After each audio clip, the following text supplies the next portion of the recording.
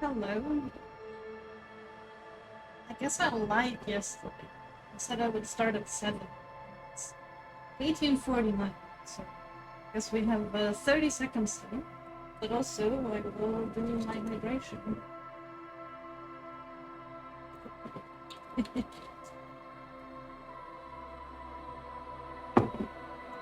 Now we're all caught up on the hydrate. I did remove the sound, I think. I think I did it. I don't know if I did. My mic sounds off. Oh shit, I know why it sounds off. It should sound better now, right? I forgot to turn off my fan. It is very warm. But it should be... yeah, okay. I completely forgot about my fan. It's been very warm here, so I have needed that to stay alive. Yeah, I hope I'm not gonna die of a heat stroke while I play without the fan on, but I guess we shall see. Worst case, I'm gonna have to figure out something I can do to not... to have the fan on, but not have it make my voice muffled.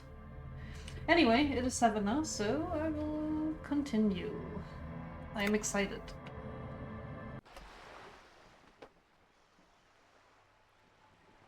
Right. I was collecting bottles yesterday, I remember. Docking reserved for residents of Rue de Saint-Ghislain. My French is lacking. Like, I used to learn French, but clearly I didn't learn enough because my pronunciation is very bad. Your room in the Whirling isn't much bigger than this sloop. Never actually considered that a ship like that would have the same size as a hotel room. This is worth more than you'll ever earn in all your life. Oh, that's depressing. Shadows on the water, green plants under the calm surface. This is very nice looking. No, it's like very minor. Like it's just some plants on the water, but just the visual style of it, I like it a lot. A striking woman leans against the cabin top of her sailing boat, smiling as you approach. Her green raincoat glistens with droplets. A silk scarf is tied around her throat. Good afternoon, officers. I'm Joyce. She extends her hand in greeting. Joyce L. Messier. I represent the board of Wild Pines, the owners of the harbour. You gentlemen must be from the RCM. She steps closer and holds out her hand over the railing. Joyce L. What does the L stand for? Well, I assume it's your middle name. What exactly is the RCM? I remember hearing it somewhere. I already know what they are. What gave us away? Shake her hand. Don't shake her hand. I'll shake her hand. I'm glad to see you here. Her grip is tight and cold. I was dispatched to handle a strike, not a lynching. Anything I can do to assist the RCM in this matter, I will. Gladly. Okay. That is good to hear, madame. My colleague will take the lead on this interview. I should let you know that he is recovering from an unusual medical episode. Very unusual. But I can assure you of his ultimate competency. How nice of him. I guess he has our back too. There's a trace of irony in his voice. Oh no. Mischief even. The Oh lieutenant no. is hatching I some spoke too schemes. soon. I thought he was being really nice and genuine. How interesting. I wish you a swift recovery. In the meanwhile, you have my full cooperation, and the full cooperation of the Wild Pines group. You were on a boat. Tell me about Wild Pines. What do you know? What can you tell me about the strike? What can you tell me about the lynching? I guess I will go through all of these, so... You're on a boat. Why, yes I am. She looks at the deck under her feet. Green and white sails flutter overhead. Not a lot of people on boats, are they? Does she have a name? Oh, I don't want to know if the boat has a name. The boat? No. It is called Cor de Lady 19, because that's the type of sloop it is. Who doesn't give their boat a name? What? I can't trust this woman. The word It feels strange. Such a beautiful boat deserves a proper name. Yeah, such a beautiful boat does deserve a proper name. Yeah, really, she doesn't deserve a boat. Cool, but your boat really needs a name. Okay. How about Cordelechi 19? Why? She taps on the side of the boat. It makes a hollow sound.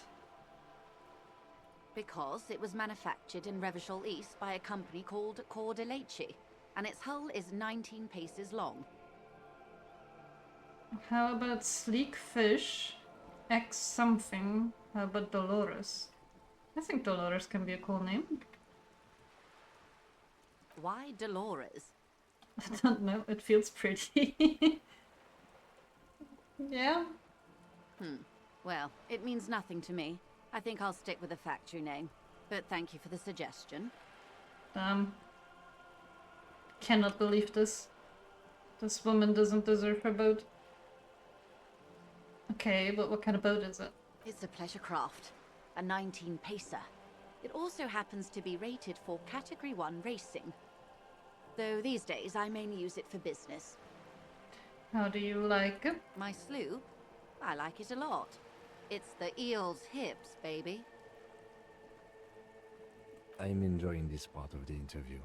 It has so little to do with the murder we're investigating. I think he's sarcastic. I really do, the lieutenant thinks. Is she thrown off yet? He's looking at the woman, assessing her. Not a lot of people on boats, are they? Of course there are. We're on an archipelago. How else are you supposed to get around? We're on an archipelago. What do you mean, archipelago? I'm gonna do the first. Yes, we are. We are on Le Caillou. I thought we were in Revachol. To be fair, I haven't seen any other boats around, so this one doesn't even seem that unusual. I haven't seen anyone else drive a souped-up Capri Kenema motor carriage either. Actually, that motor carriage has been specially issued to serve as a patrol and pursuit vehicle. It's for crossing long distances in the greater Revachol industrial harbor. It's not a toy. Neither is this. A toy, I mean. It's a machine for crossing long distances in the Bay of Revachol, between the city and the islands. She's having a good time arguing against the law. Too good, perhaps. Do you have a license for this boat? Officer, I assure you I'm a highly qualified pleasure craft operator. The crowns of her teeth are porcelain, white as the boat's hull as she smiles. Her nonchalance might be related to something called the Wayfarer Act, a law that says she doesn't need a license. Sly Fox, you're not aggressive enough to harass her further on this. Alright, I think I have a handle on the boat thing. Good. She takes a sip of her thermal cup. Tell me about Wild Pines. What do you do? What we do? I'm afraid I don't speak for Wild Pines as a whole. It's a giant undertaking. Okay, so what do they do? The Pines' core competency is logistics. Container shipping, freight, that sort of thing. See those airships there, blinking? Those are the shipping side of things. I don't see anything blinking. And that is the terminal. Another subdivision deals with energy, oil and gas exploration, offshore platforms. The Wild Pines Group is one of the original Revacholian Indo-tribes. Companies awarded royal monopolies by the king, the suzerain himself, centuries ago. The king is long gone, but several of the Indo-tribes remain. Who are the other Indo tribes? Son Baptiste, Elysium, an unknown entity known as Brightest Star. Sometimes I find it a little hard to tell if I'm talking to my personality or if I'm asking her the question. Oh, well, the person I'm talking to the questions. Okay, you were in good company, it seems? I'm saying that to her again now, right? Why, Yeah. thank you. How much money does Wild Pines have? I'm not at liberty to discuss the company balance sheet, but I can tell you that last year, the company booked more than 20 billion real in revenue. Oof. A billion? What exactly is a billion? It's a number, officer. A big one. What is it made of? It's made of 1,000 millions. A million is made of 1,000 thousands. Wow. That's it? I thought Wild Pines was supposed to be big time. Numbers like that mean nothing to me. The money I owe is so much less than that. Numbers like that mean nothing to me. Yes, past a certain point, numbers begin to seem imaginary. But they are quite real for the 72,000 employees who depend on Wild Pines for their paychecks. A conglomerate the size of Wild Pines is like a shark. If it stops moving and growing, it will die. Then what becomes of those 72,000 families? It is a tremendous responsibility. I don't think that's how it works. Like, at all.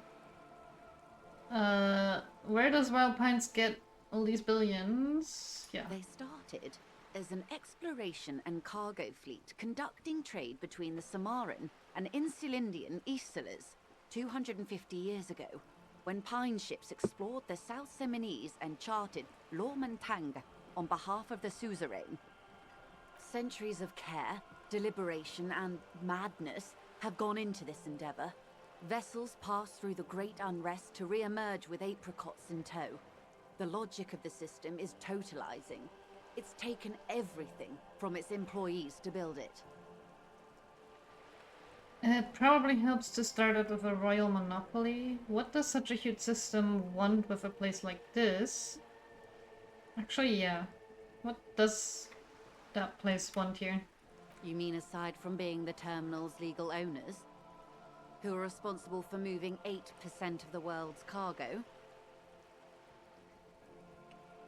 8% of all cargo in the world. That is quite the endeavor indeed. There are no minor cogs in the system. Oh, I got a Each spot. terminal must be accounted for, lest the entire system break. Every hiccup in such a system means thousands lose their jobs, the world over. I'm here to assure that doesn't happen. With your help, hopefully, says her warm tone. What can you tell me about the strike? Everything. Right up to, but not including, trade secrets. What if I want to hear about trade secrets? First, you'd have to repeal the I Emergencies will. Act of Trade and Aliments. That gives me the right to silence. It's quite the octopus. To be fair, all of what she's been saying has been like such stereotypical like profit talk. Like none of it means anything. How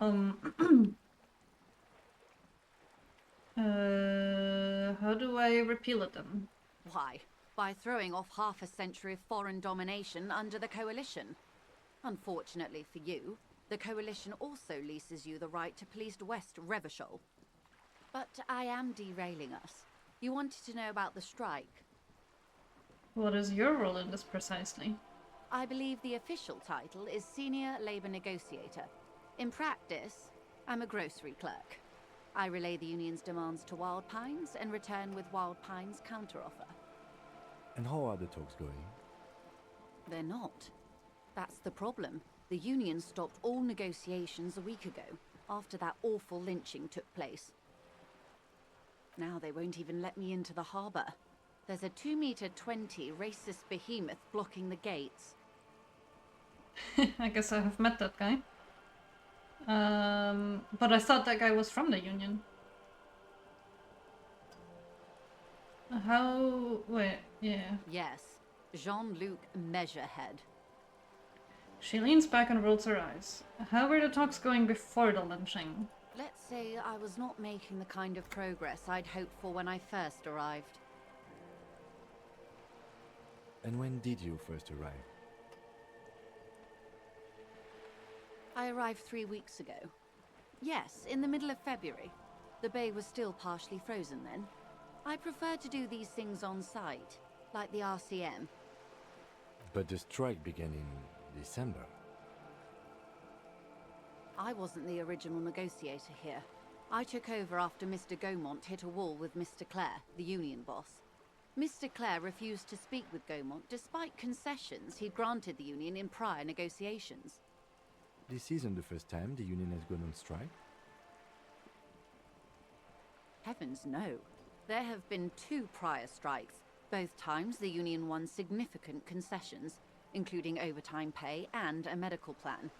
This time their demands are more, I guess you could say, aggressive. What are their demands? There are leaflets everywhere, and banners. What did they say again? Oh yes. Every worker, a member of the board. Okay. Over-aggressive commie posturing. I like it. I don't know what to think about that over-aggressive commie posturing. Seems like they have no idea about business. I like it. Then you might also like their other slogan. Demand democracy. Not hard communist enough for me. Nope, that's weak. Oh yeah, that's a good one. Yeah, I guess. Personally, I don't think it has the same pizzazzo as every worker, a member of the board. What exactly do they mean by it, though? I'm guessing they all want... It's quite simple, you see. Every time the Wild Pines group makes a decision about what? About anything, really, it needs the signature of each of the 2,200 workers in its Martinez terminal. I see. Just so you understand, this is but one of 22 terminals owned by Wild Pines. Essentially, not only are they kings of the company, they are also kings of the 72,000 employees of Wild Pines Group. She keeps bringing up the 72,000 specific employees every single time.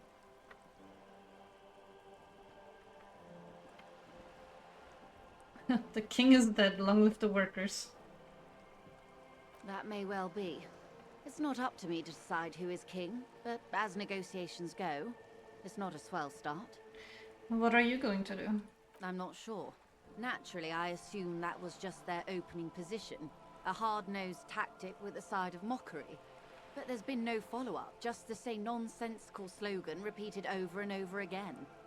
And now, people are getting lynched, I hear. Behind the whirling in rags. A disastrous situation if there ever was one. Excuse me, from whom did you hear about this lynching? I first heard it from the bowyer at the gates. The one whose very name advertises his aversion to work. I think he said it was, "Call me mañana." This checks out.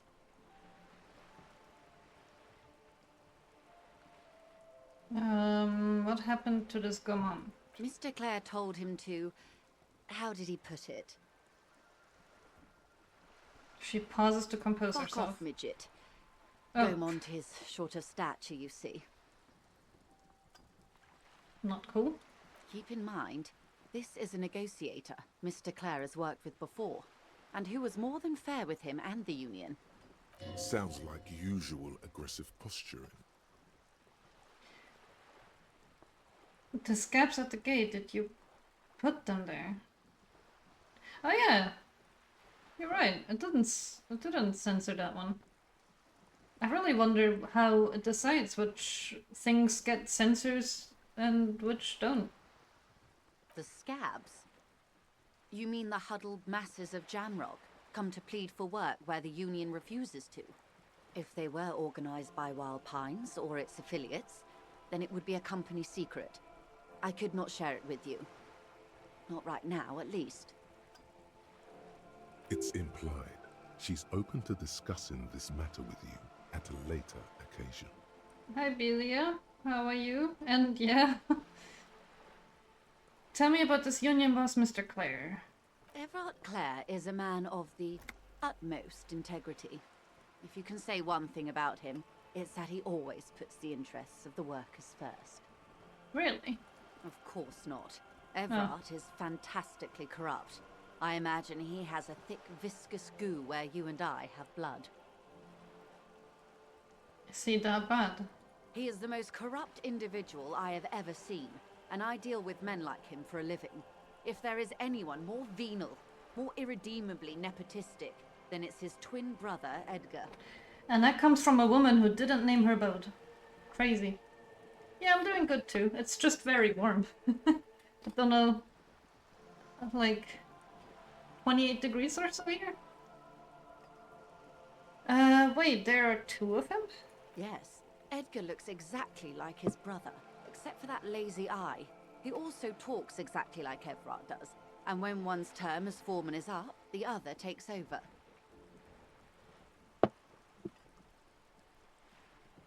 It's how they circumvent the term limits, you see, with a funny little switcheroo. While in office, they've embezzled God knows how much of their workers' dues. Oh god, that no. We've got enough of those. What about the union itself, outside of the brothers Claire? The Débardeurs Union was once a perfectly normal institution. 20 years ago, anyway. It must not have been easy to establish under the Emergency Act, but they did it. I can respect that. Organized labor at its best, as they say. Then something happened in the local chapter elections. The brothers Claire came and transformed it into a... how do you say? She hesitates, looking for the right expression. A mob. The Débardeurs are a crime syndicate. Sad as it may be, I suspect we'll be forced to cooperate with them. Refreshingly honest, officer. The company has tried appeasing in the past, but I'm afraid our concessions have only emboldened Evrart and his brother. And your opinion, detective, if I may ask? I'm a curious and talkative person, you see. Would you say the Débardeurs Union is... I am excited to meet more characters as well. I also wonder, obviously don't tell me, but I also wonder if I'm gonna get, like, different companions. Or if it's just him. An effective advocate for the rights of the local working men, a giant leech sucking the life out of Refachol, basically a socialist mob. I prefer not to have an opinion on these things.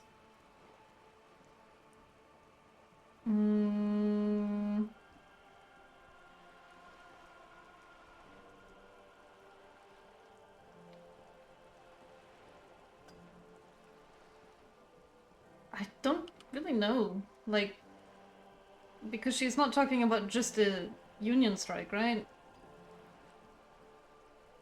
She's talking about the, like, crime syndicate? And I don't really know much about them. And they did apparently kill someone, so... Of course, officer. I can feign ignorance being a cop, you know? One more thing. You said something happened in the elections. I'm glad you asked. There was a woman, the previous forewoman of the union. She disappeared. Disappeared? Yes. On the last day of the local chapter elections, her daughter phoned in and said she wasn't running anymore. Or coming to work. Ever. End of story.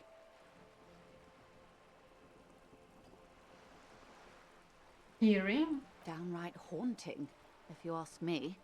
The Wild Pines suspected foul play, but what could they do? It was a union matter. The point of the presentation is, these kinds of things happen around the Clares. Watch out when you're dealing with him. Thank you for your concern, ma'am. We'll be just fine. Now I'm curious to meet them. That's all I need to... that's all I need here. Let's change the topic. Of course. How else can I help? What can you tell me about this lynching? Quite a few things, I'm afraid. She falls silent for a moment, contemplating something. The information I'm to share with you includes sensitive trade secrets. For the sake of my employer, I have to ask for your names and badge numbers. Okay. Of course, ma'am. I don't have We my should badge have number. introduced ourselves. I am Lieutenant Kitsuragi from Precinct 57. I don't even know what my name is yet. Well, I think I know what it is, but I don't think I ever confirmed what my name is. And this is my colleague from Precinct 41. I'm afraid he doesn't have his badge at the moment. I hope mine will suffice. How curious. Why is that, Detective? Awkwardness washes over the conversation. The woman doesn't like this turn of events. I remember when my partner told you I had recently suffered from an unusual medical episode? My lost badge is related to it. I see. So, are you saying you lost your badge during the course of this episode? Oh my god, my...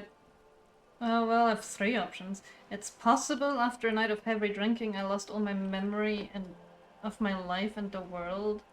I feel like I shouldn't tell her that when I'm actively interviewing her about trade secrets.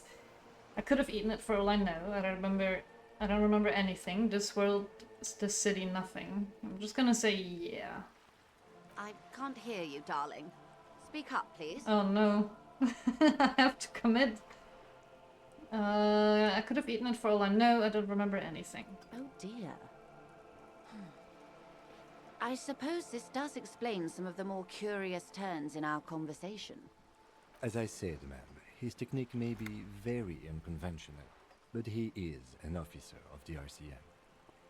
Of course, I sympathize, but I'm afraid I simply can't share anything more until I've seen that badge. Hang on.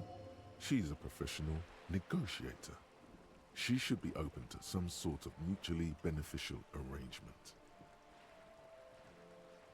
58% chance? What kind of arrangement would that be? How do I negotiate my way out of this?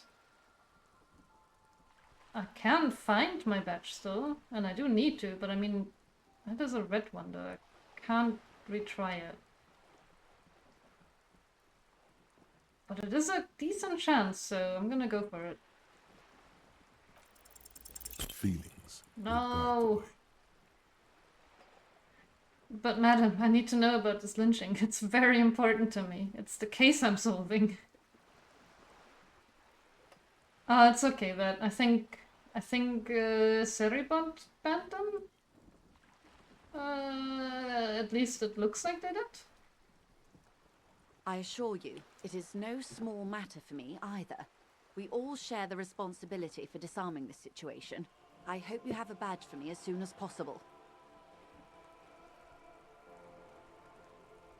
You have so much else. I have only this. Spread your hands. This is the entirety of my existence. You don't understand. It's not like this is a side case for me. This is my main thing. I'll just do the... This is my existence. She's silent. The wind flaps the sail above her. This boat, for example. And a home somewhere. I only have this case. Officer, Oh no.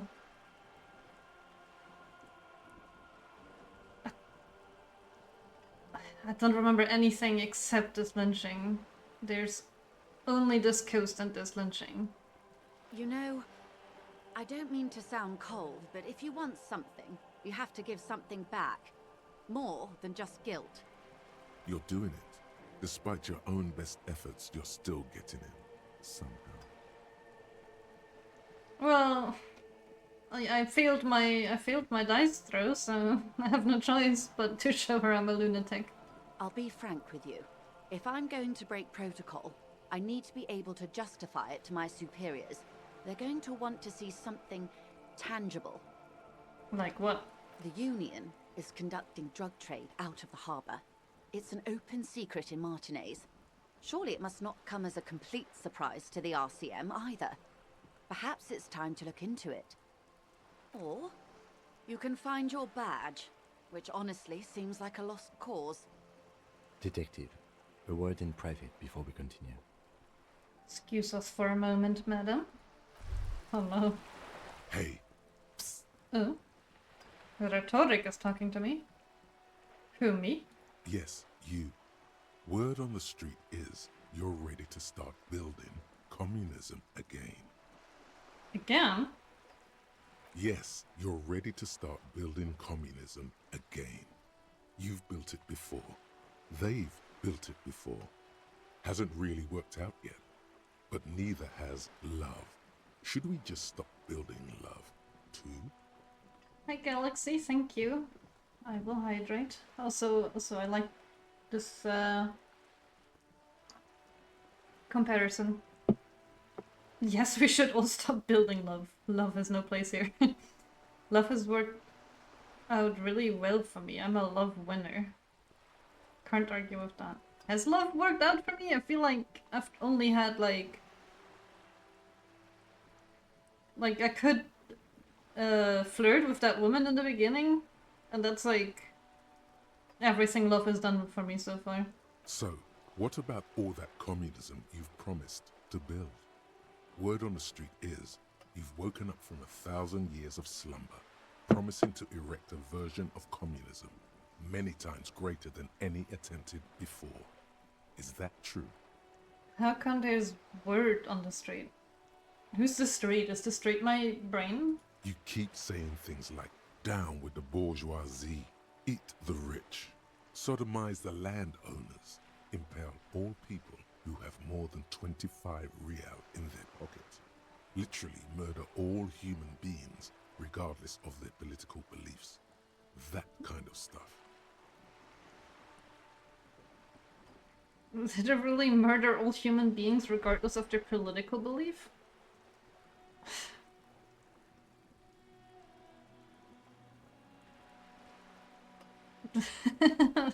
Why is there... Yes, that sounds like me, and no. I feel like... Yeah, but don't murder people. Play along though. Funky style. Very funky. So tell me, do you have any questions before we fire up the big communism builder? Or do we get right down to it? Wait, first, what's this communism even about? Roll up your sleeves and start building communism, opt in. It's too tiring, I don't have it in me. I'm beat down and broken. I have no idea what I'm doing, but yeah, let's just start building communism. Oh yeah. Get the firing squads and the animal wagons ready. Firing squads? Too late to back out now. You can't make an omelette without breaking a few million eggs. Okay, I will finish my thought. Didn't I have two thoughts? Like I had another thought earlier. What thoughts have I gotten? Rigorous self-critique. I was gonna say, that doesn't sound like communism to me, but I guess to our lunatic man it is. Also, I just noticed when my thought menu is open, I can see my, like, brain and spine. That's interesting. Right, this is the one that I wasn't sure if I should get it yet. Mazovian socioeconomics. -2 visual calculus. Looks like reaction. Research time 3 hours. People think communism was a crazy idea that had its comeuppance 40 years ago. A fever that shook the world, never to return again. They were right. Until he woke up today. A spiritual corpse responsive only to the call of Commodore Red, prostitutes, and Krasmazov. For him, communism is still a thing. He will single-handedly raise the commune of O2 from the ocean trench where it has been resting, covered in ghosts and seaweed. He is the big communism builder. Come, witness his attempt to rebuild communism in the year 51. What was the other thought I had? This one. There's one thing I don't understand yet, and it is sometimes what I get from researching these thoughts. Like, do I just not know until I do it? Because this one doesn't have a temporary bonus. And it doesn't say what I get after, does it? I can't click on the solution. Oh, I don't know? Okay. Wild Pines, Feld Cuprous, Tricentennial... Oh my god, I can't pronounce any of this. Names of Verbachulian in the tribe's bring into your head. Set loose at the mention of wild times, royal monopolies, octopus, and swordfish, most of them gone now. YBP, Expander, Saint Baptiste, Brightest Star, Lum, Resplendent. This thought is hard to read. But isn't one missing? Wait, no. They were only 14. Then why do you feel like there was a 15th Indo tribe?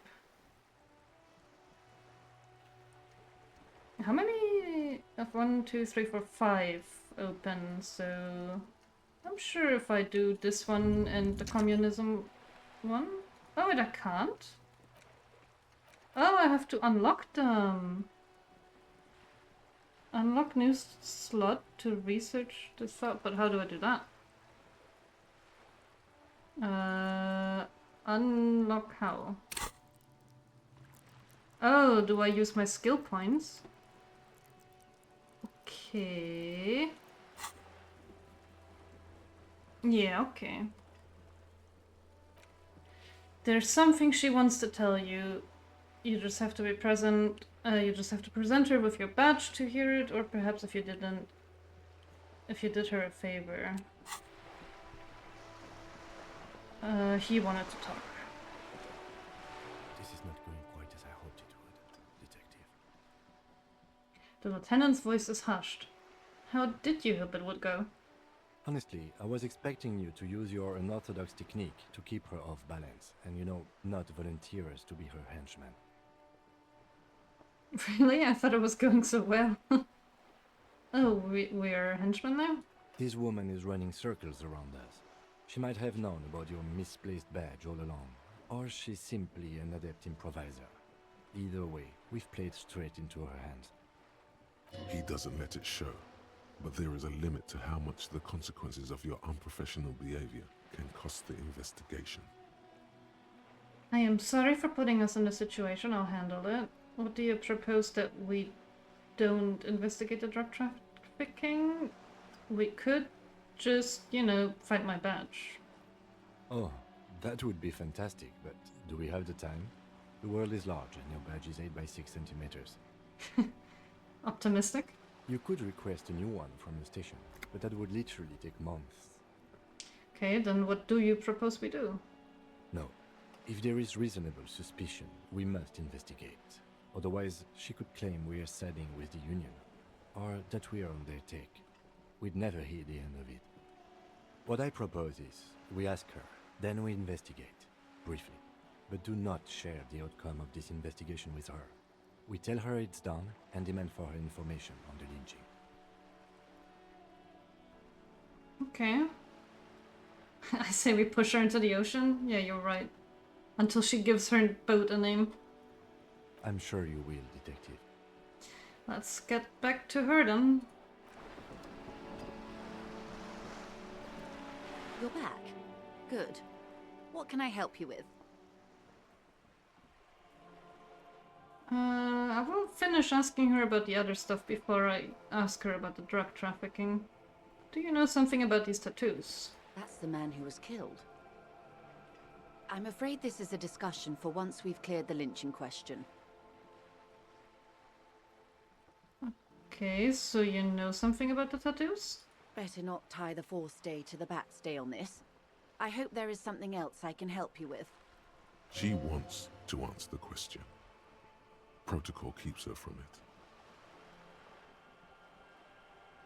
You seem rich. Can I have some money? Oh, Is what you want to say, but it isn't that easy, is it? What? Why not? Look at that lady. Take a gander. Squint your eyes, bub. What lustrous hair? A well-kempt, yet tastefully short bob of dark hair.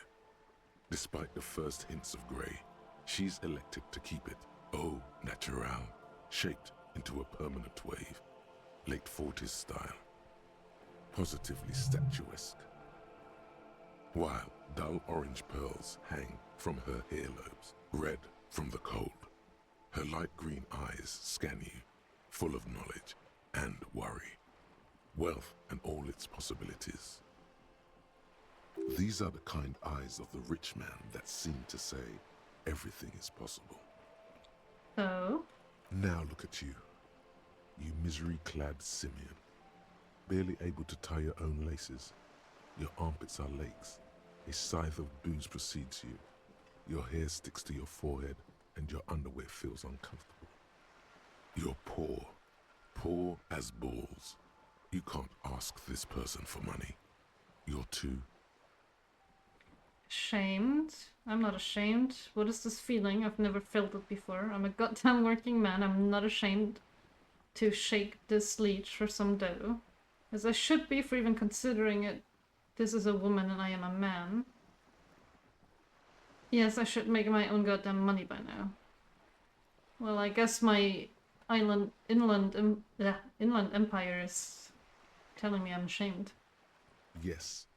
You're too ashamed to ask this person for money. Too scared to belittle yourself in her eyes. Those half-precious stones of Odinel. Oh God, the lieutenant is here too. Do not dishonor the force. As I was saying, if there's any way I may be of assistance, please don't hesitate to ask. I can still ask her. And it's a high chance too. But I don't want to embarrass him.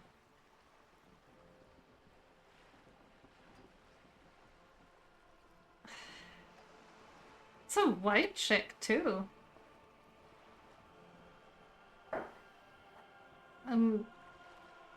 Do I lose this option if I talk to her about other stuff? No, it's a white chick, right? It should stay here. I'm gonna ask her. Voila, you're doing it.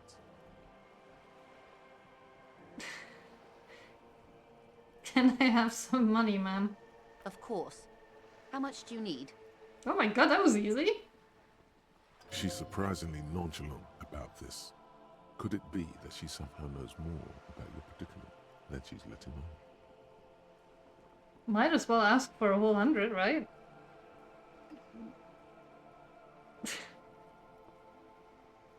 Why is there nothing in between 1 and 100? What if I just want 50?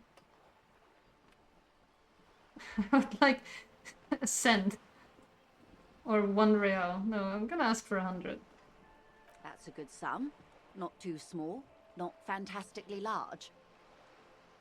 She reaches into her raincoat and pulls out a zip bag. In it you see paper notes arranged like black gilts. She removes a few notes and hands them to you. The paper is cold and oily to the touch. Well, that pays off the window, I think. So, I hope I didn't just bribe you, officer. It may not be technically illegal under the Emergency Act, but still. I'm an honorable policeman, one of the few good men in Revachol. Funny that you're worried about this and not your ruthless exploitation of the entire human race. I'm still getting my head around this whole money concept. You were just helping me out. You're right, ma'am, that donations are permitted under the Emergency Act, unseemly as it may be, as long as they are properly logged with the precinct. Which he most certainly will do. Now, how else can I help the RCM today, besides supplementing its salaries? Tell me about this alleged drug trafficking. It's quite straightforward. Someone is using Terminal B to smuggle raw ingredients from the Samar and Isola into Revachol with the Union's blessing. Wild Pines has suspected it for years. Ingredients for what, ma'am? Meth and dextroamphetamine, GBL and various synthetic psychedelics. Honestly, it might be quicker to say what you can't make from the stuff. Let me get this straight. The materials come from Samara to Revachol through the terminal. Yes. After they clear the terminal, we lose track. The actual production is taking place at various sites in and around Jamrock Quarter, north of here. Wild Pine seems to be well apprised of the local drug trade, ma'am. Do you mean to say the Union also produces the product? Sells drugs, I mean? We're in logistics. It's our business to know. And no. As far as the company knows, the Union does not produce it. They transport the ingredients for a cut. And you want us to investigate? Yes, but you won't get anything out of Evrat and the Dockworkers Union. Still, every chain has its weak link. Am I going to need bolt cutters for this? What do you need? The lorries. Someone needs to move the ingredients from the harbour into the city. Once they reach Jamrock, they're distributed to a network of local manufacturers well beyond our grasp. But in transit, they are vulnerable. Perhaps you've noticed that a number of lorries are tangled in a traffic jam at the roundabout just now. Interview the drivers who are still hanging about. One of them might be waiting for a crucial shipment. I'll be explicit. If you find this driver, I will share company secrets with you. Okay. Why didn't you come to the RCM earlier? It's no coincidence the lorries are stranded there like that, is it? What proof do you have the Union is involved? We already have some suspicions that one of the drivers was present at the lynching. Okay, I've made up my mind about the smuggling investigation. Actually, let's discuss... Well, let's go from the top. We did. On more than one occasion. Apparently, there's some sort of inter-precinct disagreement about whose jurisdiction this area falls under. We know the company has launched its own probe into the Union's alleged involvement. We also know it's come up empty. It's not just the RCM. No one's been able to find any hard evidence. Well, here's your chance, officers. No coincidence the lorries are stranded like that, is it? No. We asked East Motor Track to raise the drawbridge. The road company is a partner of one of our subsidiaries. However, She pauses, looking to the sea. this is a limited time opportunity. Once the complaint has been processed by the Trade Committee, they'll have no choice but to lower the drawbridge, and the operation will continue. Thousands of litres of raw ingredients will pour onto the streets of Revachol. Not the east across the river, but the west. The vulnerable, the weary. Well, at least this solves one mystery. What is that, Lieutenant?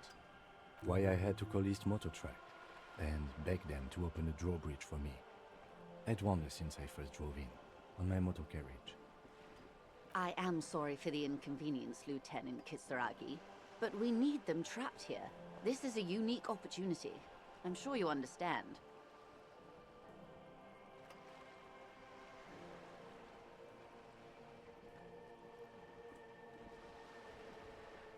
Am I accusing her or am I just asking her? Well... How do you think they're financing this Yeah. strike? There are thousands of unpaid dock workers going strong for the 4th month straight. I was gonna say, this has been going on for a while too, right? Like 4 months is a long strike. There was a shakedown of local businesses preceding the strike. Many were squeezed to bankruptcy to fund it. With all due respect to these desert cacti, the contents of a few cash registers cannot provide for 2,000 men. The local businesses can scarcely provide for themselves. So you think the strike is being funded with source ingredients for drugs? Precisely. Smuggled out of that very gate at night, most likely, then loaded onto lorries and driven to Jamrock. You simply need to find one driver who will open up to you. We already have some suspicions that one of the drivers was present at the lynching. The two might even be connected. Or not. Though, if you have evidence to the contrary, I'm eager to hear it. As eager as I am to share it, Lieutenant, once the job is done. Okay. I don't know enough yet though, do I? She simply nods. Okay, Of course, Detective. Take care. I should explore a bit and talk to people. See what they have to say. Oh, what is this? Looks like there was more construction here once decades ago.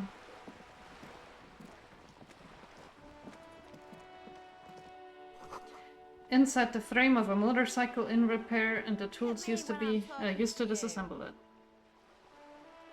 Shooting her seems to be the correct way forward for me. I don't want to murder anyone. Maybe a child.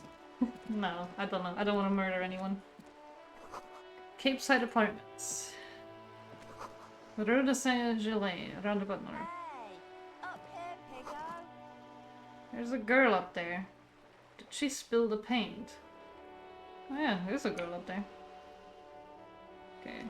I haven't actually looked at these things yet, have I? Bottle! I'll take a bottle. Yeah, you better keep walking. More bottle! Well, I guess there's more stuff down there. What is this? Magnesium. I can heal 1 magnesium.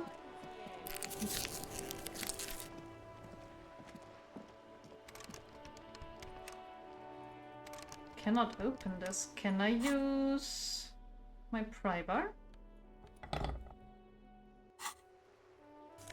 Aha! Signal blue naval coat. +1 suggestion, -1 half-light.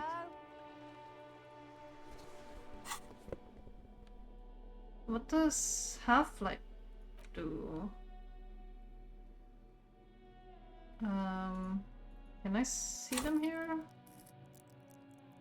There.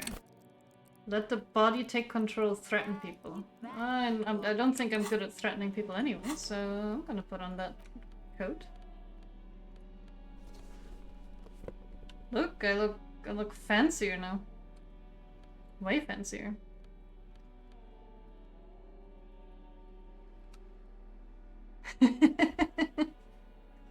Not only wearing clothes he found in literal garbage, but I'm also holding a bag full of garbage while doing so.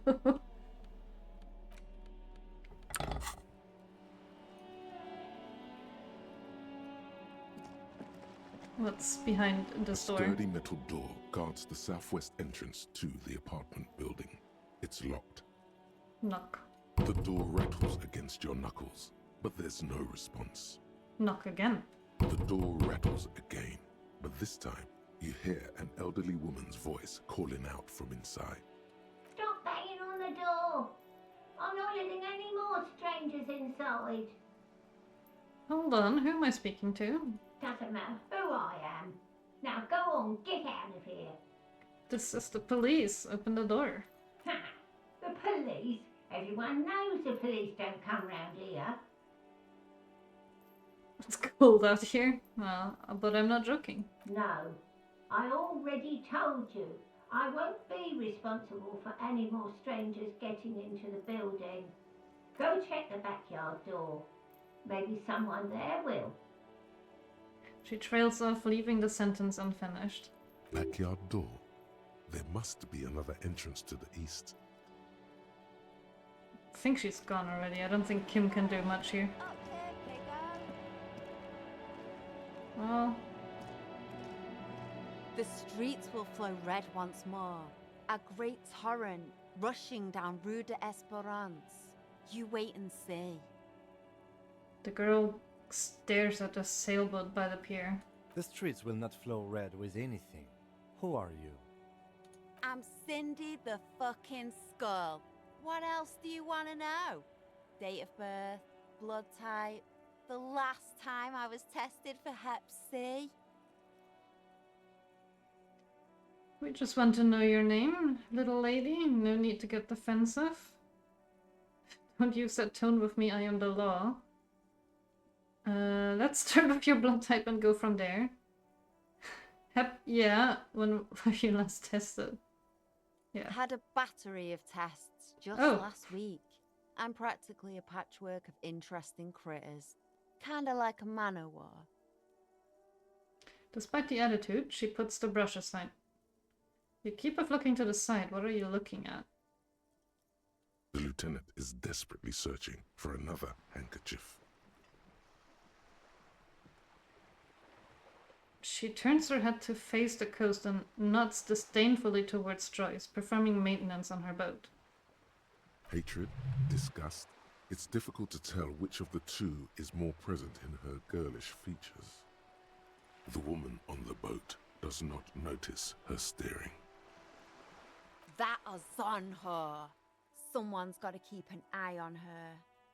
Ozon is an archipelago 2 days' travel away from Rivershaw. Its moneyed residents, used to posh restaurants and upscale boutiques, rarely have reason to visit Martinez.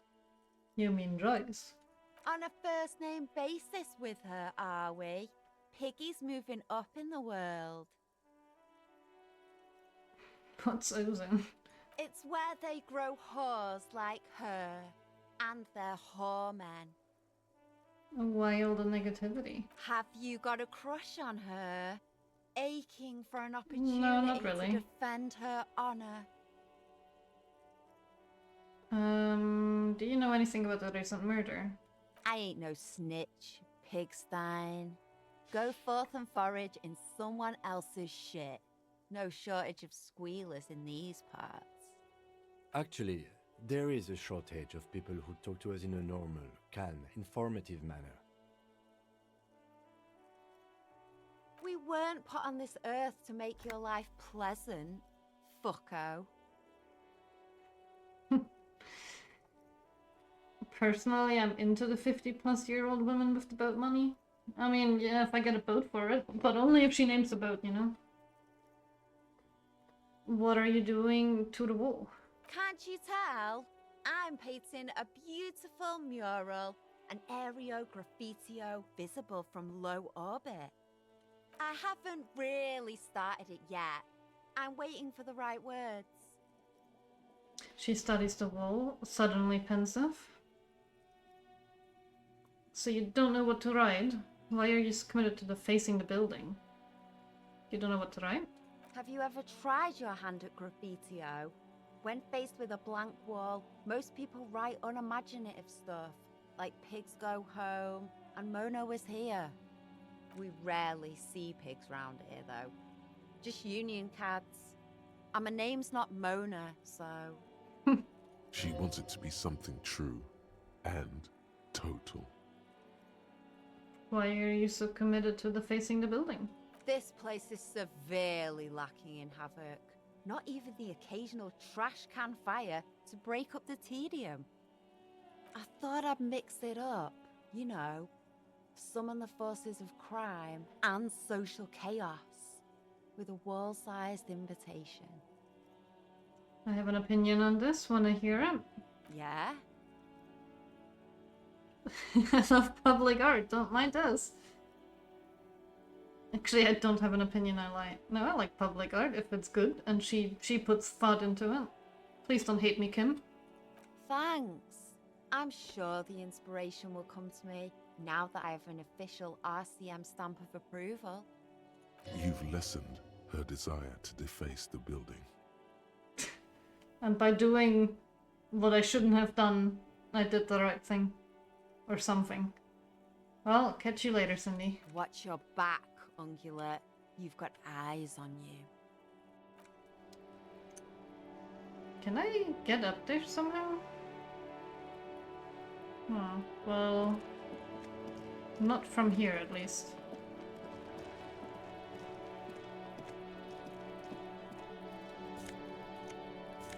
Money?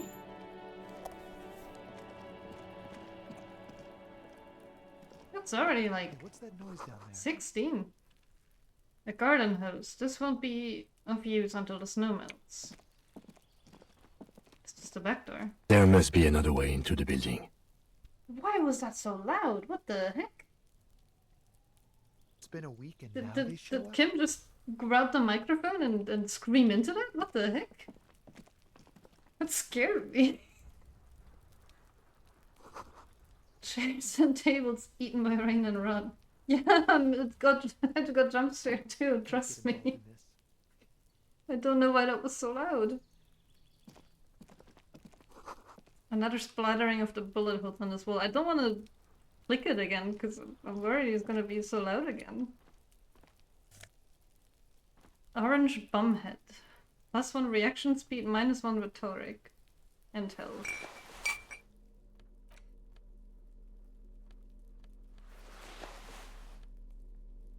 Beautiful.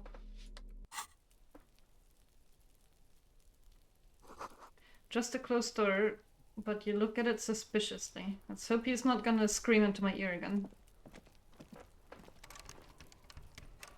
No. What about pry bar?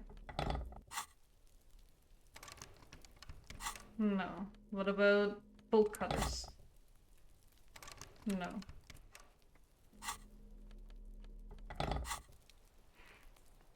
I am a homeless officer. I don't know where my home is.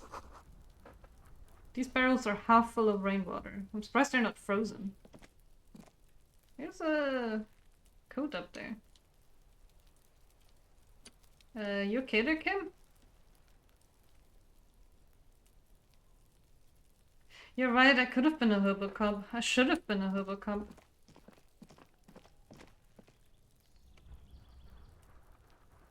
What if I pry bar this door? No, it doesn't look like I can. I knew I should have quit. Okay, so there's no way for me to really get up there, is there? And no way further north, so... I'm going back south for now? There's also probably tons of bottles I have missed. I know there's at least some bottles in here. I think I saw some. Don't see them now anymore. This is the logo of the municipality of Revachol. This trash container is locked. The sliding lid has a padlock that says, whirling in rags. There's something in there, not necessarily connected to the case, but still. Why am I looking at you, trash container? You are just a trash container. The body is downwind from here. Maybe you prefer the smell of garbage to the smell of death. Lieutenant, what do you think could be in there? Trash, food waste from the cafeteria. They lock these containers to keep the derelicts from flocking in. Could be evidence too. Seems like a reasonable assumption. Mm-hmm. He leans in to inspect the lock. How do we get the lock open? We could try using a pry bar, the one you took from my motor carriage, or we could ask for a key from the manager of the Whirling in Rags. He probably has one. Tool not equipped. Dress code rummager. I do look like a hobo. But you might as well just get the key.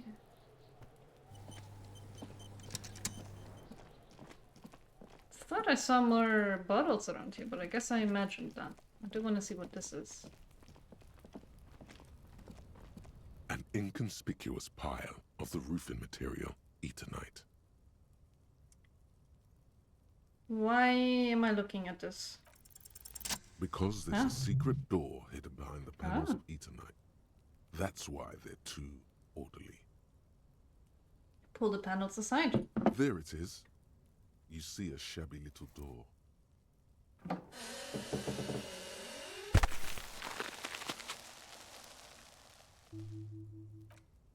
What is this then? A tool shed? Let's investigate.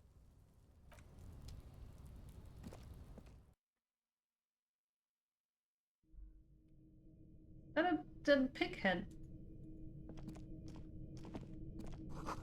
An empty tube of magnesolum, magnesium supplement. Cured pig's head. It looks mummified. A silver plate with traces of bone yellow powder. Be still, my beating heart. It's amphetamine. Sweet amphetamine. Man, you're so good at police work on horrendous at literally every other thing. That's where the fun in this game lies, I feel. The lieutenant isn't studying the powder in the mirror. He's studying you. Uh-oh. Someone has taken narcotics here. Perhaps the police should interfere? I was thinking about taking it. I where I was thinking about justice. I've heard amphetamines make you really make you a really good detective. Are you a really good detective? Let's do one. Perhaps not. This is below our pay grade, detective. However, He points to the ladder in the corner. see that ladder there? It's probably another way into the industrial harbor, no? A secret path the local kids use. The poster says, "Get out of the way or get fucked up." Oh wait, what is this? Money!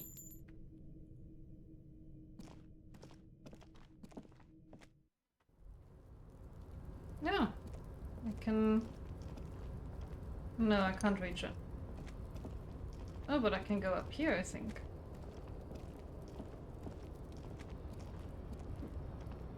Wait, no, what are you doing? This tower is going to collapse soon. Restoration pillars keep the ruins together. Postcard. Can I sell it? Can I look at it? Well, sort of. This postcard depicts an ill-advised residential area overlooking the Jamrock Quarter. 13-story buildings line the hillside like sarcophagi, an ominous fog already rising from behind. These are the last boom years. In 39, the project failed catastrophically, leaving behind an opiate and hepatitis B-infested slum. That's not a fun postcard. Money, money, money. I'm just gonna be so rich.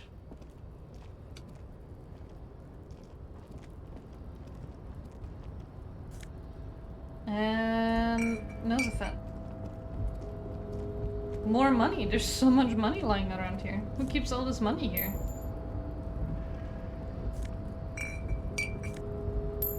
That was like a whole 1 real.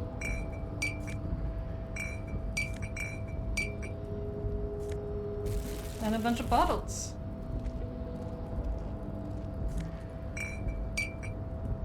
Kim, you're standing in the way. Let me grab bottle. Thank you. Is this... How do I go over here?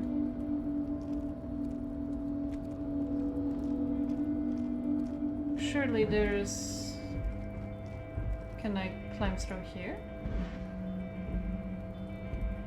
Oh, I didn't realize there's more bottles here.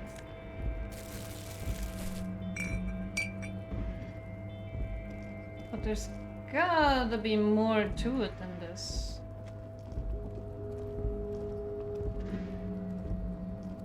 Hey, I'm a hobo, so it is a lot of money for me.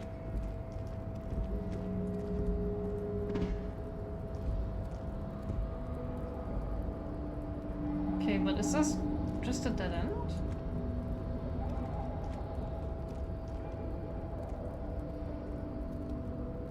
Okay, I guess it is just a dead end. But Kim said that there was stuff here. Kim, did you lie to me?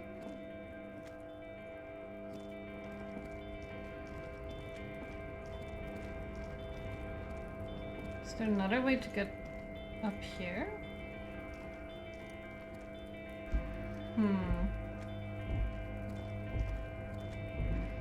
Am I missing something?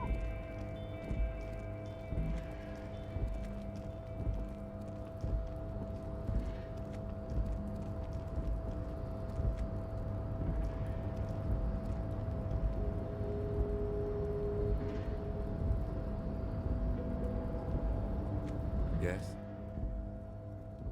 No.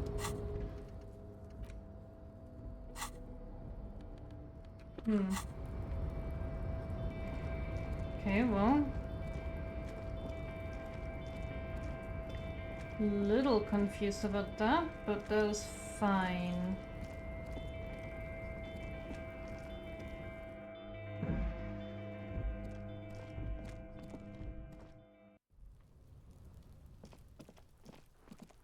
Let's go ask for the key to look into the storage container.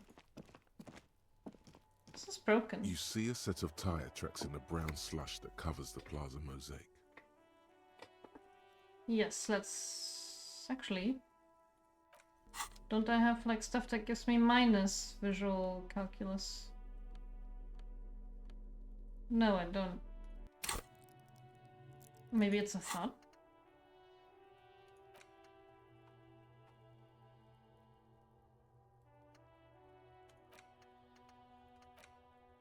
Okay, I don't know. Let's try to... You see do a set this. of tire tracks in the brown slush that covers... No. These tracks are not interesting at all. Let the street sweeper just sweep them away. No. Put a skill point into visual calculus to open this white check. What kind of vehicle do I throw here? Hard to say. Your vision is blurred and you're having difficulty concentrating thanks to your relentless hangover. Why am I looking at this? Cop habit. You look at everything. This isn't case related, you think. I think.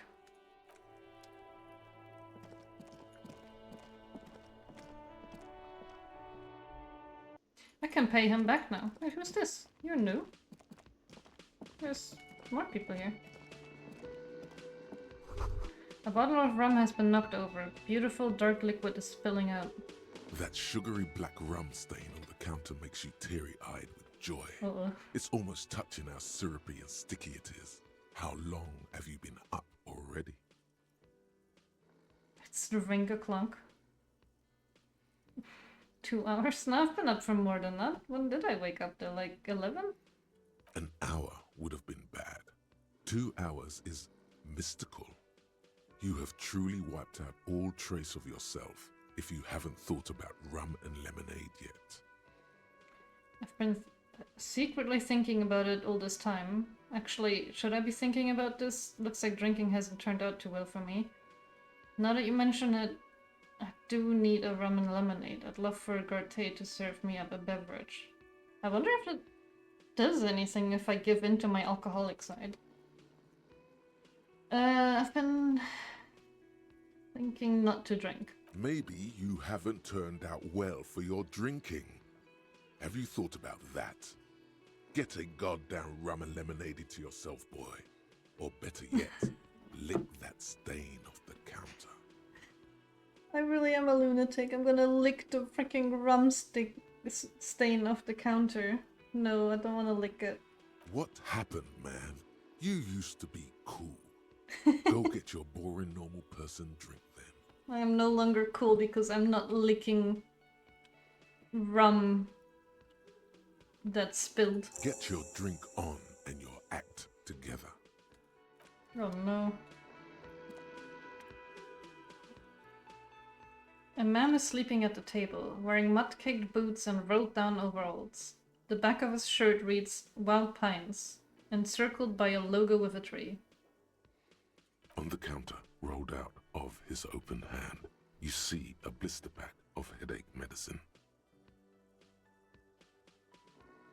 Pick up the pills or wake him up. Yeah, sure, I'll wake him up. I got a plus from crashing into the wheelchair lady. There is only one way to wake this bone idol from his slumber. Roar like a hurricane.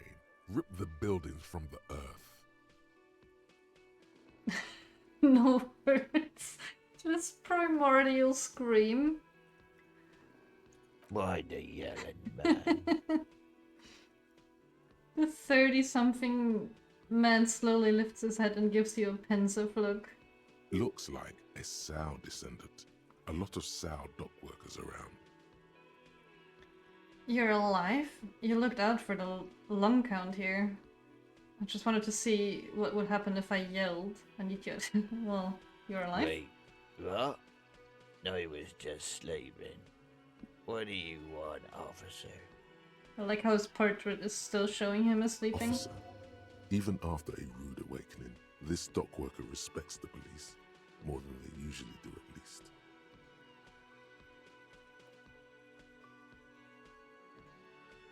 Do you want to play this game from Kim's perspective? That must be really interesting. A bit unhinged.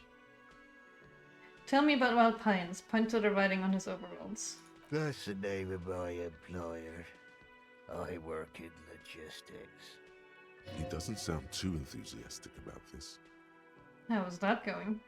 How's it going?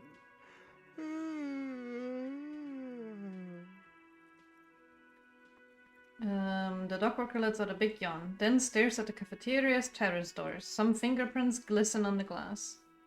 Haven't you noticed what's going on outside? Of course, it's a total madhouse. Good. Then you understand the gist of it. We would all be better off without the employers and their employment. For one, I could get some goddamn shut-eye. Right to sleep, I say. Why are you sleeping here while the others are out striking? Nate got it. Majoret's got it. He's guarding the gate. I'm just getting some sleep. Or was. Who's behind organizing the strike? We are. The workers. The union. We know what we need. What's right for us. Does that mean there is no leader? Okay. I guess there's also Everard. He's in charge of the union. He's smart. Knows how to negotiate. He's got our back. What about the dead body in the yard? Yeah. What about it? You seem cool with it. Do you have many of those hanging from the Tracy? Or, well, I'm just trying to find out what you know about it. You know, people die here every day. Someone's found in a ditch, another one falls in a manhole, a third one gets eaten by stray dogs. Okay, but those all sound like accidents, you know? If someone has decided to die on top of a tree, then how is it my concern? Someone has to look into it. Looks like I'm that someone, so tell me what you know. I can tell you this. Trouble's ahead. What trouble? You heard what I said. Draw your own conclusions. That's all I know, and I prefer to keep it this way. The lieutenant gives you a little nod, then makes a note in his blue notebook. He's phasing into me. So Union people think he was a killer, he thinks. Even sleepy hair. This doesn't help a lot, but it's something. Good work, detective.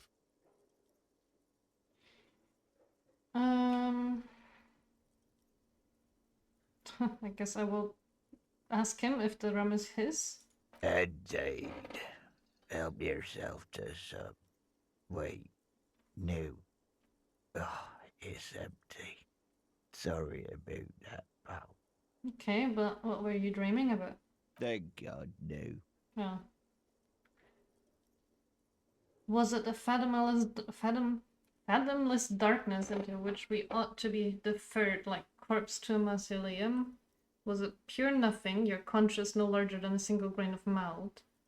Tell me, was it a bliss free of X something? Now let's do... Was it a pure nothing? The worker stares at you, his eyes dry from sleep. A web of wrinkles covers his tanned forehead. I don't know what you're talking about, kind sir. But when I'm out, then I'm really out. No malt grains or whatever, no poetry stuff, just quality time. I think it's the stage of alcoholism where you're too far gone, honestly. A little me time in the abyssal pelagic zone. You can never return to it now. Only detective work remains. Wakefulness and detection. Alright, I will let you sleep. The dock worker doesn't answer. His head is already back down on the table, in sweet sleep. Not sure if these people were here before or if I just missed them. It's all about money, you know. Oh, he won't even talk to me.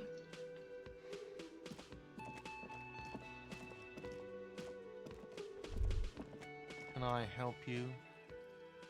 He arches an eyebrow. Is the trash container out back yours? Mine? No, it belongs to the Whirling in Rags. Thank you for clearing that up. Why do you keep the container locked? Why? To keep the hobos and drunks out. That's why. And the neighbors too. They put their trash there and they don't pay for the garbage company. I thought as much. And are you the only party with access to the trash container? Well, yes. Us and the garbage disposal company. It seems a little callous, doesn't it? Something stirs in you. I wonder what this feeling is. Prod at him and find out. Pointy Tuskies. Doesn't it seem callous to you, guarding even your leftovers from the poor? Callous? What are you? Kras Mazov? Almost all establishments in Revachol keep their trash locked. The Whirling in Rags is not special in that regard. Krasmazov, nom de guerre, was an economist and a historical materialist. He was a leading figure on the Grad side of the Centennial Revolution, where he headed the 9-day government. Mazov is considered the father of scientific communism, Mazovian thought, or Mazovianism. Yum, tell me more. Maybe I am Krasmaza. Well, I already had the thought about it, didn't I? Yum, He tell me killed more. himself. Oh no. Oh no. Maybe I am? What are we talking about? Was this not about the trash container? No, wait. Whisper and point to the back of your head. What if I am Krasmazov? We should return to the case of your mistaken identity at a later time, officer. This was about the trash container. Okay, we need those keys. What for? Mazov? Are you planning to nationalize my trash container? Maybe. It concerns the case. Please cooperate. The lieutenant's voice is harsh and sudden. Just bring them back once you're done, please. So about that money I owe.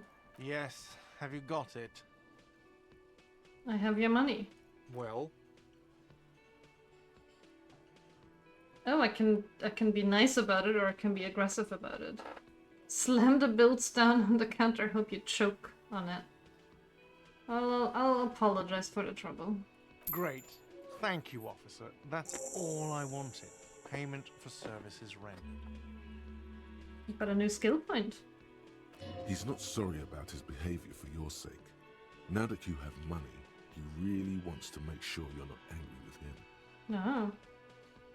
It's good you paid before 9 p.m., or your door would have been locked electronically. He taps his foot against a metal box installed in the back of the bar counter. Please pay for each night in advance starting tomorrow.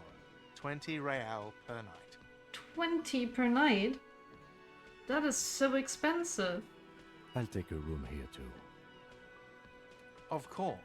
Always happy to have officers from the RCM as guests. Anything else I can do for you? I thought I had enough money, but now I need even more money. Am I just gonna sleep on the bench outside?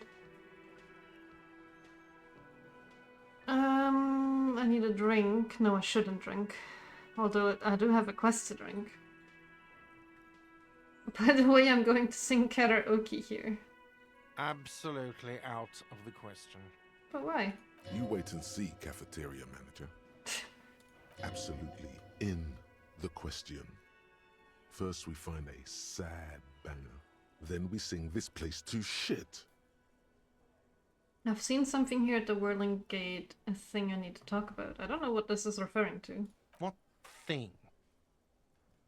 I saw a sign that said the mess hall is reserved for the Union. Yes, not the whole damn Union, thank God. Just the nastiest and loudest faction. He tosses his head in disdain. They come here in the evenings. Dumb, unruly types. Think they're big shit. But they're good customers. They place big orders and always pay on time. He hates the Union, but grudgingly recognizes its power over him.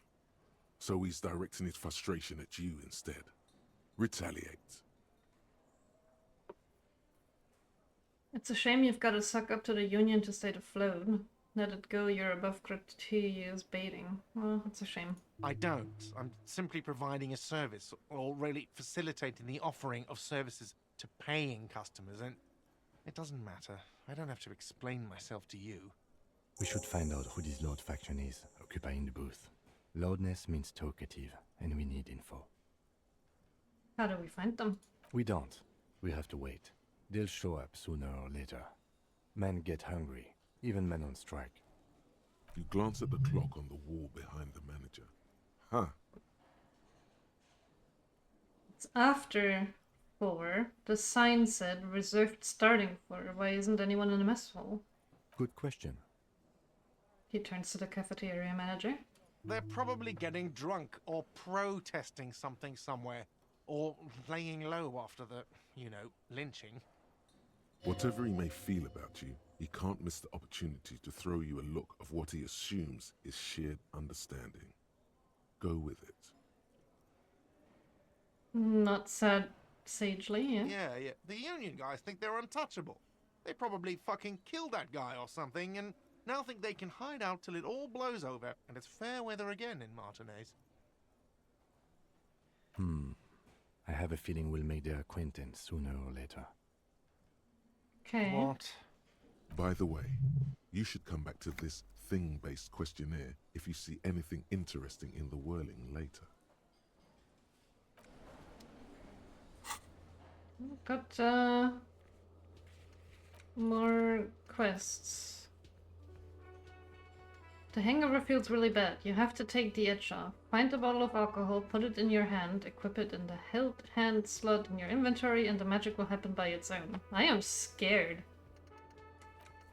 You need to find 20 real to pay for your room at the Whirling, or you will be locked after 9 p.m. As long as you don't have a free place to stay, you have to do this every night. Kate has told you some unruly Union men gather in the mess hall and they're whirling in rags. They're not in today, but most likely they'll eventually show up. Keep an eye out for them. I still don't have a map either. I feel like I used to have a map though. I don't know what happened to it. Oh right, and I have a point, so I can unlock one of these now. Yes. And then I can think.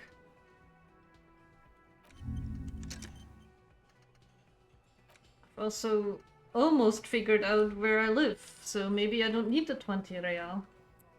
I hope. I'm gonna go back to my room. Because now it's still open and I want to see if I can find anything in there still. Like my badge. Oh wait, what was that? You should pick that fat, juicy cigarette butt from the tray, light it up, and smoke the living shit out of it. Am I a smoker? Who knows what you are? A monster, a murderer, the gnome of Jeroma? You feel like a smoker, especially when you look at that juicy, succulent, seductive cigarette stub, still smoldering deliciously. But she broke it at the filter. I can't smoke that. How very astute of you. This renders it ineffectual. You should look for a whole cigarette, or better yet, an entire pack. Strike that. A carton. Make sure they're all healthy and able-bodied. Then smoke them all. You know that. I feel like he's getting me in trouble, you know? Electrochemistry not to be trusted. The idea seems to make your neck expand. Suddenly, the garish tie feels very snug. Oh no, my necktie. Like a cat rubbing itself against its owner's calves. A cat that wants you to smoke a lot. Or you could not do that. No one is making you. Volition seems much more reasonable here. I should enthusiastically do that. I should not do that. I'll make it priority 1. I should not do that. Wait, all of these say yes, except for 5. I'll think about it. Good. Thinking about yummy cigarettes in your Oh my mouth God. is the next best thing. Make sure you think about juicy sticks of tobacco all the time, though. It doesn't count if it's not all the time. Is it gonna become a thought, though? And when you're done thinking about them, graduate to getting them. Plus, smoking them gives massive bonuses.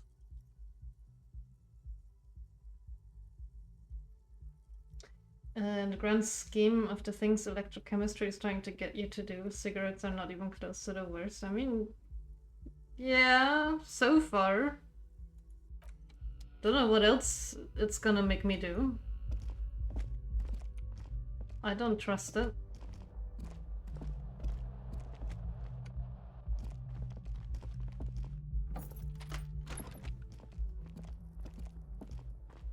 What is this here? Kim tries not to look at your broken down bathroom door. Kim also tries not to look boy. at the pile of taped viscera on the carpet, or the weird suitcase on the hat rack, or the potted plant dying in the corner. But it's all just too morbid to ignore. I kind of forgot that he was with me and that I just, like, embarrassed myself in front of him. I did it my way. This is where the magic happened. I'm sorry. Yeah. No problem, officer. He takes a step towards the door, like he'd like to leave. Well, I'm sorry, Kim, but maybe my badge is somewhere here, you know? Oh, I figured the crowbar could help with that. What about this thing? No.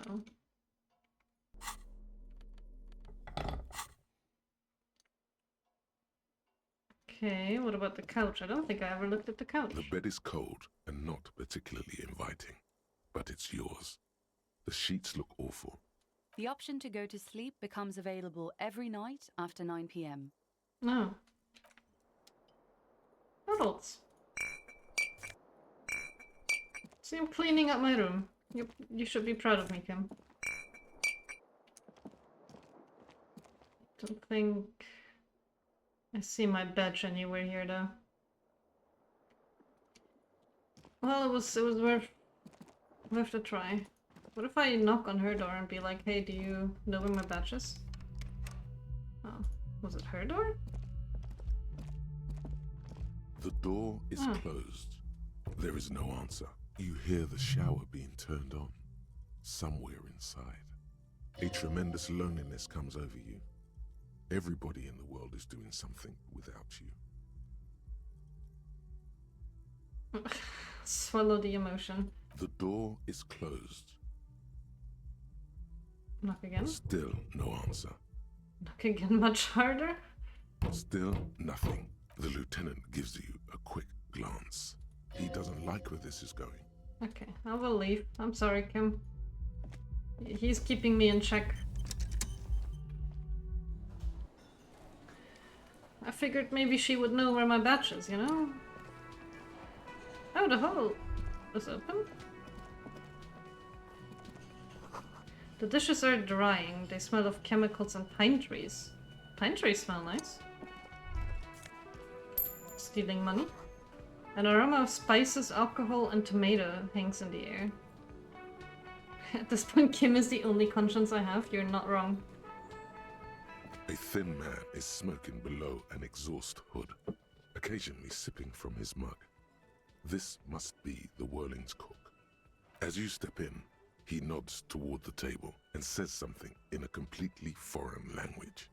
The only words you can make out are Garancy and Kubek. It must be his name. Garancy. Garancy Kubek. Sounds representative. Hi Lottie, how are you?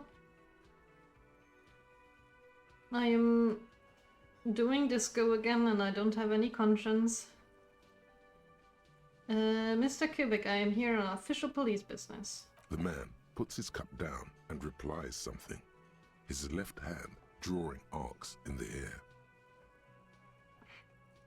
You've got some impressive pots there. He smiles and bangs his ladle against each of his pots in turn. It's almost like music. especially with the sounds of assorted dishes boiling and simmering on the stove. Ooh, ice cream sounds nice. Also, damn, 10 stream streak? Man. I didn't think I was streaming for that many days already. Guess he doesn't have anything else to say, does he? You see a heavy steel door with a prominent dimple lock. It's painted blue. Oh. Okay, the sound really is gone. That is good to know. Thank you, Vanta. I will hydrate. I think this is the last of my lemon water.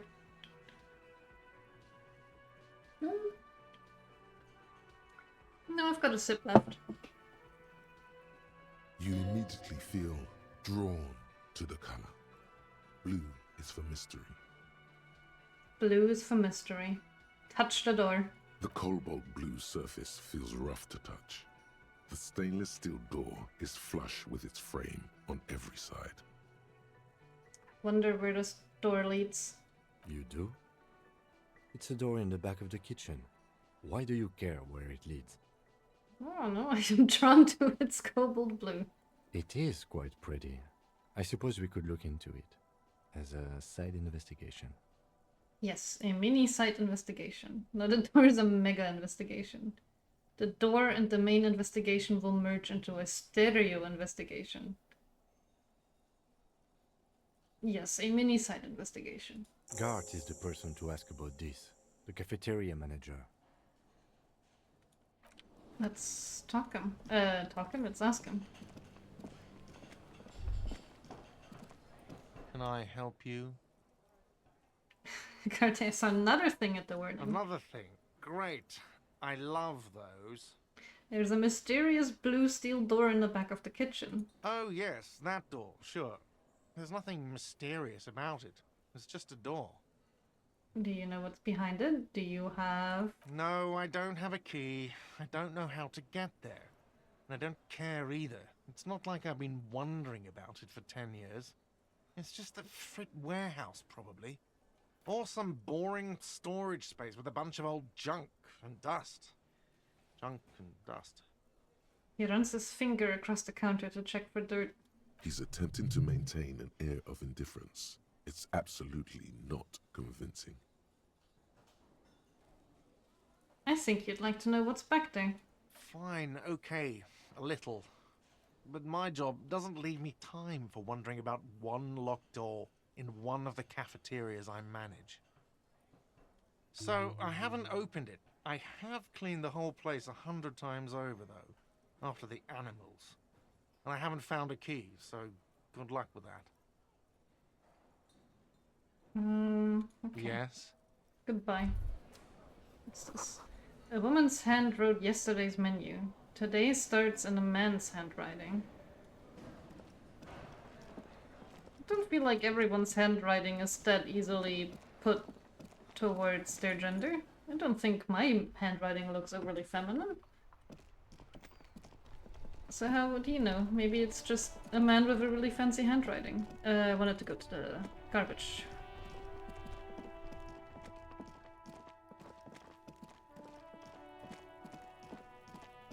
But I am a sorry cub. This trash container is locked. The sliding lid has a padlock that says, "Whirling in rags." Open the padlock with the key. With a well-oiled crack, the lock pops open. It should now be possible to simply raise the lid. Don't. Maybe you shouldn't. Didn't I just have a premonition that there's something in there? There is, but you won't like it. Sweat forms on your brow. Your No. hand is still on the lid. Comes with the drop, I guess. Open it. The smell of rotten food rises to greet you. You see soggy cartons, dirty rags, and organic waste. To be fair, I'm a little bit of a sorry person too, so... We're just in time. This hasn't been emptied for over a week. At least I used to be. I don't think I'm as bad as I used to be anymore. Pick at the rags, search the food waste, look under the boxes of carton. You see milk An egg rest with one broken egg in it. Some pasta wrapper. Picking up the soggy packages somehow feels familiar. Are they A mine? box falls into pieces in your hands. Batiste Soleil cereal. There are plastic pasta packages below. And turbo noodles. Nothing of note, however. Is my badge in here? Pick at the racks. Among the threadbare kitchen towels, something catches your eye. A pair of denim trousers. As the legs of the slime-covered jeans begin to unspool from the garbage, a rank corpse smell fills the air. The victim's clothes? Cadaverine odor is faint. If these belong to the deceased, they were removed when he was still in the early stages of decay. Drop them in here, officer. The lieutenant produces a black plastic bag marked evidence from his pocket. Guitar marked blue jeans. Pocket empty or emptied. He wore them with a belt, too. A white belt. The loops appear stretched, but He looks into the container. the belt is missing. That's it. Do you see anything else in there? I have another bag here. Something slimy catches your eye. Reach for it. A drab, long-sleeved shirt, olive-colored, appears from the food waste, dripping with pus. Ugh. This is a military-type overgarment. No label or serial number. This is the kind of rib-knit shirt that's worn over light armor to conceal it in an urban scenario. Anything more? The rest of the rags are just kitchen variety waste. A yellow old mug that catches your eye. But other than that, Thrown out towel, a mug, that's all. All right. We should go to Gart again and ask if he knows who put the clothes in the trash. It could be as simple as someone from the hostel cleaning the yard. Or that one.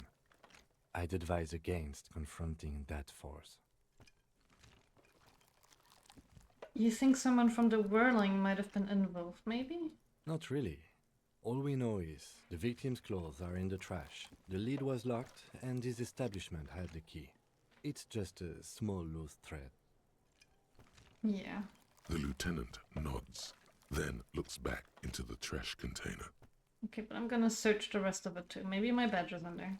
It's just organic waste, cold and slimy on your hands. Apple and potato peels, mostly. Unidentified sludge, and the occasional chicken bone thrown in for good measure. But hey, nothing. It's nothing. Nothing more to see here. What's this? Trust my inland empire, but I do want to know. A blue piece of plastic sticks out from the apple peels. It's shiny. Looks like the corner of something. Pick it out. Something larger. A clipboard. A blue plastic clipboard with moist papers hanging from it. They look badly damaged, but you can still make out forms and notes, written in a man's handwriting. Officer, is that your Oh no. paperwork? I don't know what this is. It is. Look, the plastic has the RCM street grid on it. You've even got an autopsy form in there. Oh no. A miserable looking slip of paper sticks to the board. If you don't mind my asking, how could you have let your paperwork end up in the trash? Must have been cramping my style. It has a foreboding quality to it. Maybe I needed to lose it for the great bloodletting to begin. I think I didn't want to be a cop anymore. That's why I tried to flush my cop life down the toilet. I'd rather not talk about it. Well, he doesn't know what to say. His eyes express a rare condolence. Then he picks it up. Lucky we found it. You should take stock of what remains, just to be sure some has not made it into the hands of the RCM's adversaries. Organized crime and the like. There might have been police secrets in your notes. Okay. It would also not hurt to start taking notes on the case. Now, tell me what your eagle eyes see. Or are we finished? Some items, such as the ledger you found, are interactable. Go to your inventory and select the Interact tab to read your paperwork. Okay, but I'm gonna get that mug too. You pick out a broken mug with an oddly racist depiction Oh, of no. the yellow man frolicking in saffron. Only in its social sensibility, Okay, I didn't know it was racist before I picked it up. The container sounds a muffled gong. That's one thing off the list. I think we got it all.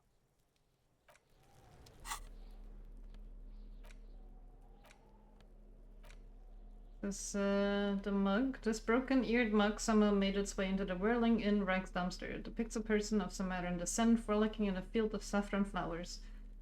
Buck-toothed and grinning feeble-mindedly. It seems to be a cheap knockoff of some colonial-era antique. Okay, but maybe it's evidence. Maybe whoever did the murder put that mug in there too. Okay, It's the ledger let's you interact. found in the trash. A pitiful cabbage of white and yellow papers hanging from plastic board, barely held together by a metal clip.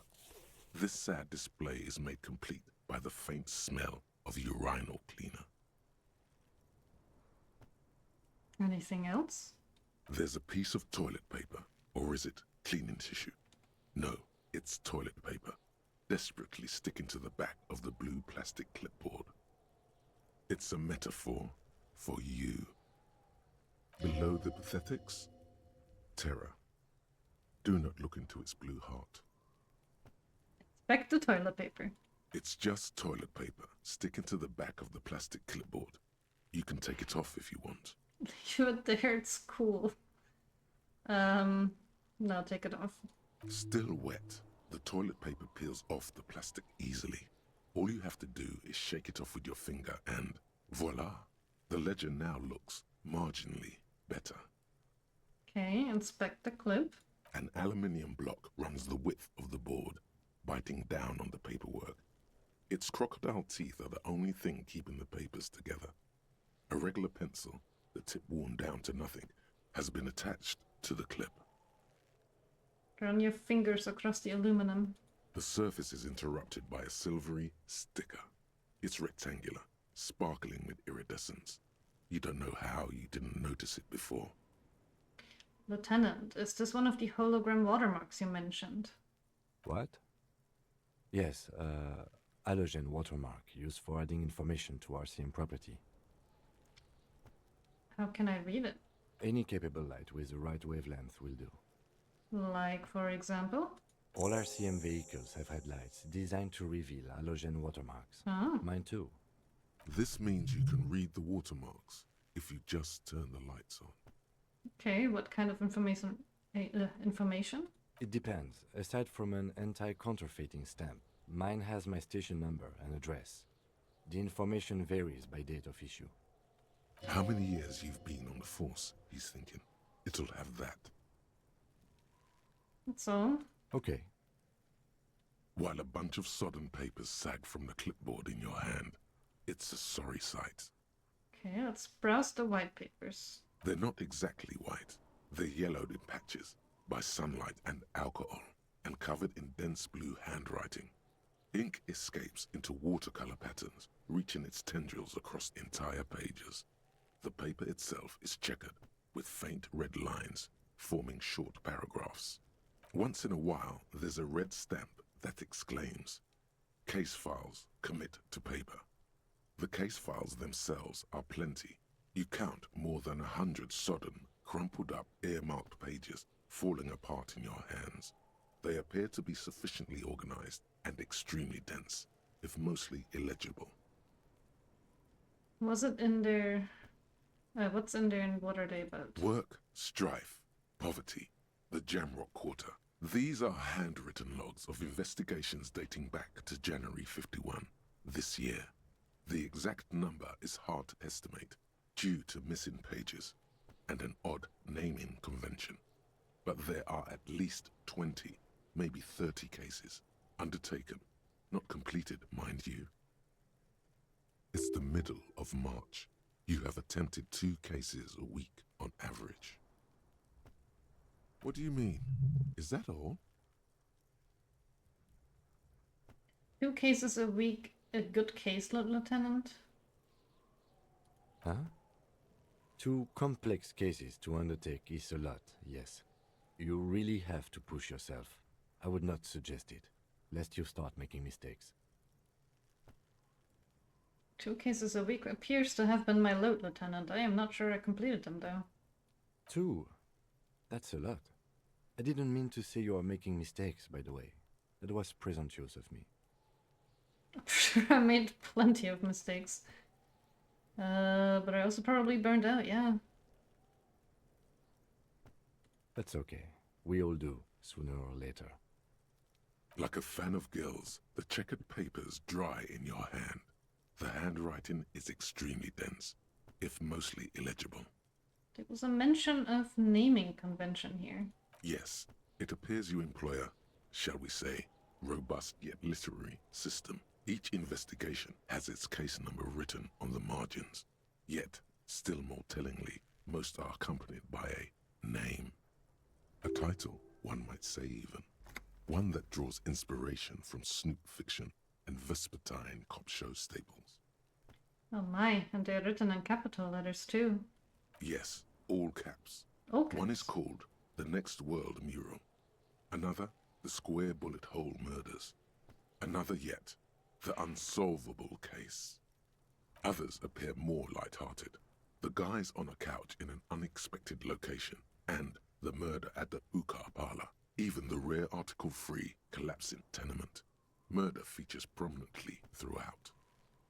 It's going to take an effort to piece these case files together, but it can be done. Once you're done inspecting them up close. Count the pages. I have to open an official case. Is there room? There is, for precisely one more. 15 pages near the end remain untouched by the damage. The checkered grid forms a structure of passages, breaking the case into subtasks to accomplish. Okay, commit to paper. Sadly, the ledger only comes with an old, worn-down lead pencil. It's unfitting of this monumental event. Kim, do you have a pen? I mean, he's been using one. The lieutenant looks at his blue notebook. 2 fat, shiny pens hang from the binder, like large caliber bullets on an ammo belt. It's downright incriminating. He has little choice but to give you one, although he really does not want to. He is not really saying anything, just standing there, looking at them. Either I can guilt trip him, or I can guilt trip him. Can I have one? Know that I give this to you with resentment. Oh no. The tasks you've completed flow out of the blue oblong pen in a brash freehand uncannily similar to the rest of the letters. The wording comes easily. It's almost robotically simple. A language developed for mental rigor and simplicity. Inspect the victim's body. Get the body down. Interview the cafeteria manager. It's not exactly poetry, but poetry would be out of place. Cross out the ones you have already finished. A satisfying slash sounds across the paper. You're done, it seems to say. And you, and you. Things to be done and things already done. The composition of reality. This is an extremely useful tool for a detective of the citizens' militia. Now all that remains is to name the case. Lieutenant, have you by any chance named our case? No, actually. Any ideas? The Furies are at home in the mirror. The setting sun, shit on a stick. Well, the hanged man seemed fitting. Great. That's great. That's actually what I was thinking too. The Hanged Man. Good, strong name. We have a very good name for the case now. I'm going to start calling it the Hanged Man. It's good we sorted this out. Yeah, he seems to approve. The notebook is annual. It says 51 on what remains of its cover. A molten strap of cardboard. Everything prior to this must have belonged to a previous volume. In short, there was more. Kim, all my cases employ a convention similar to the one that we used to on ours. Yes, how very childish of you. In your and my defense, almost everyone in the RCM uses the titular system, in addition to the official alphanumeric. Why is that? It's a holdover from the early days of the RCM. right after the revolution, when the organization had little idea how to do things. It persists in an unofficial capacity. Officers use these titles to refer to their work among themselves. I seem to have named a case the Square Bullet Hole Murders. Again, in your defense, I seem to have named one the man with the hole in his head. That was a real person. His death was real. Still, I named it that, to amuse myself. I pray his loved ones never find out. Rail spiked through the head. He died. It was a workplace accident. Oh no. Okay, I am done inspecting these files. You don't exactly close them, so much as distance yourself from the smelly papers. They're a little further from your nose now. I'm gonna browse the yellow pages. In the back, you see thin, translucent copier paper. Some neon yellow, some bright red, all covered in boxes, like marching armies. These look like official forms, waiting to be filled out. Then rip them from the binder and hand them out, according to type of form. What types of form are there? 3. The topmost are misconduct fines. The middle ones are station calls. And the bottommost are field autopsy forms. Each is easy enough to make sense of.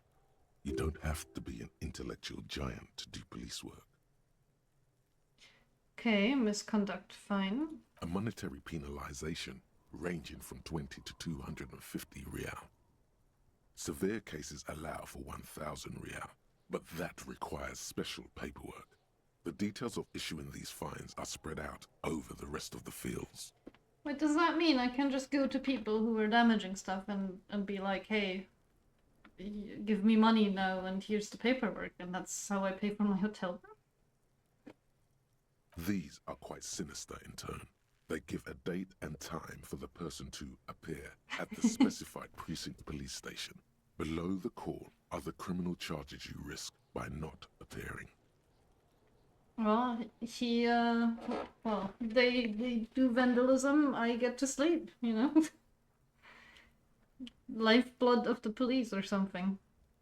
A dozen pages of thin copy paper, bright red in color. You see the parameters of a deceased human form, waiting to be filled in.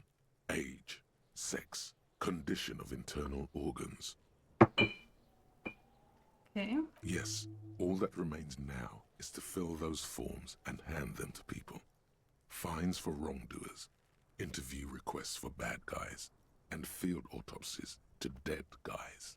Yeah, I'm gonna hand the dead guy the form to fill out. The rest of the stinking cellulose is much worse for wear. Being sandwiched between the board and the rest of the paperwork must have spared the fragile copier paper. Look at the clipboard. It's made of dark blue plastic, hard enough to beat someone to submission with. The edges are rounded, however. The U4 size board feels thick and heavy in your hand. Light shimmers on its wet surface. On the back you see the embossed letters, RCM. Shake it. Something rattles inside, ever so lightly. Is there a hidden compartment? Let's peek inside. The plastic shimmers like lapis lazuli, but it is not see-through. You cannot see to its center. How would I open With it? your hands, U4-sized pages hang from the clip screwed to the top of the board. Lonesome Long Way Home. Oh, that's my thought, isn't it? 42 is... Well...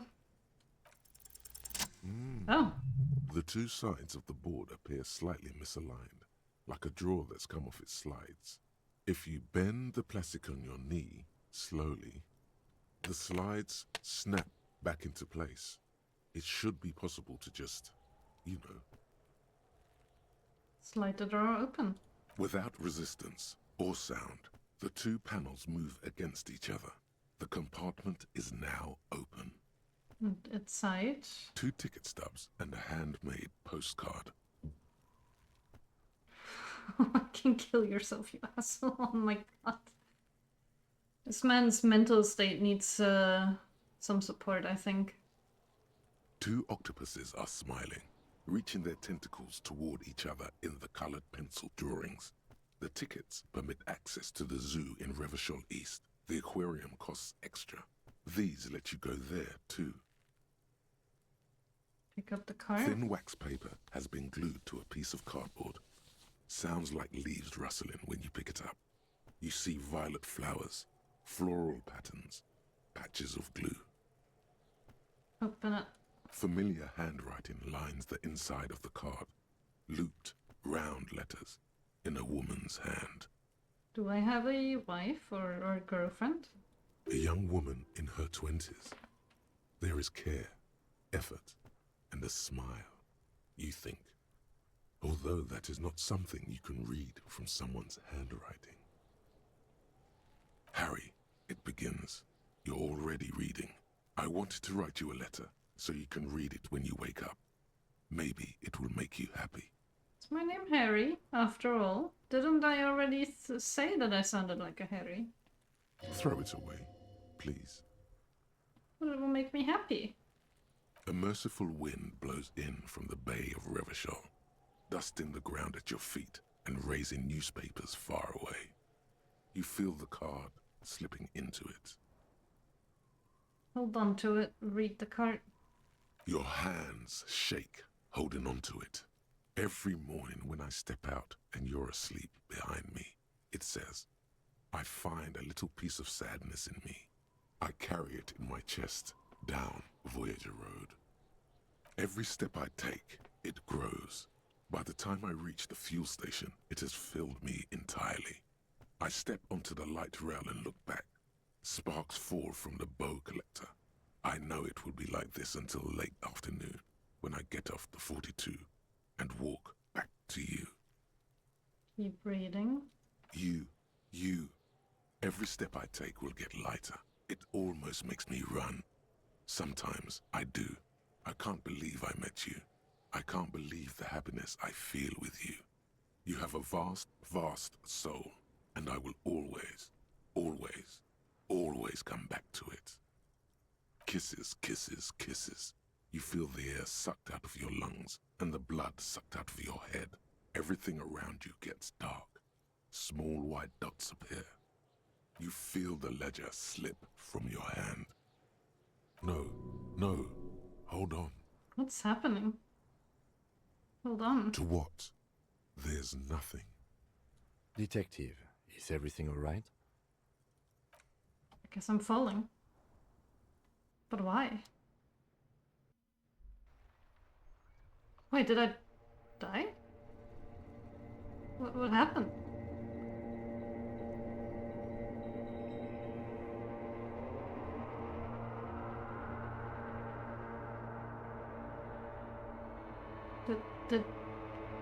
Did I just die? From reading a letter?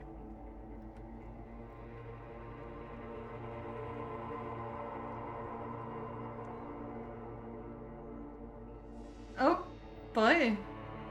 There is nothing. Okay. Again.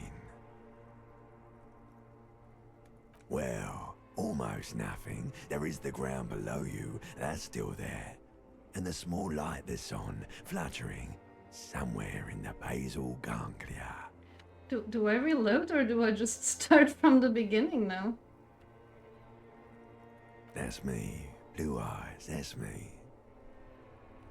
Is it? The world is gone. You are no longer reacting to outward stimuli, yet still. A bitter, caustic sense of loss remains. Even in the darkness, great sorrows slip in the water. Keep going as in don't reload, you mean? Here in the paleo-mammalian cortex, we call it the shadow. Because it's always there. Wait, that was not there before. Is that why I'm so intent on X something? bloated corpse of the past resurfacing? Yes. Don't prod at it. It will start moving again. Where is Voyager Road? There is no Voyager Road. There are no roads, no houses, no lights in the windows. It's all on pause. Enough. Just lie there motionless. You think they would let you? Until you disintegrate into biomolecules? No. Someone is breathing on your face now, inspecting your pupils, stupid idiot. Oh, stop, it is cold. Yes, they're pouring something on you. It's in you. And It's delicious. Glowing lights on a dashboard emerge out of nothingness. Oh. I am back? Where am I? In the upholstered cabin of Lieutenant Kitsuragi's motor carriage, seated in the driver's basket. The air is thick with leatherworks and heavy fuel oil. Cold water runs down your chin.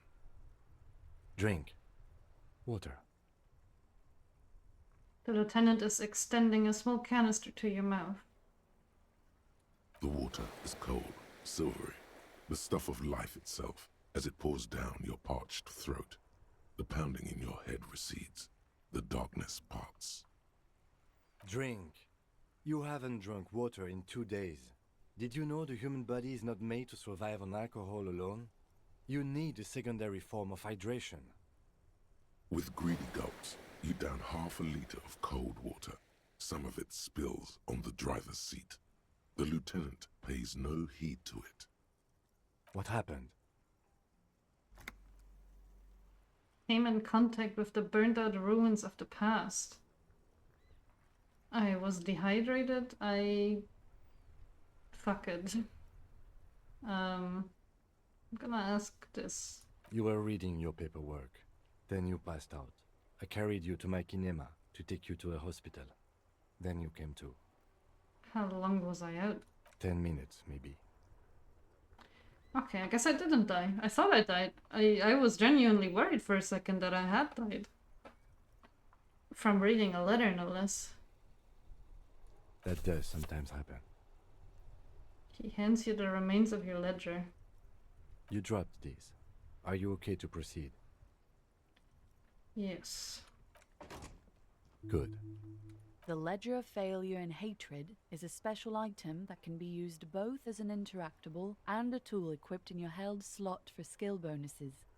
Find it under the Tools tab in your inventory. Lonesome, long way home. Here we go. Home awaits. Walk past Station 41 and through the market, past the Boogie Street spearhead, to the other side of the lake, the frozen eye at the center of the district.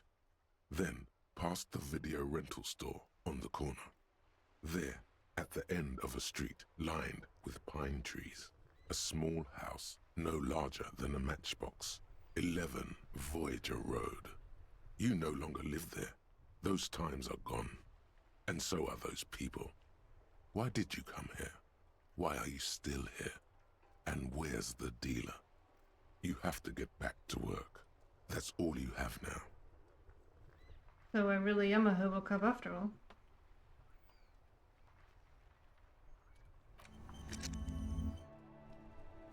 No home for me.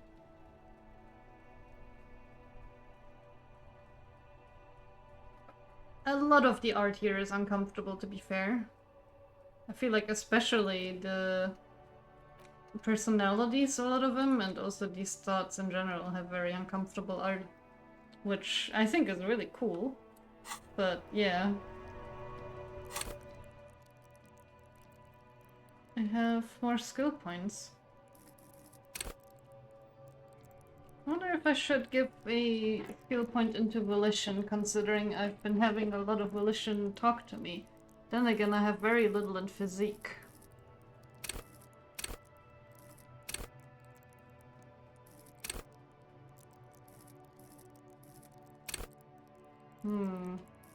Composure.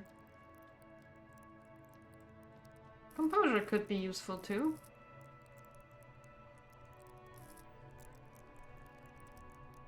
But we really need a cigarette. Should I, where's electrochemistry? Go to party planet. Love and be loved by drugs. Yeah, I don't know. I don't know. I'll give volition a point.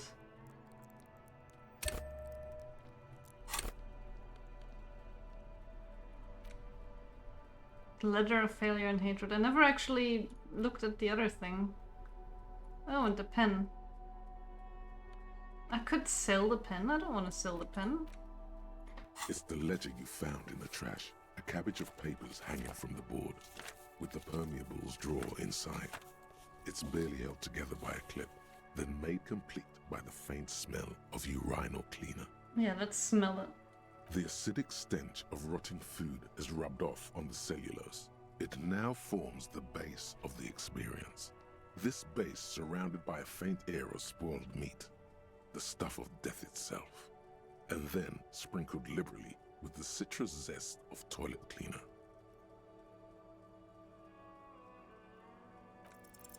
It's proving to be harder than expected. You just don't have the intellectual rigor to patch the quilt back together. Try again later. Okay. But I can use his car to read part of it, right?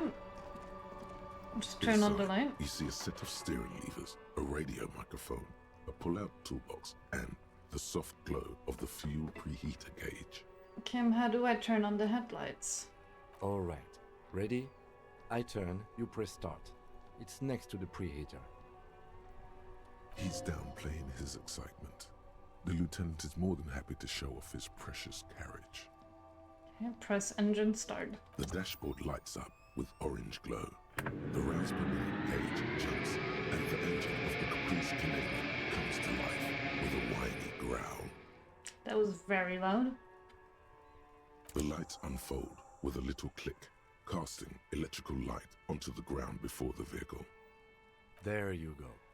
I'll turn them off from the remote once you're done. We just need to stand in front of the machine now. I'm gonna stand in front of the machine. As you hold your ledger's clip under the headlamp, a shimmering iridescent pattern appears. One you've definitely seen before. There she is. Revachol West. There's a note of pride in the lieutenant's voice. Around the borders of the watermark are dozens, no, hundreds of micro-perforations. Look at the shimmering street grid. The rectangular watermark is overlaid with the logo of the RCM, and yet the major arteries of Revachol are all recognizable. They shimmer in the Kanema's headlights. Look around me. A rat brazenly darts past you and disappears amongst the stopped lorries. In the distance, a child somewhere shrieks. A woman reprimands her in a voice no quieter than the child's cry. Ah, Martinez. He smells the air and says, "Where are we on this?" Let me see. He takes the ledger for a moment and inspects it. Right here. He says, his finger near the top of the map, on a segment of coast jutting out into the great ocean. Seems nice. No, it does not. Look at the shimmering street grid. Wait, that's what I did. Look at the perforations. There are many of them, and they are divided into 3 separate rows. Tally up the The rows. first row has 18 dots. The next is the longest. It runs all the way around the border, and then some. There are so many, it's hard to count. More than 150, at least. Maybe even 200. The last row has 3 perforations. That's it. Hey Kim, what do all these holes mean? Those are perforations. They represent your record as an officer of the RCM. They are your statistics, as it were. I should have guessed you'd keep a record. Officers often do. Let's take a look. The first row represents your years of service. 18 years. Okay, not bad at all. What did you do before you volunteered? A trunk like a megastar? I've done this for 18 years. I walked around telling horrors and liars of the end to come. There are 9,855 days remaining. Probably some boring office job, same everyone else. I feel like I just went around apologizing all the time. That sounds like something I would do. Do you really think I have any idea? Wait, 18 years I've done this? That's what it says. I might have guessed even longer based on your age. What did you do all those blissful years of your youth? I feel like I just went around apologizing all the time. No, I mean, I don't have any idea, do I? Fair point. Let's move on, shall we? This next row, the one that wraps all the way around, is your number of closed cases. Closed is good. It means finished. You've got, let's see... Wow, more than 200. Is that a lot? It's quite a lot, even for someone who's been on the force for nearly 2 decades. Usually, clearing more than 10 cases a year puts you in the 90th percentile of all RCM officers. I used to be good at some solos, I guess. What is the last number? I don't think I can ever really become this person. What is the last number? Right. Those are your confirmed kills. You've got precisely 3 perforations there. I mean, with how reckless I have been, I would have expected more, yeah. But... For an RCM officer, especially Precinct 41, which is in the Jamrock Quarter, it's rather tame. I mean that in a good way. There are certain officers who treat their kills like some kind of ghoulish game. If they do happen to solve a case, it's usually by accident. It's obvious the lieutenant doesn't think very highly of these officers. But it seems as though you are, or at least were, one of the good ones. So we have that to be thankful for. Do I ask him? I am gonna ask him. Have you ever killed anyone, Kim? Yes. He says, declining to elaborate. It's not a problem for him to state it, however. How do you handle the strain? Everyone has their own method of coping. Some more effective or self-destructive than others. He gives you a meaningful look? Personally, I find it helps to keep up a few hobbies. Hobbies are lame. No, hobbies are cool. Like what? Oh, this and that. Let's not get into it now. Maybe I should find a hobby. Why not gardening? You've already got the yellow gloves. It's meant in earnest. Please don't mistake it for a jab. Okay, thank you. The lieutenant nods. Right. I'll go turn off the lights. He presses a remote control on the key. You can now see your statistics on your journal page, to the right of the task description. Name unknown, rank unknown. Superstar cop. My name is Harry, isn't it? I am a 7 sorry cop. I am 5 communist. I am 1 ultra liberal. I am 1 moralist. I am 7 good cop, bad cop. I have killed 3 people. I have solved 216 cases, and I have 18 years of service. I'm not sure I understand the sorry cop. Well, actually, these are all different, right? I don't fully get this though. Also, my tasks are getting longer and longer, and the list of stuff I've done is not getting that much longer. Find smokes and smoke them. Explore whirling secret passages. Find a way into the secret passage. Who put the clothes in the trash? Okay, I can ask Gertie. Oh, I see. So if I do a good cop, bad cop thing, it adds a number. Apparently I've done that a lot of times. I did not do that intentionally. That's good to know, though.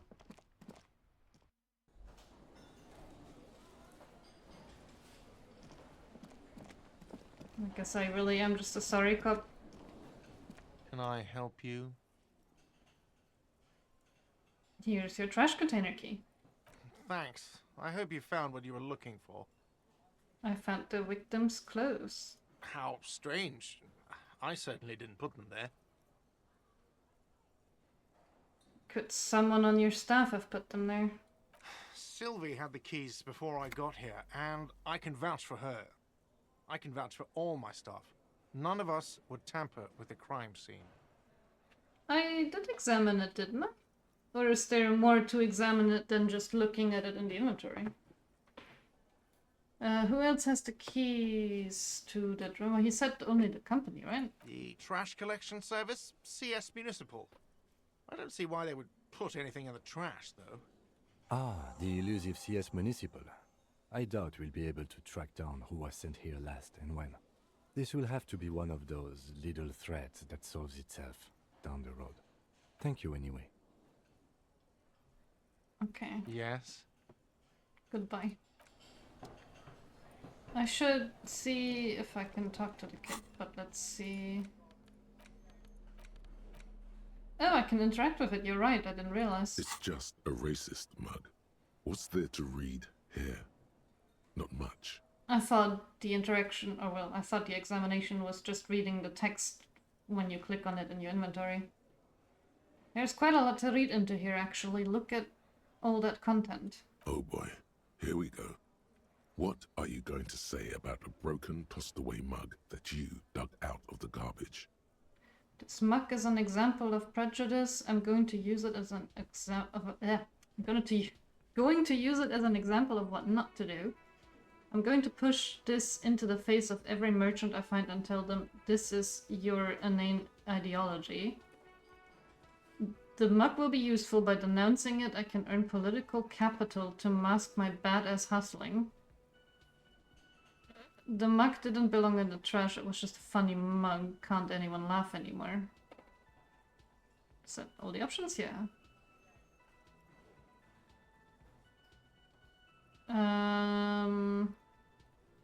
Guess one. But it was in the trash. Why not just call it out when you see it? Or do some volunteering work. Just finish your case, detective. Fair point. Okay. Was there another task here? Oh, right. Let's talk to Kuno, even though I don't think I should, but why not? What's the worst that could happen? That's getting laid.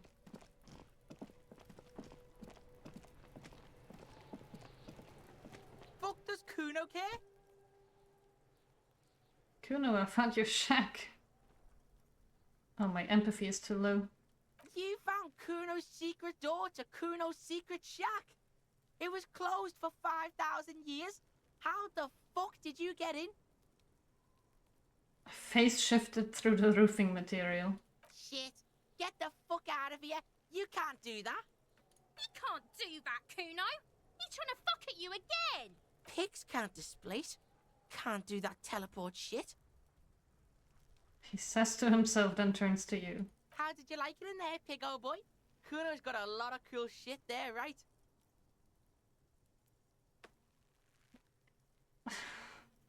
I found a plate covered with powder residue. You know anything about it? That's where Kuno gets his daily hit of electric. Kuno Shazam. Kuno rides the fucking lightning in there, pig. Bet you'd like to ride the lightning too, wouldn't you? You feel Oh, tired and electrochemistry. old, but you could have that sparkle in your eyes. What was that with the pig head? Oh, that? Kuno decapitates pigs. That's just a Kuno demo tape. Demo tape. Cool pig head. I liked it. I got one too. This one. What? Oh no. What is this shit? Fucking on yourself. This is weird level shit. Kuno doesn't go there. Fuck your shit back to normal. What is this? Well played. No one saw that coming. Even Kim was surprised. What's with the tube of magnesium? It's a vitamin, pig. Don't you know anything? He looks at you like you just pointed at the sun and asked what it was. The kids are allowed to think I'm insane. You could use some. It's magnesium, right? Yeah, it's the mag. You fucking need that shit to stay on top of your game. Kuno goes through like a tube a day, rips mag like a motherfucker, and you could use a bottle. Oh, don't teach him, Kuno. He's gonna use it against you, Kuno. I know all about magnesium. I rock it all the time. You're not getting this, pig. It completely takes away the hangover. It's like you didn't do anything. Like you stayed home playing with your choo-choo. He looks at you, eyes bulging. Fuck you, pig. Don't do mag. You're gonna OD and you're gonna fucking die. I thought they don't like me, so... Could I get into the harbor from the roof? Of course you fucking can. How do you think Kuno made all the docky boys his gimps? Just gotta fly, pig. I've got to jump to get in there at my age and my condition. Not everyone can fly like Kuno. You're old. You'll never make it. Moose piss has made you scared in the head. That's all there is to it then. Don't be a pansy. Just jump. Good call, Pigmeister. Don't come and talk to Kuno about his kingdom. I mean, the chance to figure out what is wrong with him is very low.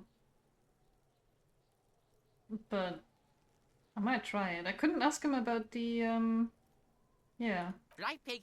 This is where Kuno plays with his little wooden choo-choo. What do you want with it? The dead man's clothes were in the trash container. How did they get there? Yeah, Kuno doesn't know shit about that. That shit is beneath Kuno. Mm-hmm. Listen. Kuno doesn't care about this small-time shit. Just listen. Kuno saw what you did there, dumpster diving. Sad shit. Kuno could hook you up with some sweet rags. Shit like Kuno's wearing. Your size, good price. 500 real. Wait, I asked you what happened to his clothes. He must have seen them lying around.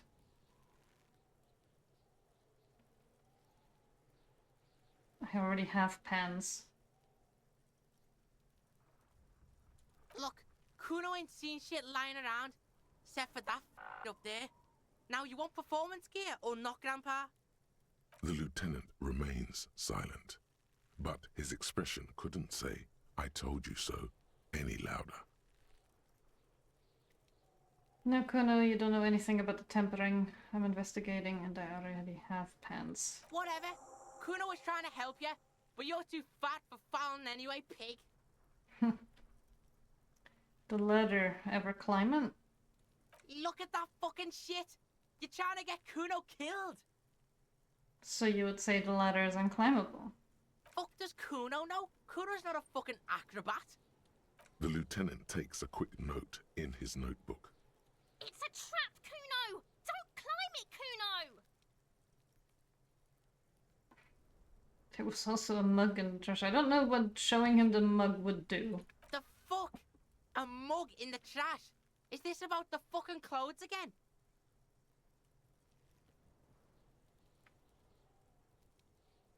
Actually, talking about this makes me uncomfortable. Let's back up a notch. Yeah, back out of this shit with Kuno.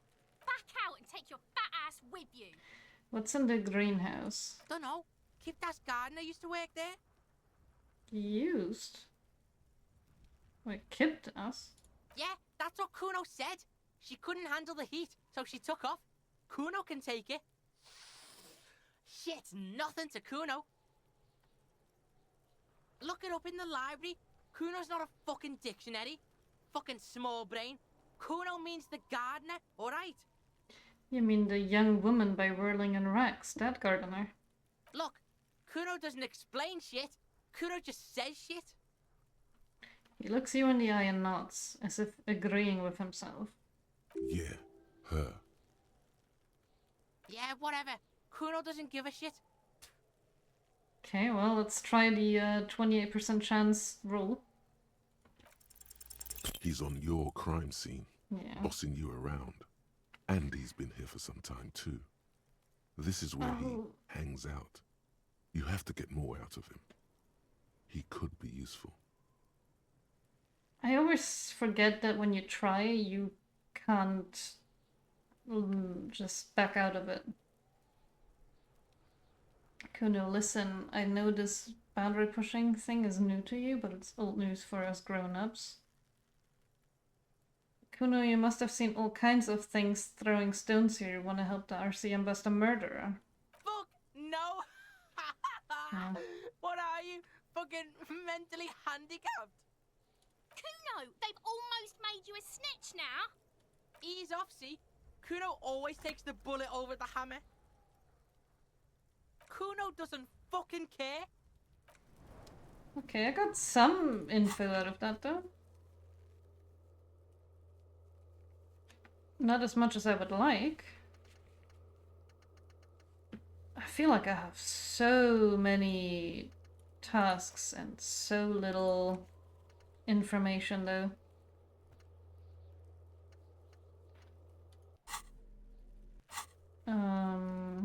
So let's have a look at them all again.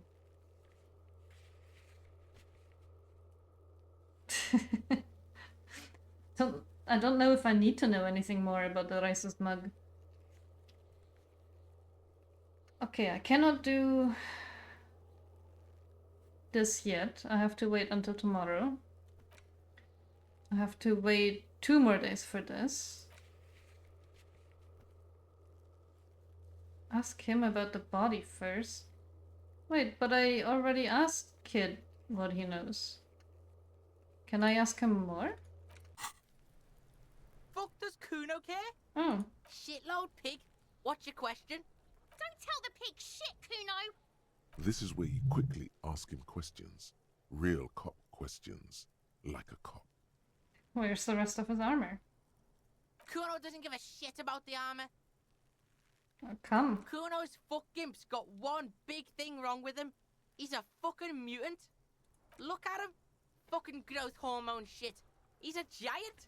The armor's too big for any man. Kuno doesn't give a shit about that freak armor. Kuno threw that shit away. He threw it away. Kuno tried to get the helmet on. It was too big. He performs a kick-off on the imaginary helmet. Kuno kicked that shit in the sea, rugby style. That shit means nothing to Kuno.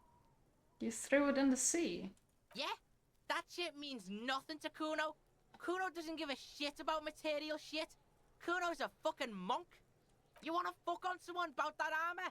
Go fuck the mustached union fuck. The jolly troubadour shit at the gates. What do you mean, troubadour? Yeah, cock and boot. You know that jolly union cow fucker? Came around talking about cows or some shit. Came around pretending like he cares about cows. He means Manana, the laid-back striker at the gates. You mean manana? Yeah, he's the one you want to talk to. He's fucking crazy about that armor shit. Coming here pretending like he likes cows. Trying to catch a peep at Kuno's armor. Yes, this troubadour has it. You can feel it. Do you know who he was? Kuno's fuck gimp. Kuno uses the fuck gimp for target practice. Oh, alright, this is about the He body could have again. just said he doesn't know. Okay. Yeah, it's fucking okay. Gotta have a gimp for rock practice. Don't ask the pigs for permission, Kuno. Don't ask the pigs for shit. I feel like I've heard this voice in Baldur's Gate, but maybe... I mean, it's possible it's the same voice actor as someone in Baldur's Gate, but the voice seems very familiar to me. Do you know how it got up there? Probably climbed. Kuno was busy down the road when that shit went down. So you didn't see it happening? You heard Kuno. Kuno wasn't even in Martinez. Kuno wasn't in Revachol. Kuno wasn't regional. Okay, where did you go then? I don't know. Some fucking... Mesk or I don't know, some other place. Night City. Kuno is in fucking Night City. Where's Night City? Kuno gives this info out on a need-to-know basis, and you don't need to know. Kuno didn't smoke the gimp, if that's what you meant. Have you seen anyone suspicious around? Just a couple of pigs sniffing around in the dirt. That seems pretty fucking suspicious to Kuno. Yeah, you tell the faggoty, Kuno. I think I've asked him everything now. You're testing Kuno's patience here. Get lost, Okay. Kuno doesn't fucking care. Go to the harbor gates, ask the Jolly Mesk about the armor. Can I also jump up to the harbor now? I do want to try that in a bit. Ah, no? Okay. I guess it's just a very similar voice actor then.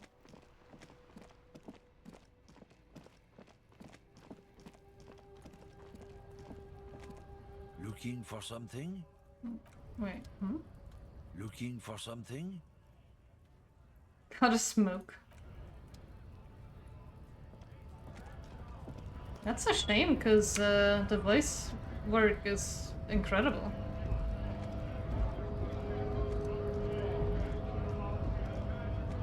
Right to work! Right to work! Sure.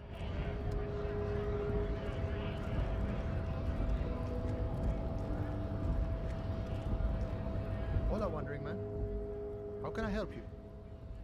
Uno told me you were supposed to know about the armor.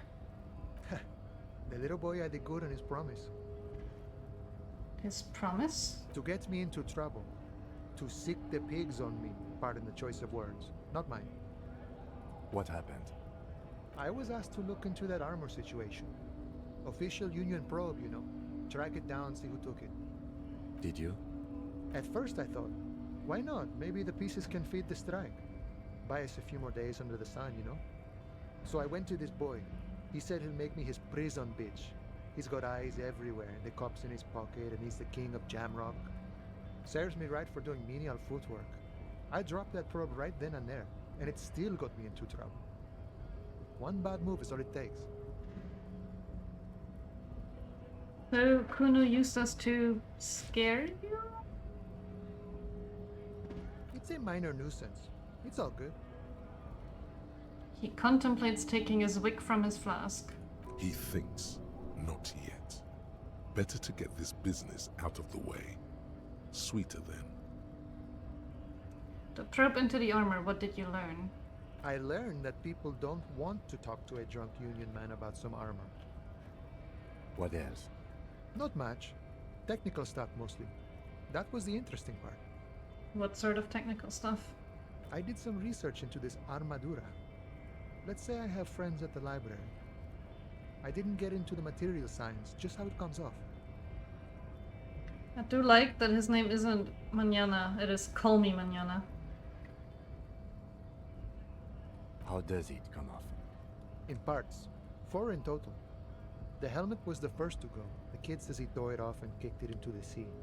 I believe him. The boots were still on the guy last I saw. Too hard to remove.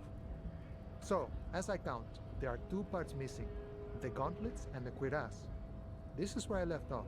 Too much hassle. More like a job for some militia. Hold up. 4 pieces? Helmet, cuirass, gauntlet, boots. What about the leggings? Oh, they're just gone. They don't exist anymore, if they ever did at all. Forget about them. I did. I'm ambitious. I'm going to find all of it. No, I'm gonna find 1 piece. I don't know if I'm gonna find all of it if half of it is in the sea. Nice and balanced. Some junior officers can take care of the rest. Smart choice. It's only that one spot you need armored too. The one the bullet hits. Good luck if you go for those boots though.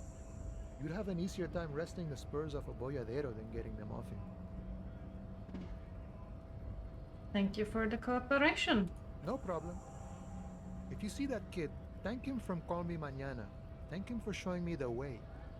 He is sincerely grateful he is not tracking down pieces of armor right now. Okay, Kuno lied to you. Return and confront him. I gotta find one piece of armor. And I gotta get the boots.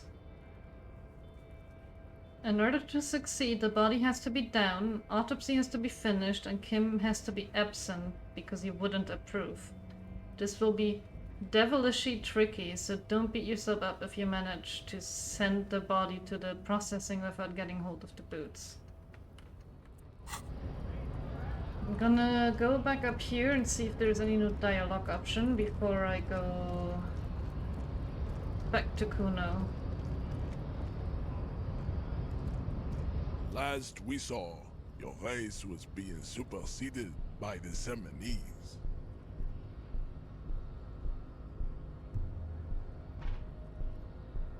It was your people who put that body up there. Your people should help me get it down.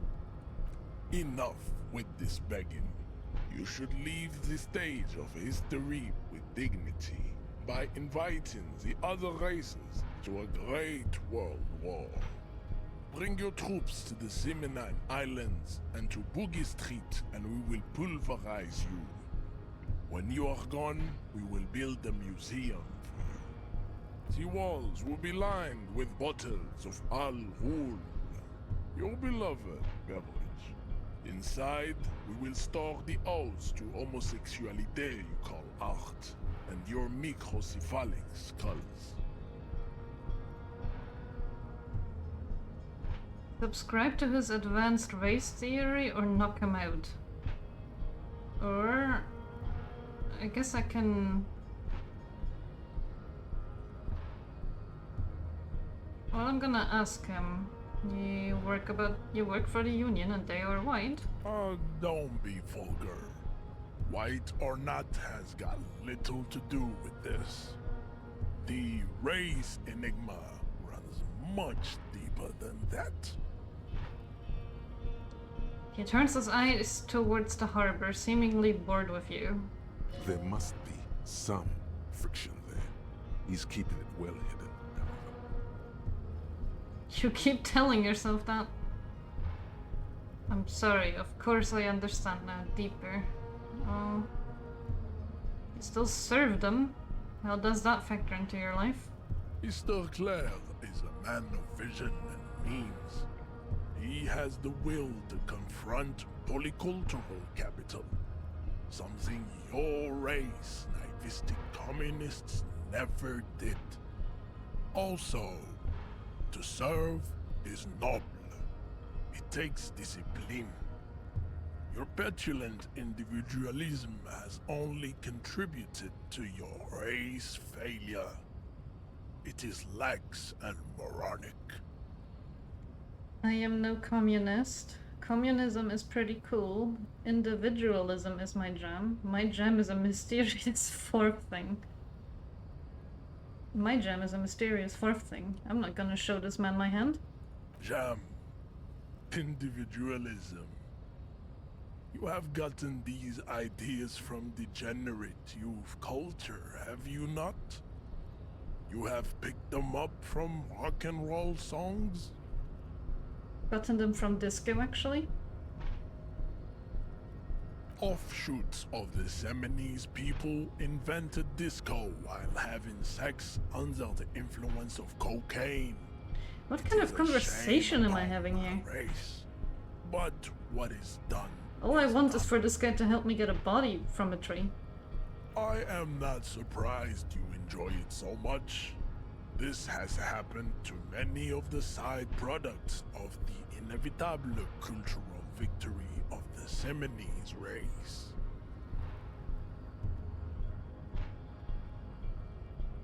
I don't really know who the Seminese are. I've recently experienced a head trauma. I can see that. The Seminese are the South Island race, haplogroup A4A, the rightful masters of the Insulindian archipelago. We descend from the Areopagites of ancient Pericarnassus and arrived here 4,000 years ago. We are the future. That is all you need to know. So you were born and raised on the islands before you moved to Revachol. I am a descendant. The narrow streets of Ulimbuir are with me in my genetic dreams.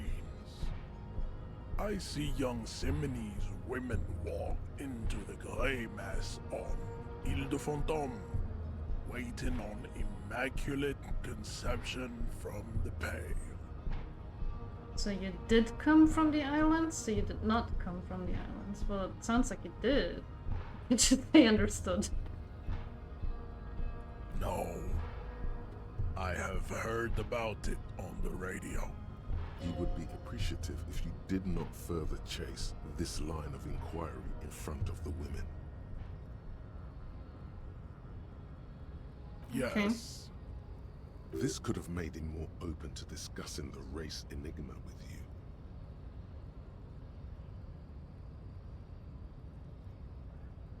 Okay. Tactful in front of the women. I have a really high chance to get this now. Ask what kind of races there are first.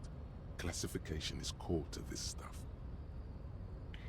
Measurehead, I am new to this world. Help me understand its races. I need to know what kind of different races are there. Do you? Yeah. This is for the thing. Well, maybe he will help me then. The lieutenant looks toward the harbor's electronic door. Oh no. And then, I'm sorry, Kim. he lets out an audible sigh. You are obviously a liberal, Sailorite. A polyculturalist. I can see it from your love of microtechnology and your sartorial choices. Do not deny your friend the truth you have denied yourself. There are 3 categories of race. Type A, the heroic races. Type B, the servile races. And the vile CF race cauldron of pederasty. Which one do you need education on? What a crazy conversation. Those are the Simonese, the Areopagite, and the Occidentals, excluding the Maun, of course. The Maun are riddled with eczema to the point where they find it impossible to smile. They are all lactose intolerant, a common result of inbreeding. And most people are lactose intolerant. A receding genetic pool has led the Maun on reprehensible street parades. In Maun cities like Stadskanal and Vredefort, wearing wooden clogs on their feet and little green tassels on their hats. Okay, got it. Who are Type A then, in your view? The Vespertines and Messenians of Vesper and Messina, the ancient Meteorans of Meteo by the golden Pisantic Sea, the Suren of Sur-la-Clé, and even the North Königsteiners, all have Type A race propensities. Does he have like a handbook where he writes like his little race theories in? Cause like, how does he remember all of this stuff? The other large mondial civilization, the Mesk, are too yellow and oleaginous to count as a heroic race. True, they are violent and expansionist, but they have a glandular problem. He draws his finger across his face. Overproduction of sebum. Sebum is leaking into their brains, making them listen to El Mariachi music and eat toxic minced meat-based food, which in turn only produces more sebum. Who are the Semenes and the Areopagites in this? As proven by the Maun and the Mesk, Occidental Type A is in retrograde. The Semenese and the Areopagite are on the ascent. Continue receiving wisdom. Yeah. Intelligent but crazy. The Areopagites are sleek, long-headed. The Simonese are powerful, mesomorphic. The former is an immutable progenitor, unchanged since the Super Isola of Pericarnassus. Ancient brains rest in their slender skulls. He falls silent, contemplating the beauty and the mystery. The latter is perfected and adapting. Together they form the Simeno-Areopagite or Simeopagite superrace. That is all. There are no more type A races in the world. Nature was not capable of more. Type B. Type B are the unheroic races, amorphous non-competitors of the great race. The Koikos and the Vacholier, they are mud-colored people. To an untrained eye, the Koiko appear white and pinkish, like a ham sandwich. But look into their eyes and you will see. They are of an indistinct muddy color, and so is their skin. Unhealthy, sweaty, and ashen. I'm not sure I do enjoy this. But, it's the cop work that needs to get done or something, I guess. Pinkness is a racial quality that has to be earned through centuries of advanced ballistic warfare and cultural domination that the Grad people have undergone for drinking al rul and smoking the degenerate tobacco herb and for eating potato. Eating potato is racist now. The Koiko, the countless micronationalities of Grad, are all inexplicably obsessed with potard. The only thing they like more is dividing into microscopic ethnostates, like political amoeba. The Vacholians, halfway between type A and the racial cauldron. Two makes to know right from wrong. You tried your degenerate little revolution, which was the single greatest failure committed by humans in our 82,000-year history on this planet. Is it 82,000 years that we've been recording history? You have very little idea of what is happening. Wasn't... That seems a little off. Yeah, wasn't someone saying it was 8,000 years?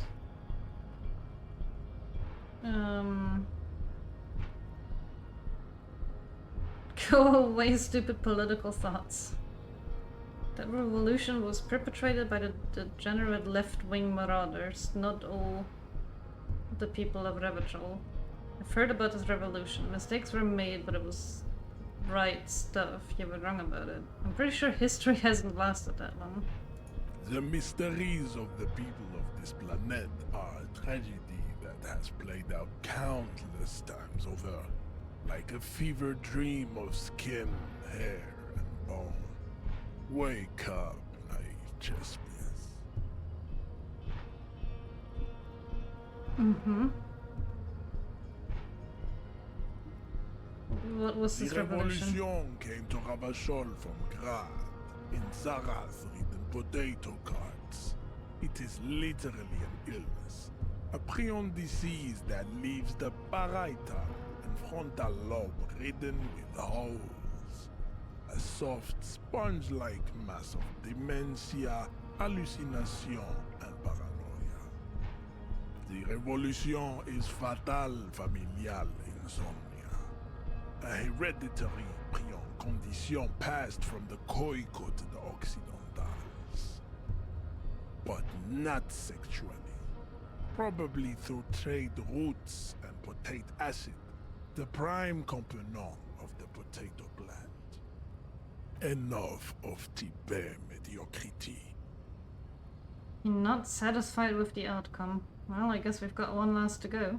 Tips CF are a museum of failed chimeric experiments and tragic maladaptations.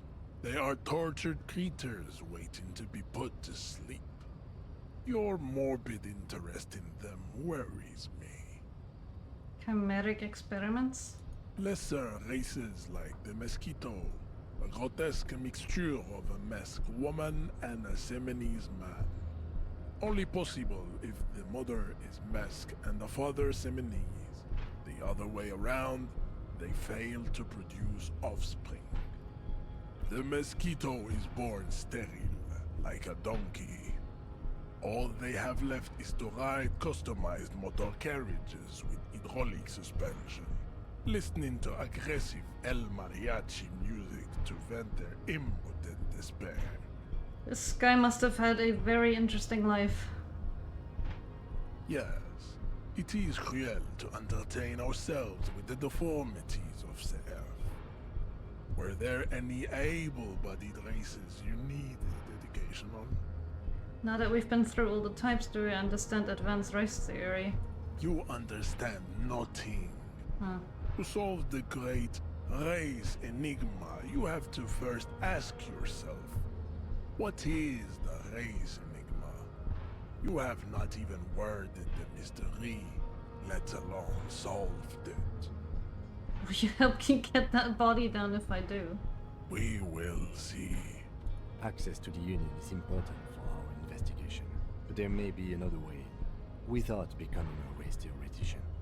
Am I mildly worried he might take it seriously? The lieutenant thinks. Yes, I am, he concludes. I am worried. Okay, I don't want to worry Kim, so I'm gonna leave. Lost, though. Buckled away at the last gate. This is why your haplogroup will never rise from the ashes. Now, I need to luxuriate in the private company of my babe. Leave me. I cannot possibly imagine what else we have to discuss, Chipere Vacholian. Your love for disco music and venereal disease? What's this? We're getting reports of normal, reasonable, temperate, political opinions somewhere in Martinez. You must be mistaken, I'm a real radical. It's me, Mr. Reasonable, someone's got to keep the sane around here. This is because I keep saying none of the above to political stuff, isn't it? It's also about that, but it's also more. Perhaps it's the hangover. Perhaps it's a temporary surge of serotonin, but something tells you it's time to become a citizen of the Kingdom of Conscience. Where is this Kingdom of Conscience? It is not a place. It is a moment in time that can only arise in the right circumstances. In all of human history, it's only been achieved a handful of times. How do you bring about those circumstances? Incrementally. Yawn. You'd get there faster with a little speed. Oh my god, electrochemistry, please.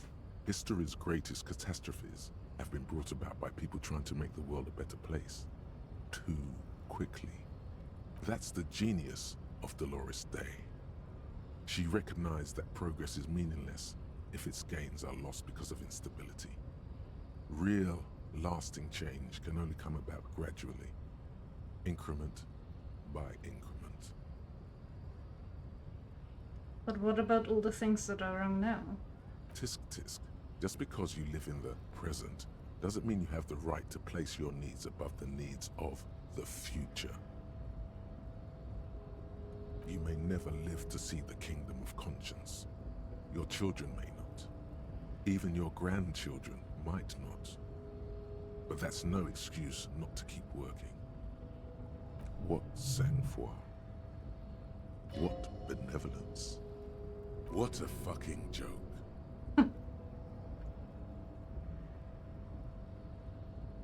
Is the Kingdom of Conscience really about doing things or just preserving the status quo? Do you believe the status quo is preferable to chaos and bloodshed?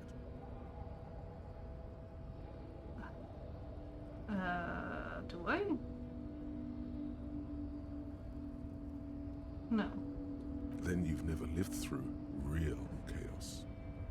Sometimes, in the face of great disaster, defending the status quo is progress. Okay, but what is it actually like? The kingdom is difficult to comprehend, and even more difficult to describe, partly because humanity will need to discard many of the categories that define and limit it today.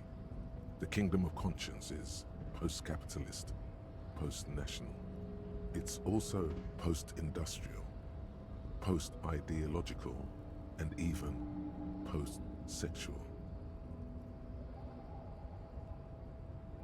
Sounds incredible. It seems fine. It sounds terrible. I don't think I understand it enough to opt into it. So I will opt out of this one, I think. What you want is immaterial. The kingdom of conscience is coming, whether you like it or not. Only very slowly.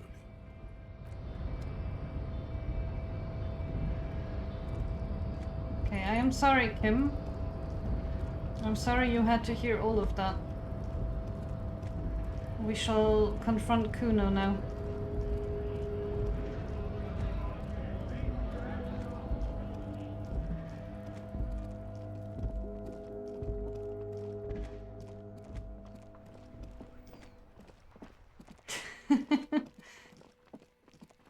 You're right, I shouldn't have at all, but I don't know, maybe it would have helped. Doesn't mean I believe it. Fuck does Kuno care? So? He raises his eyebrows, projecting aggressive indifference. He told me you promised to sick the pigs on him. He said thank you, wasn't too keen on chasing down that armor anyway. He said you're the king of the entire Jamrock. Fuck, okay. Kuno's a giver like that, yes? He looks slightly confused. Kuno sent your fat ass running around like jello! Look, pig. Kuno sent you to rough some people up. Kuno played you. That happened. Now you and Kuno should move on. Good idea. I will remember this, Kuno. You got fucked. You got fucked, pig. Fucked bad. Of course you're gonna remember this. Now get the fuck out of here, griefing the Kuno. After this shit, you better have something real interesting to say if you want to stay in Kuno's face. Yeah, real interesting. I can't do this again, right? No. Alright. Kuno doesn't fucking care. Can I jump over there now that I talked to him about it?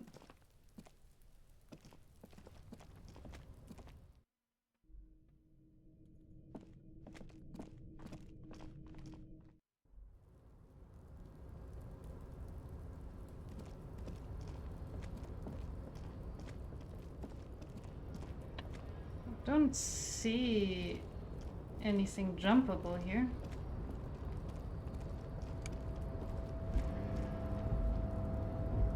No, am I just too old to do it? I thought maybe now that he said it I can jump, that I can just do it, but...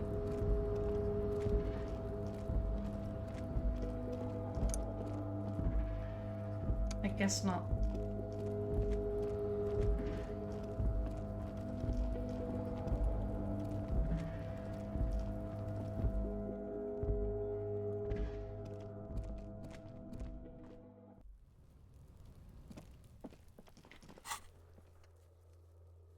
Get boots of the... Oh right, I don't want to do that.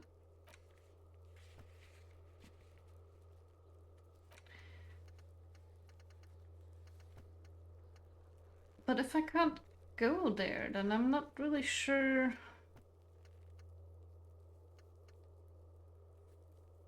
Get reality lowdown. Track down your gun.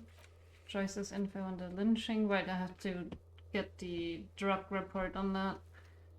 Find out who's in the union box. Can I go there now? Like, it's late now. I'm sure there's some people in there by now.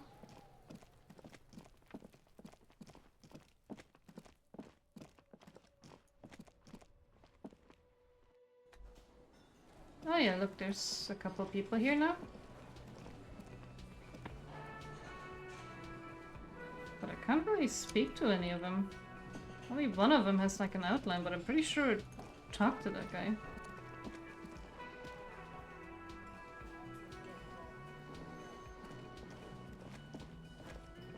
Hello again, sweetie. Oh, I am sorry I crashed into you earlier. I don't know what got into me. Oh, I'm perfectly all right. I'm more worried about you. What was that? It was my body had a will of its own. I was running my torso. Turned my hands made this lewd gesture. I'm sorry you had to witness it. Don't beat yourself up over it too much, dear. People do strange things when the old fight or flight kicks in. She is I'm so just understanding. glad you weren't injured. Okay, but I can't really speak to any of these people, can I? Can I pry bar this door open? Yeah, she's sweet. You see a heavy the door does not. No, okay.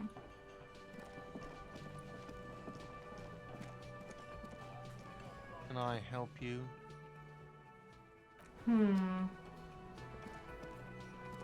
There's people here, but I can't speak to them. So I feel like I'm missing something. Because I feel like I've spoken to everyone now.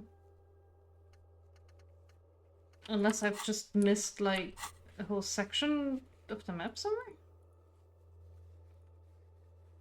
So I still don't really know how to do the map thing. Acquire a copy of the city map. I don't know how to do that. I'm gonna bring away my bottles. That is something I know how to do.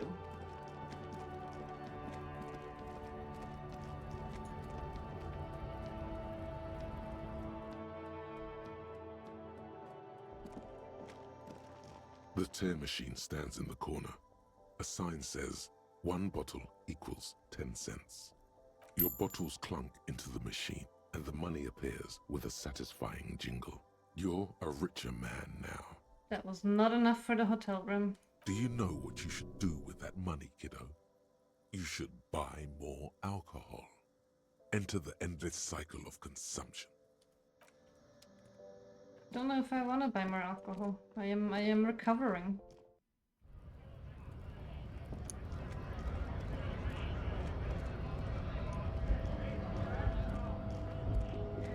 Gonna have another walk around and see if there's anything I missed.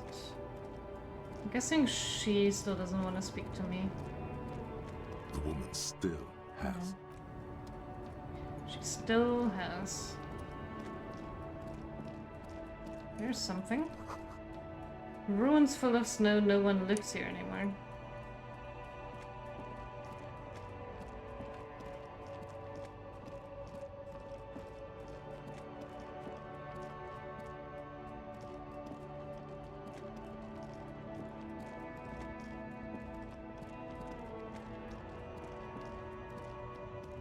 Where could I get a map?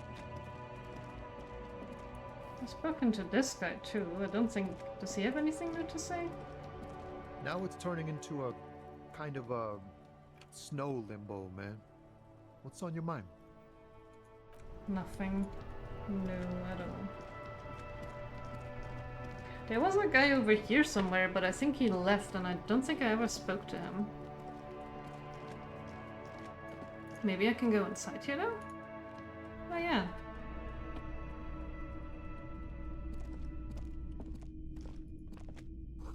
Some kind of a machine, an antique cash register. Most military wear, with a few more eccentric fashion thrown in. A bust of a woman. The plaque simply says DEI. And a film projector is whirring away. You see rows of toy soldiers guarding the rest of the trinkets displayed on the table. Some on horseback, others in rags, others yet in bright blue uniforms. All are stern and unyielding in their duty. Try to find something pretty and cool here. Then use it to win her back. Win her back? Got a high chance, but who is her? Yes. Buy something nice. A figurine. This sounds off. You shouldn't trust this guy. So that's my inland empire. I like my inland empire. Inspect the knights on horseback. Big men on big horses, clad in lamella armor and carrying flintlocks. The kind that would mow down a line of enemy soldiers in the blink of an eye. Point at the knight on horseback. Who are they? Franco-Nigerian knights. I used to be very serious about these guys. A long, long time ago. Inspect the blue uniforms. They're not all blue. These figurines also wear gold coats and caps, complemented by orange trousers. They are variously posed, wielding swords and rifles with bayonets. Oh yeah, this looks like René, the old guy who was playing pétanque. This is what the loyalists looked like, yes, at first. Then they wised up and got camouflage. Why am I asking him what he literally just told me? Which ones? Ah, those. Yes, they are. I find the paint job a bit gaudy, but children like the bright colours indiscriminately. Okay, inspect the figurines and racks. This set of soldiers isn't meant to look impressive. A few have rifles, but most of them carry pistols. Some even shovels and tall sticks. Are these even soldiers? You're probably talking about the revolutionaries, yes? Yes, they are soldiers, revolutionary soldiers. I think their poverty has been exaggerated for effect. When you place them next to the royalists, it doesn't seem like they could possibly win. It's meant to give people hope, even we can do it. The contrast is meant to be disheartening, as it ought to be. It is impossible to win against the cohorts of capital, as my friend Gertie, whose bitch it made me. I wish it was more nuanced as it stands. I cannot comment. No. Ask Gertie. Okay. I don't like either set too much, to be honest. He seems to have his own take on the conflict played out in perpetuity by these toys. Might be interesting to find out what it is. Let's see. Why? What's this? A headless man riding a horse? A headless man wearing futuristic tracksuit trousers that say foul. What is this? Oh, that's the Headless Phone Rider. Who? The Headless Phone Rider. It's an urban legend about a man who rides the streets of Revachol sporting a fawn tracksuit. As you see, he's missing his head. He points us at the decapitated figurine.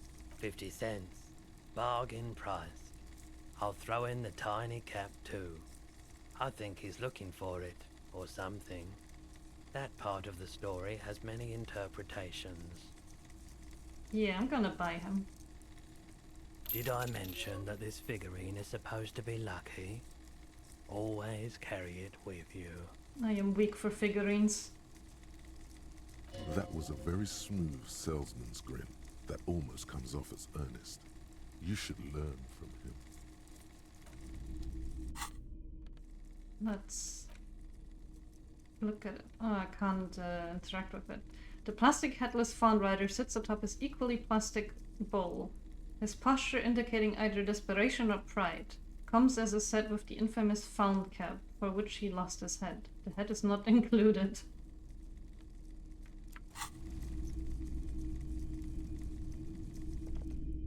The boomboxes on the shelf look well-loved and well-traveled. Chipped, dented, they stare at you with the unblinking eyes of their tape reels. Okay, but here comes the real question. Is there anyone in this game that you don't like?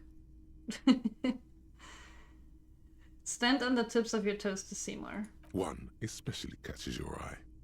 Deep gold and amber plastic with a big old handle on top. A classic boombox that says Stereo 8 approved. Oh, they are? Okay, well, so far you've only liked everyone, so I assumed you liked everyone in the game. This is you. Golden orange. A sunset suite. Just make sure it works before you buy it.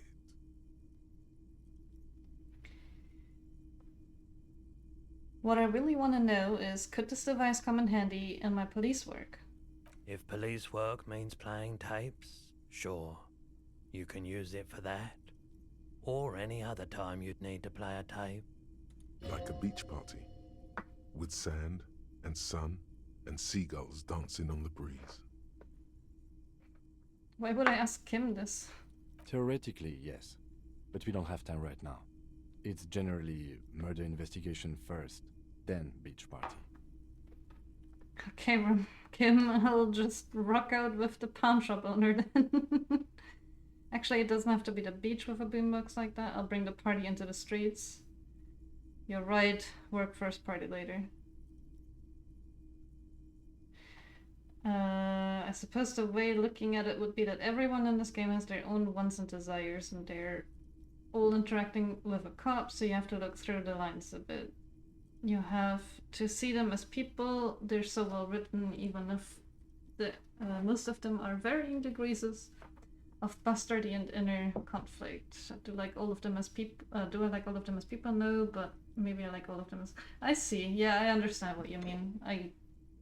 Yeah, you like that they're all well written, grayish characters and not necessarily the person behind it. I get it. That is the unofficial RCM motto, yes. Shopkeep the Stereo 8 approved machine here. Can I even buy it? Like, it's probably way more expensive than what I have. Is the Harman Welshie W2. Made in Vespa. Designed in Seoul. Plays all reel-to-reel formats.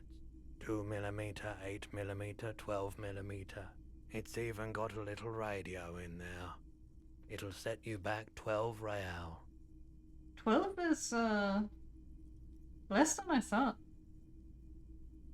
Absolutely. I've tested each one myself with recordings of speech. Found sounds and music from a variety of genres. Even though I don't really like music. Who doesn't like music? I don't have the money to buy it, so... A typical Martinez streetlight sits among assorted floor and table lamps. Let your gaze run over the streetlight. The light pole has been carefully cut, and the wiring has been redone and attached to a standard indoor plug. The light buzzes faintly, but persistently. This would make quite a statement in your living room. Does my personality just want me to buy everything? Am I just greedy? Is that a streetlight? Yes, officer. As you see, it's in perfect working order. His manner is casual, but his speech is careful, measured. He wants you to know that he has nothing to hide. Where did you get this? It was brought to me to be altered. We are not here to investigate the theft of city property. He leans in so the pawnbroker doesn't hear him. You have to admit it's rather clever what he's done with it. How much for the streetlight? 700 real. Oh my a god. bargain, I dare say. Out of your mind. Even taking into account the risk of obtaining the light, that seems a bit steep. 700 sounds about right. I imagine it wasn't easy sawing off that street lamp. There's also the matter of rewiring, but the most important transformation is the light's placement among ordinary indoor fixtures, which has adjusted its morphological field. The light became suitable for use inside the home just a few days ago. There's nothing else. I do not have the money to buy a 700 real street lamp. That is like almost half my salary. There's nothing left to look at. Let's talk to him. It's not often that I see officers from the RCM in my pawn shop. The man at the counter turns to you slowly. What can I do for you? He asks. His courtesy is not insincere, but He prefers being alone with his projector, just watching the movement of light across the walls of the shop. Now that the RCM is here, tell me, have you had any troubles lately? I haven't had any problems myself, though some of my customers have complained about inconsistent law enforcement. Who are your customers usually? All kinds of people come through here. Locals, travelers, people looking for a deal, people looking for a keepsake, people who are terminally bored. As you can see, I have a wide selection of goods for everyone to choose from. Typical vacuous consumerist objects? Honestly, I think some of your selections are, press your finger to your lips, more tasteful than others. This business plan is all over the place. You should specialize, zoom in, recapitalize. Well, it is quite the collection. It keeps me entertained. His attention is drawn once more to the play of light and shadow on the wall behind you. Entertained? He might be high. If he is, on what? Is Roy high? And if yes, then what is he on? I am not just gonna have a conversation with myself. I'm gonna fail this and then I'm gonna like ask him some really weird questions, and I'm not sure I want to do that right now. By the way, do you happen to have any guns like the ones carried by officers of the citizens' militia? Someone else came here earlier today asking the same question. I promptly sold her the gun you pawned a couple days back. Oh. The lieutenant shifts from one foot to another, alert.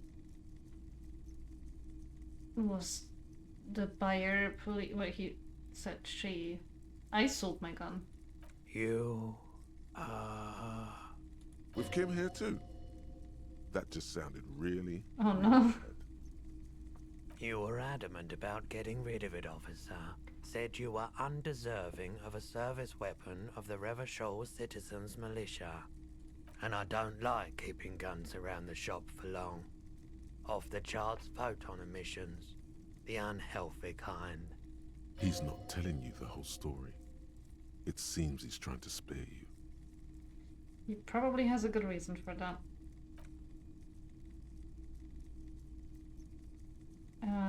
Was the buyer a policeman? She didn't seem like a policeman, although she kept referring to herself as a pig, which was odd. I found her interest in the gun a bit obsessive, but I was just happy to get rid of it, and of her. Truth be told, she was terrifying. Right, so let me get this right. You sold your sidearm, issued by the Citizens Militia, and now a civilian is running around the streets of Martinez with it? Miraculously, his face does not reveal what's happening inside. Maybe she's a vigilante. Wants to prove she can do her jobs better than we can. I don't like it either. What if she intends to commit a crime and blame it on the citizens' militia? You're right that she could cast aspersions on the force. We have to find her. He looks around worried. Any idea where I can find this buyer? My apologies, officer, but I have no idea where she was coming from or where she went. A needle in a haystack. There is nothing you can do about it now. You'll just have to hope you luck upon her somehow. Well, at least I know how I lost my sidearm. Let's talk about something else. Of course. You might be able to aid in our investigation. I doubt it, but I can try and answer any questions you may have. Know anything about the recent hanging? I do my best to keep my distance from all manner of butchery. Bad for business, bad for everyone. Think you could help me get a corpse out of a tree? The corpse behind the hostel, I assume. I don't have a truck with a mounted platform or anything of that sort myself. Ask around the harbour. There might be some workers there who'd be willing to help. Alright. The pawnbroker's gaze is already fixed on the dancing colors. I can sell stuff. Let me have a look. I'd like to sell my clothes. A fascinating photo of a corpse. Anything else you're thinking of selling? What, can I sell him back his figurine? Does it like instantly sell it when I click it? I don't want to accidentally like sell it. I just want to know if he says something about it. Alright. It's the one time I will save scum. Another time, perhaps. Wait, what is this? Oh. Mazovian socioeconomics. Oh. My thought finished. 0.000% of communism has been built. Evil child-murdering billionaires still rule the world with a shit-eating grin. All he has managed to do is make himself sad. He is starting to suspect Krasmazov fucked him over, personally, with his socio-economic theory. It has, however, made him into a very smart boy with something like a university degree in truth. Instead of building communism, he now builds a precise model of this grotesque, duplicitous world. Left-wing dialogue options give +4 XP. -1 visual calculus, reaction everywhere. -1 authority. Downtrodden in the communist. Okay, well I guess I am a communist now. Are these thoughts like connected? No, they're not. It's just visual. Also, I had this. I don't know when I got this. You see yourself from above. You're passed out on the blue tiles of the hostel room floor. Even from this distance, you can see your eyelids flutter. At the mention of what? A great white object letting out its sweet smell like a lily of the valley. The little man's forgotten its name, but he still remembers the feeling. And look, he moves. The feeling animates him. He instinctively reaches out for the feeling's best friend, a bottle of Commodore Red. He puts on his disco clothes and gets smaller and smaller. I guess even if I wanted to, I don't have a thought slot free. Okay, I made like some progress, I guess. Oh right, and I wanted to see what happens Hello if I again. try and sell my... How can I... Sure, let me have a look. Anything else you're thinking of selling? Oh, okay, he doesn't do anything. He doesn't say anything. Another time, perhaps. Okay, not much else to do here. Any progress is good progress, it's true, but I do feel like I am running out of ideas on how to proceed. Got a bottle though.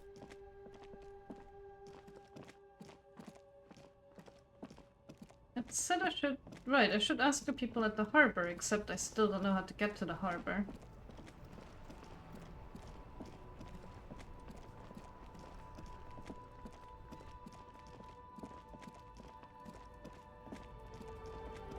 And I couldn't really talk to anyone else here, right? Like, can I ask this guy to help me with the corpse? Right to work! Right to work! Shame on you! You don't have any tips on how to punch a guy, do you? Say a really big race theorist guarding a button. Well... Have fun. Union shits are on full strike. Don't think they're going to let you through the gates. I'm trying to meet their fat boss. I'm interviewing people about a murder that took place here behind the hostel cafeteria here. I know nothing about a murder. His reply is snappy and terse. The mention of a killing sends a barely noticeable shiver of tenseness through him. In interesting? Absolutely nothing. Wouldn't put it past these harbor bugs. They'd do anything to stay alive. Right to work! It's shameful. Cops doing nothing. You should bring backup. Open up the gates for us. Blockading gainful employment for workers is a crime. This is not my area of expertise. We are not picking a side in this just yet, sir. Pity. Let us work! Okay. Can't ask him Yes. either, can I? No. Why was that glowing?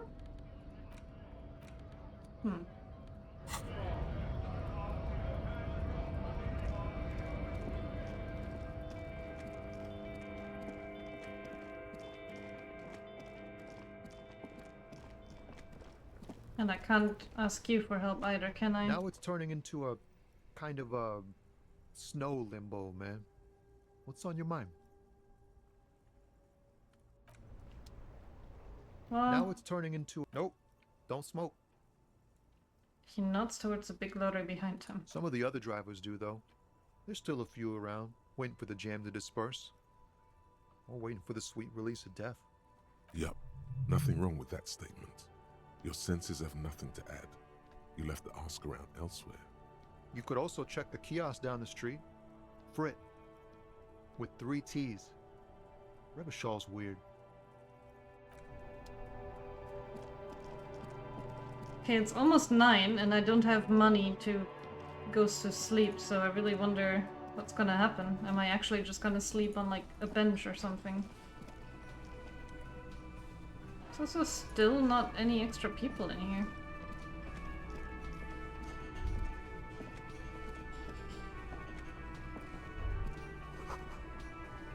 This feels right, you belong here. Oh. Oh, my first day is covered already. Okay, that's good. I did not realize. Though I guess it is not 9 yet, so I still have like half an hour to look around a bit. Oh, I've never been in this store.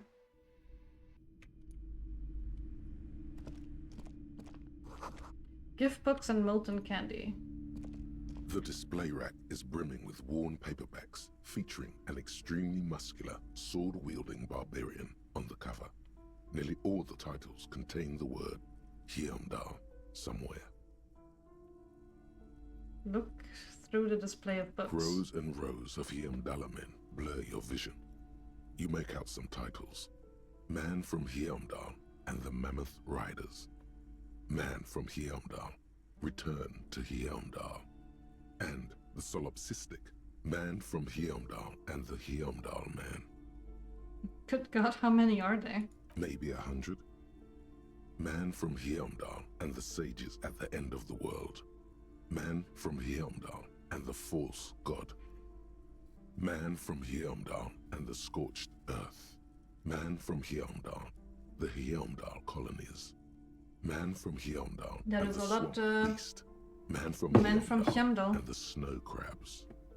Yeah, enough. The display rack before you is burdened under Oh. panels of Man from Hyamdal novels. You did that just as I drank, but I will drink again. I haven't really drinking much in the last 2 hours, so thank you.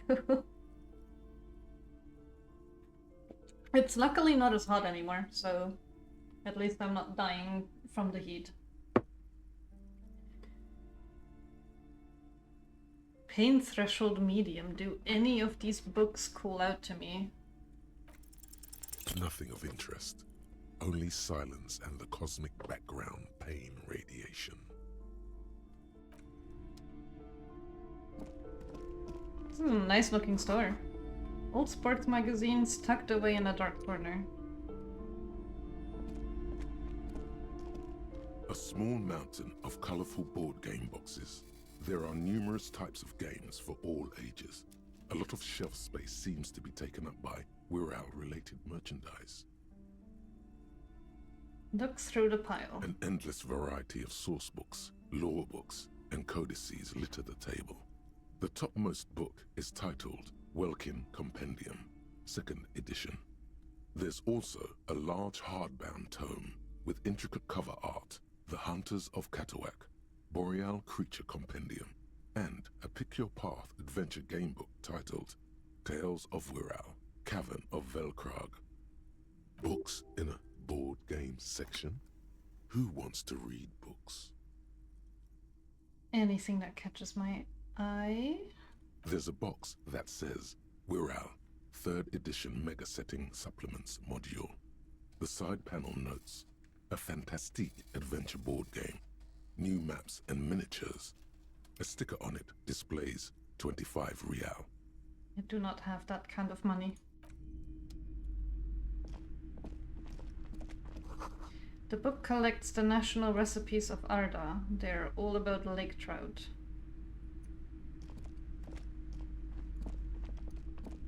What's here? You see a set of tattered curtains blocking the way to another room. A strange cage-like trinket dangles from the curtains. Excuse me, officer. The back room is strictly for employees only. Okay, what's behind it then? Nothing. Now please go back to browsing the books. Don't you feel compelled to look at the books? The books are all you care about. Don't tell me what I care about. She speaks almost as if she's trying to put a spell on you, urging you to buy more books. Oddly enough, the more she tries to draw you away from the curtains, the more alluring they become. Examine the cage-like trinket? You see some kind of charm, an irregular polyhedron assembled from bones, sticks, and straw. Inside, a disturbing fish head with empty eye sockets stares at you. That is disturbing. Aside from poking at it suspiciously, there is nothing else to do with the fish head charm at this time. The curtains remain shut before you. Just as you're about to pull apart the curtains, the petrified voice of the shop owner cries out once more. Sir, don't touch that. I told you it's off limits for the customers. Her hand has closed around her pendant, her fingers nervously playing with the talisman. Parapsychologically speaking, we're dumb if you decide to open them. I won't be held responsible for the consequences. It's too dangerous. What a strange woman.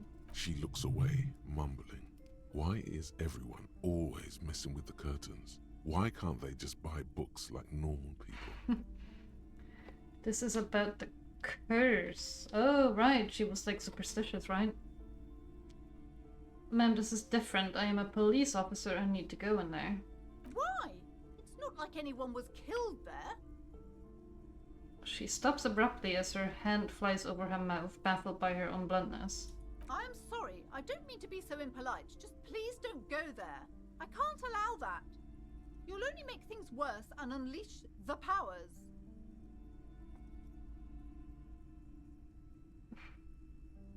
Alright, I will think about it for a while, but... Well, actually tell me more about it first. No, it's just a storeroom for the employees, I told you. Now please step away from the curtains. She's almost begging you. Well, if it's just a storeroom, then why is she so hesitant to have me go in there? But I sense this place calling for me. I must investigate beyond the threshold. You do?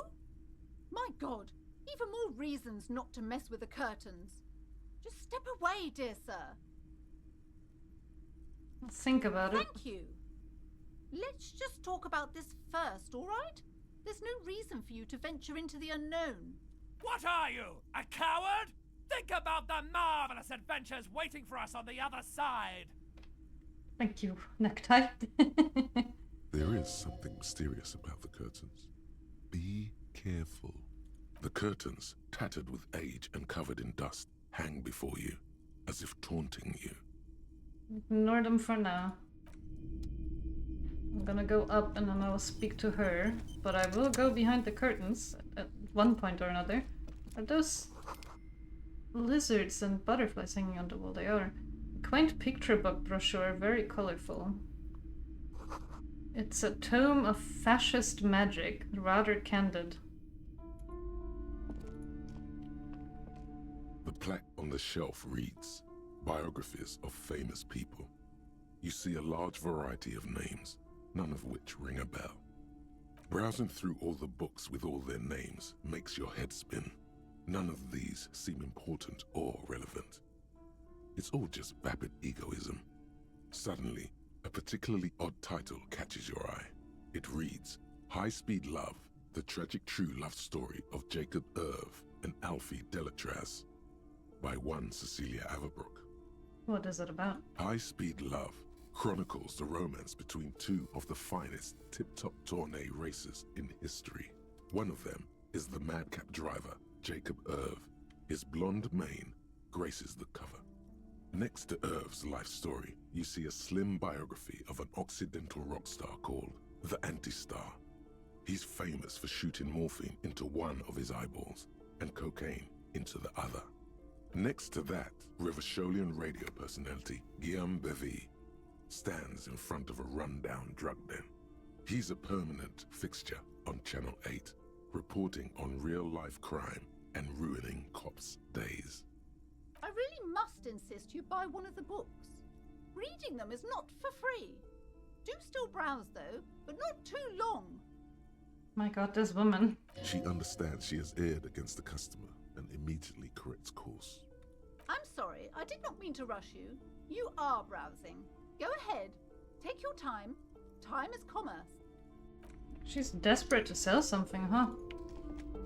Several maps have been attached to a bulletin board hidden inside the alcove.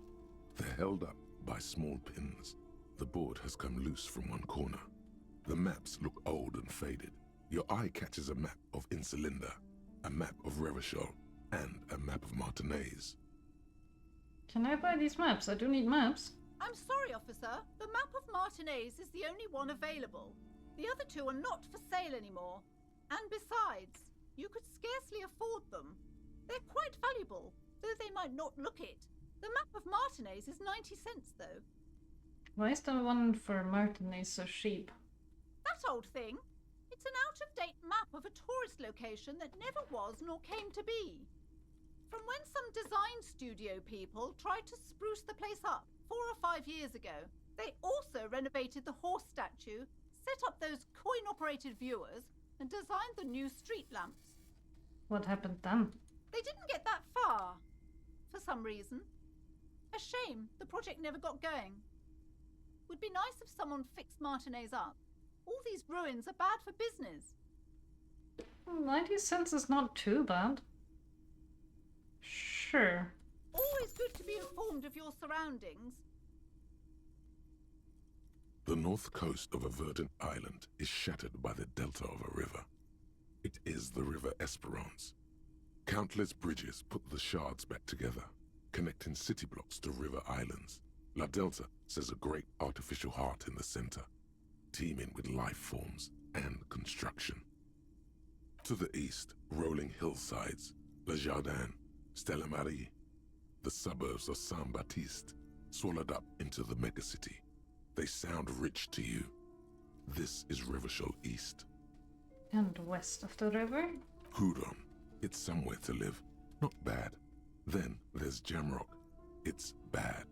People shouldn't live there, but they do. Then Forberg. It's almost as bad, and much larger. Then Coal City. It's the worst. And Martinez? It's so small you can't even see it on the map. No, wait. There it is, north of Jamrock, the strip of coast next to the Greater Revachol Industrial Harbour.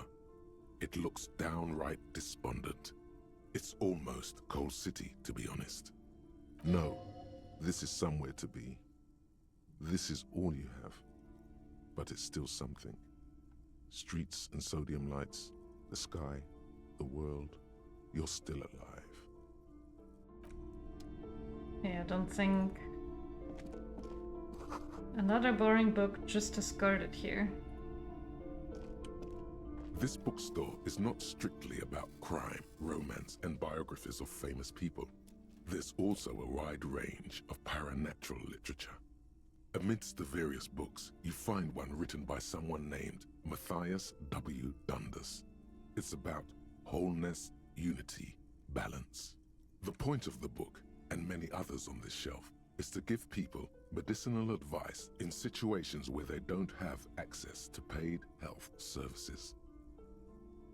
There's been a few where I thought they were really nice and well written, but I don't know if it was Volition who said them or another part of my personality or psyche. But in general, the writing in this game is really good. It serves platitudes, while also telling everyone that traditional medicine, the kind people don't have access to and which costs more than this book, is garbage and would only give you cancer anyway, without even curing your cold or anything. Wholeness, unity, balance, on the other hand, can basically take care of anything. Though it is important to note, when it's up to your mind to heal yourself, then it's because of your mind that you're ill in the first place. Huh? Various paranatural books still litter the shelf. Yeah, okay. Let's go talk to her before the day ends. At least I assume it ends at 9. Welcome to Crime, Romance, and Biographies of Famous People. My name is Plaisance. Be welcome, and please take responsibility for the energy you bring into this space. A golden pendant hangs around the woman's neck, in the shape of what looks like a tiny fish head trapped in amber. What is her obsession with fish head? Before we go on, you seem to be well off enough. Can you give me some money? I feel like there would be there won't be an opportune moment to ask later. Considering how much she's been pestering me to buy stuff from her, I'm not sure she really does have a lot of money. Curious pendant you are wearing. Narrow your eyes mysteriously. Oh yes, helps to have an anchor in these times. She clutches the pendant and narrows her eyes as well. So, are you the owner of the store? I am. The proudest owner of our little shop of culture. Her voice is high-pitched, as if to give it more penetration. She has fine-tuned her voice to find the most welcoming approach for attracting new customers. It doesn't work. Why are you so uptight about those curtains? I just want to know what's on the other side. I already told you, it's just a storage room for employees. I don't understand why it's so important to you. Just let it go, officer. Go buy some goddamn books. You're supposed to be drawn to the books. If it's just a storage room, then why do you have that strange trinket on the curtains? If it's just a storage room, then it wouldn't hurt if I just peeked inside. It's not like it's cursed, right? No! She wavers under your gaze, mouth pressed into a tight-lipped frown, then she breaks down. Okay, fine. It's just because this place is cursed, just like everyone said. They don't call it the doomed commercial area for nothing. Are you happy now, officer? Happy that you've ruined everything? Have I ruined everything? The curse is there, it's gonna be there regardless of me asking about it. She closes her eyes and starts mumbling something to her pendant. Take it easy. You've broken her resistance. Pushing her further will gain nothing. Have you sought help from anyone? Yes, I've contacted numerous parapsychologists, and even a pair of Simonese mediators. They provided me with the wards. She nods at the strange cage-like trinkets on the curtains. The wards help to keep the doom at bay and protect us against the darkness that lies further in the building. Even though now I fear, it's not enough. How does this curse manifest itself? The curse is so much worse than you could imagine. It's a disease, eating at the very foundation. A shiver runs through the woman as she looks around the dimly lit store. It's the curse of financial distress, of ruin and bankruptcy. She peers at the curtains again. Didn't that curtain just move? Wait, it did? Aha, Annette mentioned that the previous tenants have experienced some financial troubles. It's not just that, officer. We're dealing with something supernatural here. It's the cacodemons feeding off bad business practices and disappointing income statements. That is an interesting demon. There's something wrong with this building, I can tell you. Ever since I arrived, I've sensed an eerie, lingering presence, as if I was unwanted here. Sounds familiar. Strange. I feel unwanted too. Truly so? Perhaps the dark energies are leeching off you. You shouldn't stay in the store too long. It may be dangerous. Yeah, I'm gonna die from the anti-capitalist demon, I guess. Is your pendant part of the words as well? Oh, this? No, it's a special Himian amulet, blessed by desert pygmy shamans, with a spell of compulsion. It's to compel people to buy books. There are numerous spells cast throughout the store. I had the books anointed with a different inducement spell, for example. It's guaranteed to boost sales 15%. She reminds me of my mom. That's things my mother would do. Just cast weird spells to make people do stuff. Would you like me to take the case? I could investigate to see if the curse is real. I don't think the curse is real. No, I want to investigate the curse. Most certainly not. I don't want anyone who's not familiar with the psychic arts to get involved in this mess. Stay away. Leave the spirits be, so they can return to their slumber. Psychic arts?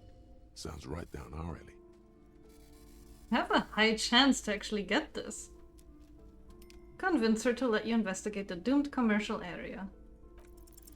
Slither up to her, you silver-tongued fiend.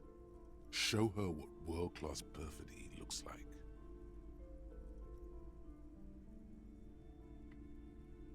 Ma'am, I came here to help. I've handled paranatural situations before. Are you sure? Don't think I haven't seen charlatans before. I sense the psychic emanations from afar. The sleeper beyond Cold's Isle. Yeah, the sleeper. It's from a different game, but you know. I have returned from the void, a para-detective from a long line of para-detectives. Yeah, I'm gonna do the sleeper. I'm not sure I can trust your claims. Honestly, you look like a bit of a drinker. I'm sorry for being so blunt, but... Hey now, hey. You need the booze to focus, alright? The lieutenant keeps his usual stony calm. He silently picks out his notebook. Go ahead then, rock her world, he thinks. I'll compose some notes. I admit I've had my share of drinks, but only because the spectral realm is parapsychologically taxing. How do you know all this? Here we go. I am a void revenant. I have the powers to de-bad all the bad energies. I should have realized. A pattern lies within the fabric. The hand of fate guides us. Our meeting couldn't have been mere chance. Perhaps you truly are the one to deliver this woman from the doom. But I am not the only one at risk. I have to think of my daughter. You are certain you can help us? Keep us safe? I can't allow any collateral damage to hit us. No problem whatsoever. Your family is safe. The phantoms are no match for me. Just ask my partner Kim. He'll vouch for me. I'm not gonna do that to Kim. This woman is troubled for sure. No, I'm sorry, Kim. You have to go through this. Oh, You've put him on the spot, oh no. Certainly so, ma'am. I can assure you my partner is eminent in this particular field. If you promise, good officer, then you might be our last hope. Do you swear it? A hand on your heart, on my honor. Thank you, sir. There's one more thing I haven't told you about yet. The entity. The entity? Do not act surprised. You know of these things, sire. Of course, the entity. For I have sensed its presence. You have? The entity takes the form of a woman, a witch probably. I've suspected that she must be connected to the curse ever since I first saw her. Did you know that she lives inside the chimney? Doing this game in Kim's perspective must be, like, the most crazy experience of your life. That poor man has, like, witnessed it all now. Chimney, the passage between heaven and hell, of course. Yes, that chimney is part of the building's central furnace, and it's enormous. She has barricaded herself behind some metal security curtains. God knows what she's doing there. Some unnatural magic, I assume. You should go find the entity and ask what happened to all the companies in the building. What is the source of this curse? Here's the key to the warded door behind the curtains. Take it. Oh, and please do return to me after you've looked round. I'm quite anxious to know what she has to say about the curse. What you discover in there. Unbelievable darkness and ruin.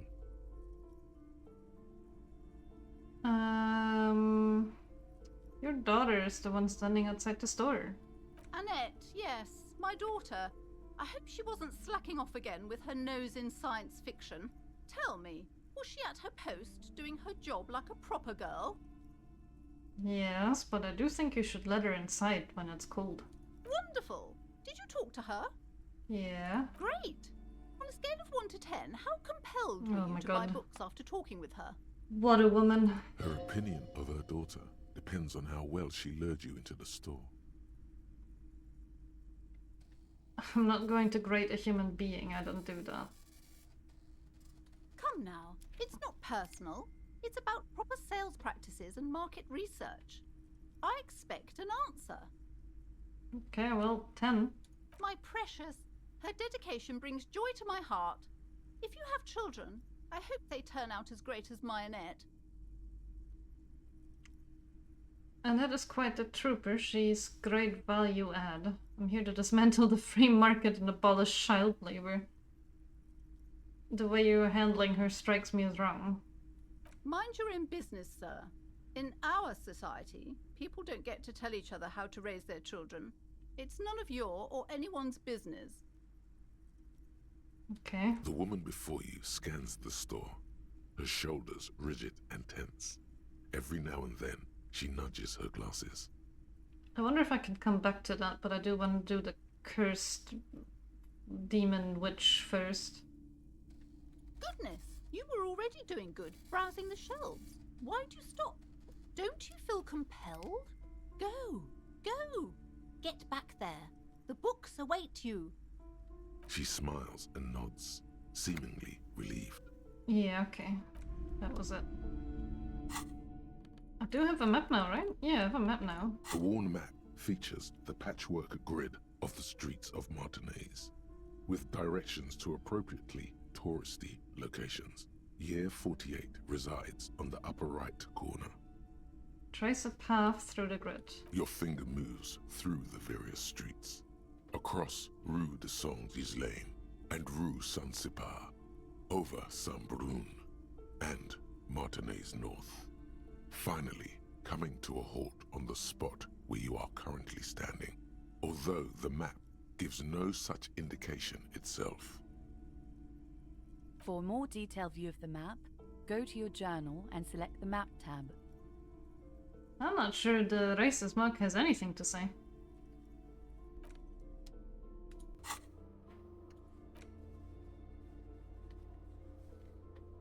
But didn't I already have this map?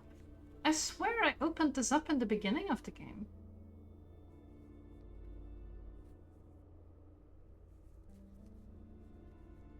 Okay, I see that. This is the harbor. I don't know how to get to any of these places. Oh, it shows like where all the people are too. Damaged ledger. Okay.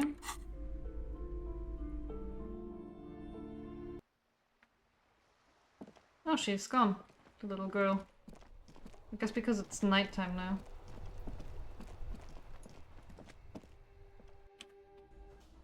Did anything in here change? I guess the people never actually came inside. Oh, 50 cents. Oh, I see. Okay.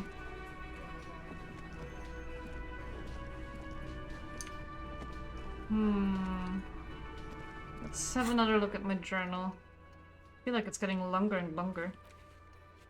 People say the commercial building on the plaza is cursed. No business will ever thrive there without going bankrupt. You promised license. You look into it. Enter the sealed door behind the bookstore and find out what happened to the companies there. But can I still do that? Like, is there a point in time where I will just pass out because I'm not sleeping?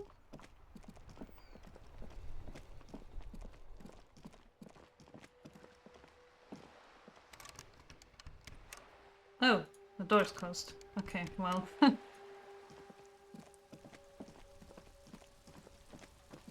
Is Kuno still here? Or is he left as well because it's too late?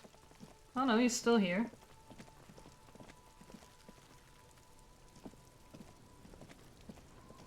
Has anything in the strike changed?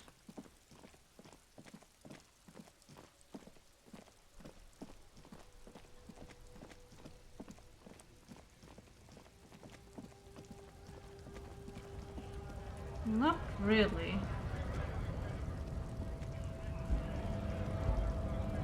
They're still all just standing here.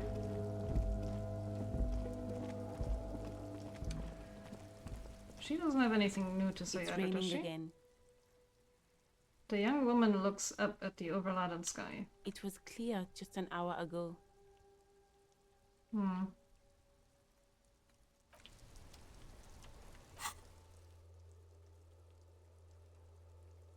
So, is there actually... Wait, no, that's the thing that I couldn't open, right?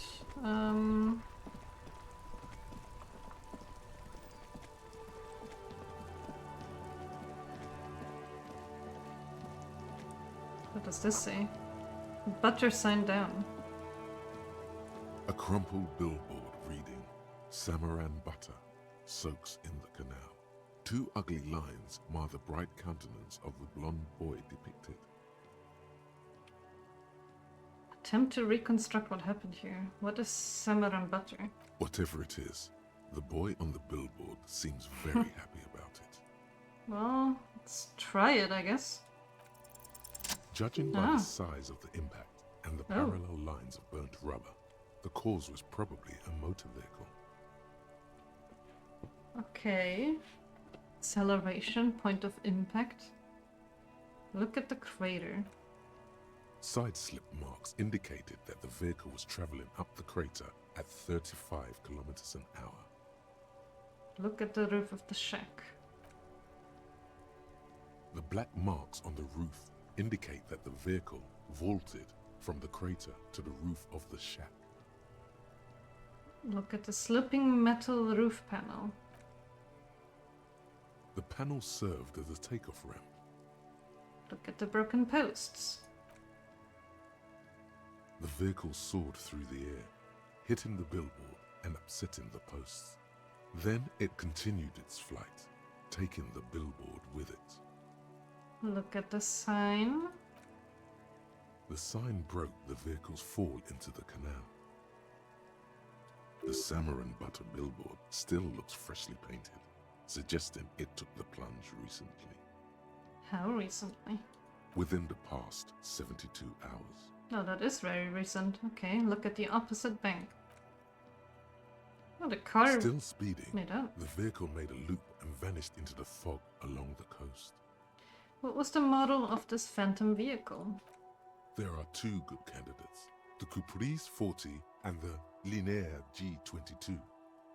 Why the Capri 40? It's about the right size, and the tire marks look like they came from the skinny tires frequently found on that motor carriage. Why the Linéaire G22? A very sturdy but light motor carriage. More likely than most to survive that jump. What now? You'd have to follow the tracks to be sure. The lieutenant looks on, waiting for you to wrap up your analysis. Oh, I can talk to him. Any theories about what happened here? Some top shelf shenanigans. I want to meet the driver and shake his hand. It looks like someone was in a real hurry. What kind of car do you think it was? I believe it was a Linny G22. That's quite likely, from what I can tell. I have some idea about who it might have been. Yeah, I have no idea. Yeah, I have no idea who could it have been. We're not traffic cops. Should we get back to the murder? I have a decent chance at this.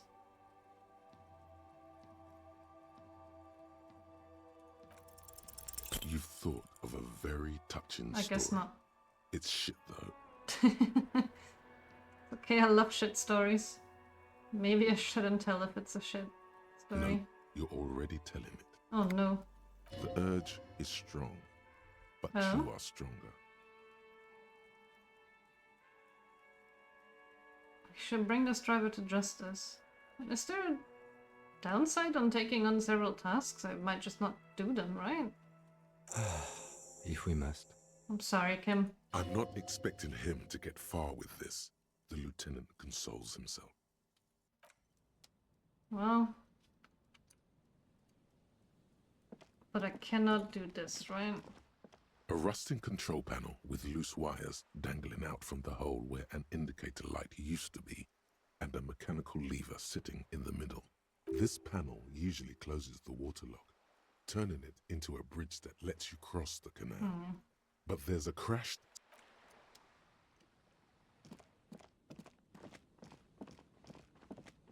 So I am just locked off for the day, I guess. I am gonna go to sleep because I truly do not know what else I could be doing now. And I know there's at least a couple things I can do once the day has passed. Although I feel like there was like something about the people in the bar here. Yeah, really? Can't go and buy books at 9 p.m. Can't figure out the mystery of the curse and the capitalist witch demon. Find money for rent and pay Garte. No. Guess it doesn't say... It doesn't have a clock on the thing.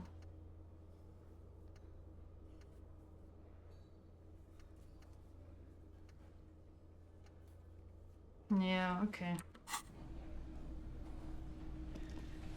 I am sure I will know more tomorrow. There's no more music. Oh no, there's music. Okay, is Kim just coming to bed with me? This is the door to the room you redecorated. Ah, okay. Good night, Lieutenant. Just a moment. We should talk about our progress on the investigation. Let's go out to the balcony. Alright. I really do look like a hobo cop. The air outside is brisk. The lieutenant is silent for a moment. He listens to the traffic hum. Then... Now then, we should talk about the investigation. But He I smokes. also feel you're a bit hazy on the RCM. Our role here, our rights, our jurisdiction, basically. I didn't know you smoked, Kim. How do you think today went? Well, we inspected the victim's body, so that's good. It was not easily approachable in that state, but we did it. I would say our initial inspection was very thorough, and we have solid leads to follow up on. The body is still hanging from that tree, which is unfortunate. But we performed a thorough search of the premises of the crime scene. That's great. Though he wishes the body were out of the tree, he doesn't want you to feel too discouraged. Probably out of fear that you'll just give up and keep drinking. Don't worry, Kim. I'll totally be up for getting the body out of the yard tomorrow. And I guess I've tried asking people, but no one wanted to help, so... I generally prefer to start with searching the scene and then move on to removing dead bodies. I'm sorry I couldn't do more today. I'm just not a very cop, am I? Well, we'll get it tomorrow. I look forward to that. As for the interviews, we weren't able to find the union leader, Everard Clare, much less interview him. So that's on the to-do list for tomorrow. We talked to Joyce Messier, but didn't get any information from her. I have a feeling Joyce knows how dangerous the situation really is. We have to get her to talk to us. Above all, though, today was exhausting. What's with all the running? You run a lot. Is that a standard Precinct 41 practice? Would you have not commented on that if I had just walked normally instead of running? I have a really good theory about why you're running so fast, son. Just you wait until you get up tomorrow. Uh-huh. I don't like to waste time, you know. My mind moves fast, the rest has to try and keep up. I'm training for a long-distance run. I want to raise money for charity. I don't know why I do the things I do, Lieutenant Kitsuragi. It's impressive, especially for a man your age. And in those hills. He nods thoughtfully, tapping his fingers on his cigarette. Nice shoes, by the way. I like the green. Goes with the orange. Looks at your snakeskin shoes and smiled suddenly. I didn't know that you smoked. I have a cigarette every night when I go over my notes. It's something of a ritual. Oh man, he looks so devastatingly cool with that cigarette. I think I might want to pick up smoking. How did you get so cool, Ken? You mean this? This isn't cool. It's an unnecessary trial of will and unhealthy. Flicks the ash. Keeping the habit within the parameters he's given himself takes a lot of focus. It would be easier to simply quit. Yet, were he to quit, he would lose the cool factor. This man relishes his cool quite a bit below it all. Right then. The debrief. Yes, it's been a long and eventful day. So what are our powers exactly, the RCM? They're quite limited, actually. The power officers of the Revachol Citizens Militia exercise most frequently is imposing fines of up to 1,000 real for offenses, in accordance with an interdepartmental schedule. Wouldn't that be an easy power to abuse? Yes, although indirectly, as citizens can always request records from their local station. Officers of the RCM have been known to take bribes of less than the prescribed fine amount. It undermines trust in the RCM. 1,000, why not more? The RCM's primary role is to ensure safety. We are not really supposed to play any part in the economic structure of Revachol. Okay, what else? We can arrest people, of course, but rather than bringing someone in directly, it's preferable to serve a station cold sleep. It prevents confusion and overcrowding. Wait, how can you be sure the arrestee will show up? You can't. Those who don't show up become fugitives, though, and have fewer legal rights when they are eventually caught. It's about power projection. Thus far, they seem to mostly show up. See, and if someone resists? As you may have gathered from the fact that we are expected to carry a record of our kills, like the one in your watermarks, we are permitted to use whatever force is necessary, and strongly admonished not to abuse that power. Wait, so if I kill someone while on duty... You have to supply compelling evidence for why it was necessary to use lethal force. In these cases, your partner is usually your witness. Not a good position to be in, by the way. Internal Affairs handles these cases thoroughly, by cross-examining you for inconsistencies. It is hard to cover for anyone, which is for the best. What happens to the people we convict? We don't convict.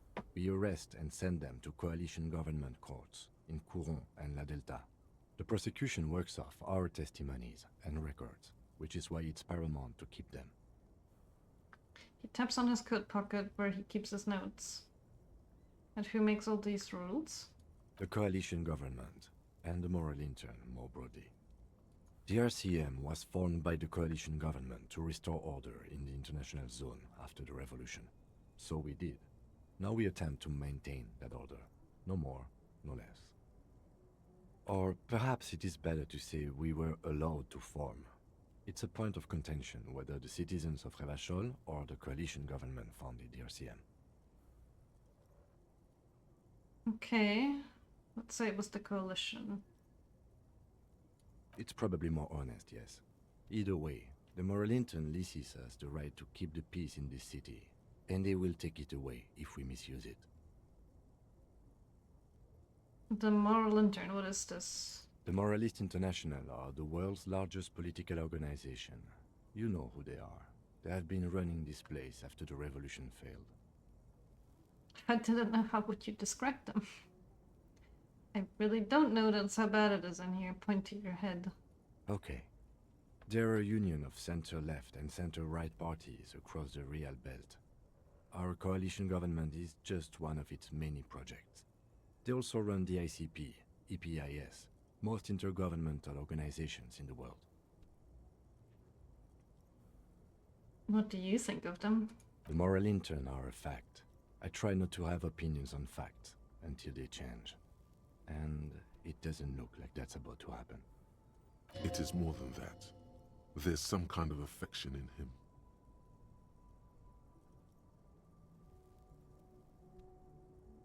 him. I don't want to accuse him, or, well, assume anything. Yes, I did, when I was younger. In my 20s, I considered myself a moralist. A blue forget-me-not, a piece of the sky. They're not all that bad. That's another leitmotif associated with moralism. But the years have changed that. I don't know what I believe in now. No, I believe in the RCM. That's enough for me. Okay. What do they believe in? What do they believe in? They are Dolorians. They believe they continue the humanist project set forth by Her Innocence Dolores Day 4 centuries ago. Others say they are just technocrats. Their symbol? Interesting question. It's a blue forget-me-not. Their motto is love, compassion, self-discipline. I think you can gauge what they want you to think of them from that. Something kind and usual. Something ominous. Something even a little feminine, but in a strict manner. I've read her name.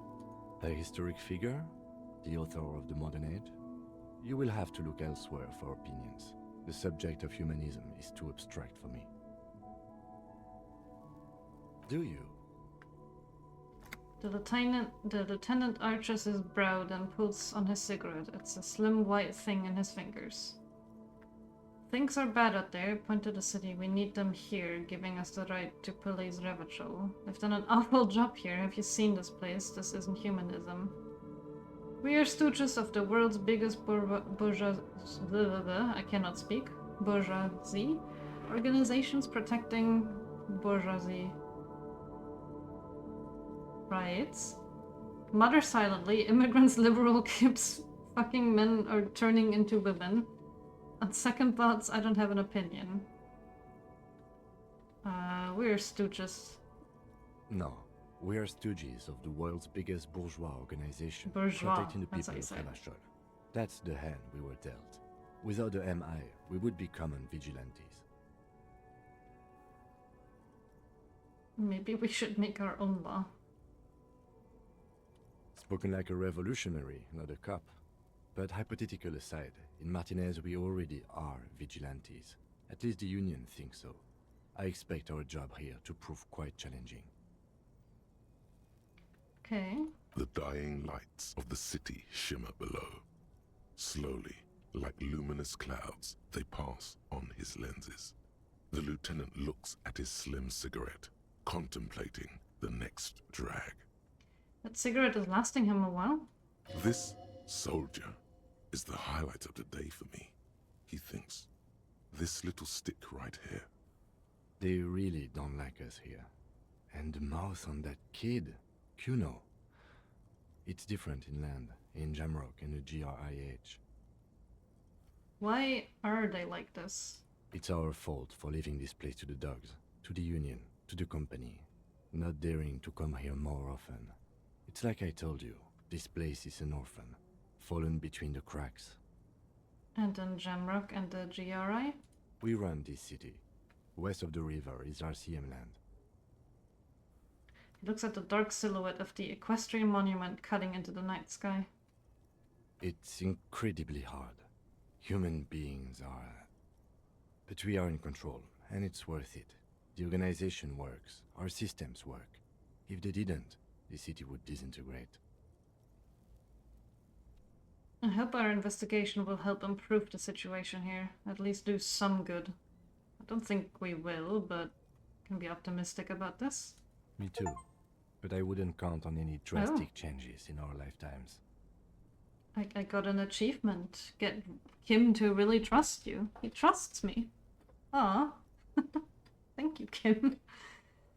Thank you for this. Yeah, it's getting very cold now. Let's go. He puts out the stub of the cigarette and looks to the door. They are beautiful. This is nice. I also did not expect Kim to trust me after everything I have put him through today. But he does. He trusts me. And I got a skill point.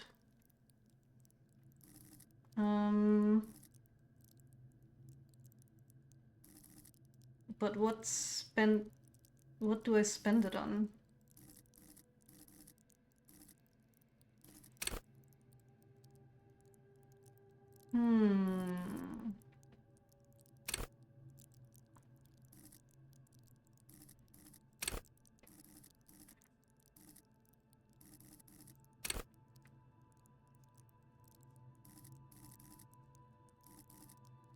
I'm not really sure what I should spend it on. The thing is, and this is something I do in almost every video game I play, because I am so indecisive, I will just not spend it on anything, and then I end up having nothing by the end of the game, and then I spend all of my stuff like 10 minutes before the game ends. I think his openness to just getting on with the job is what allows for this trust. It feels authentic. He obviously has his doubts about your methods, but the main character does prove himself capable between the bouts of madness, I think. Yeah, I mean, I guess I've been honest to him about everything. I've not hidden my intentions or my condition or anything to him.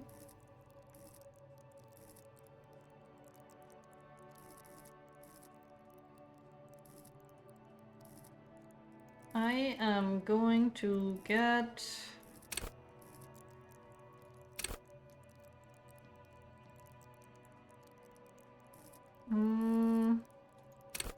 maybe logic or encyclopedia. Wasn't there something? It's suggestion, right? No, suggestion is charming. I don't care about that. There was like one last time where I was interested in getting some, but I don't remember. I'll think about it for a bit. I don't have to do it right away. The smell of the sea makes you dizzy.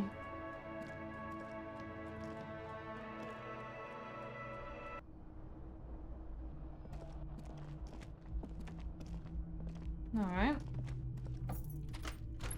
See you in the morning. Yes?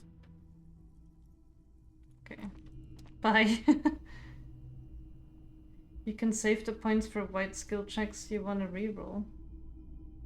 Oh yeah, that's a good point.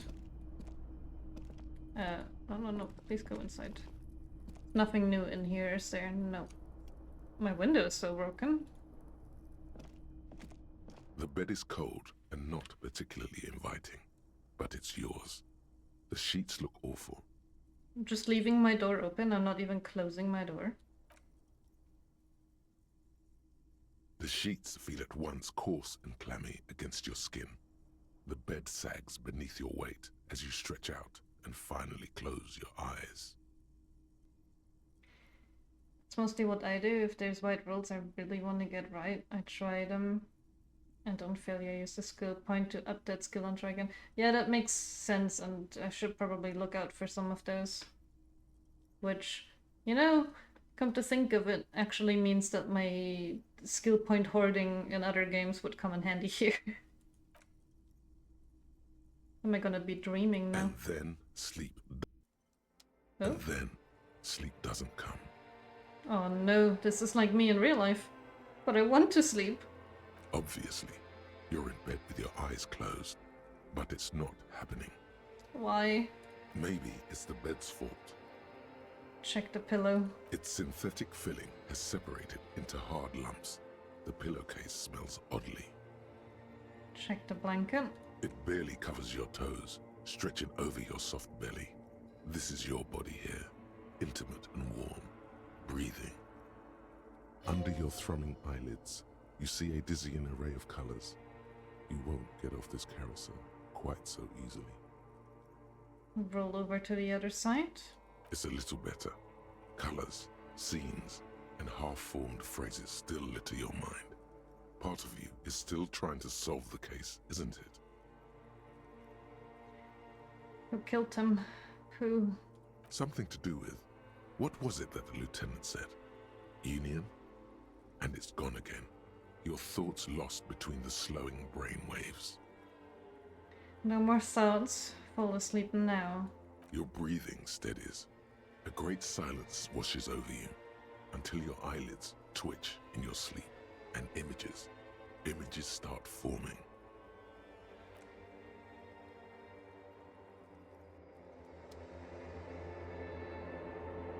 Oh, I am dreaming.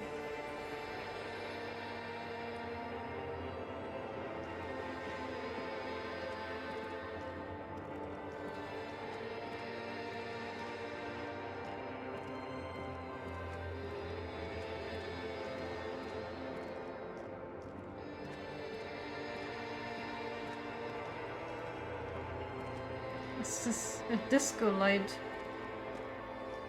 Oh my god, there is a disco light. And wait, that's me. I'm hanging here. Do you remember the scent of your childhood? What is this? What it says on the can, Harry. Answer the question. So my name really is Harry? I was born in a hospital where people usually go to die. I remember nothing. Do you remember your wife's hand on your face? So I had a wife.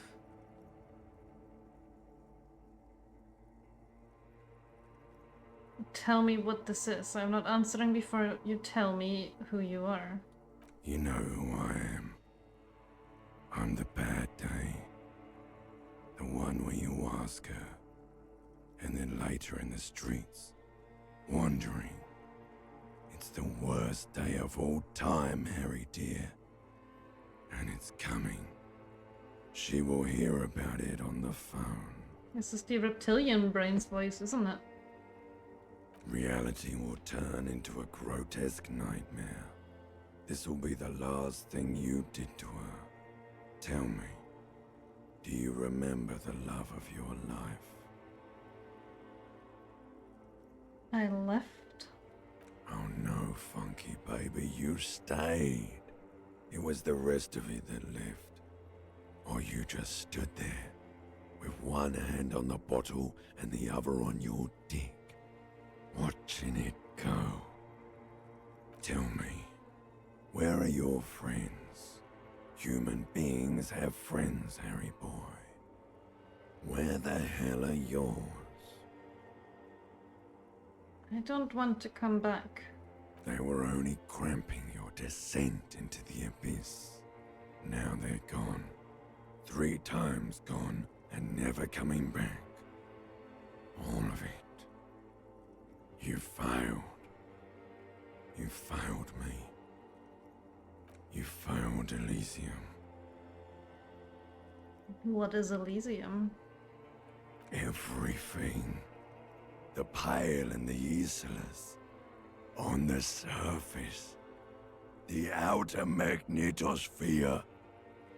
Burning, furious truth. 8,000 years of written history. You really dropped the ball, Harry. 4.6 billion people.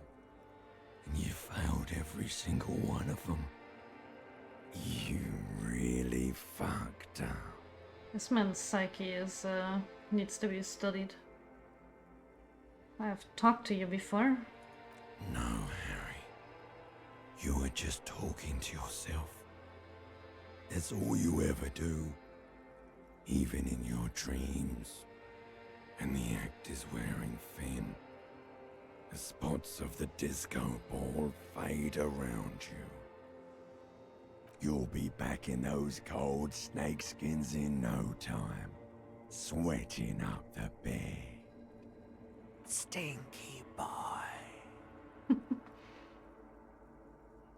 I can come back from this? You're not coming back from shit, thrashing around in that high conductivity state of yours, bumping into things and acting like a clown. Who are you kidding? I'm trying to solve this case. You're trying to what? I can't hear you. This is just a word dream now. Jumbled up garbage. The pictures are gone. The bed rises to meet you. A thin, sleep-like state. More glass than velvet, grinding in your head. So something is wrong. Sleep shouldn't be this bad, this dry, this unnourishing. There's something wrong with your thoughts. Some kind of new type of hangover. What? There's another type? Oh yes, party boy, and it's worse than the one before. Just think of the shit you saw. Here it comes too, so soon already. A silent alarm goes off in your head like clockwork, barely let you sleep at all. Time to get those clothes on, Harry. Time to go to work in the shit factory. Oh no.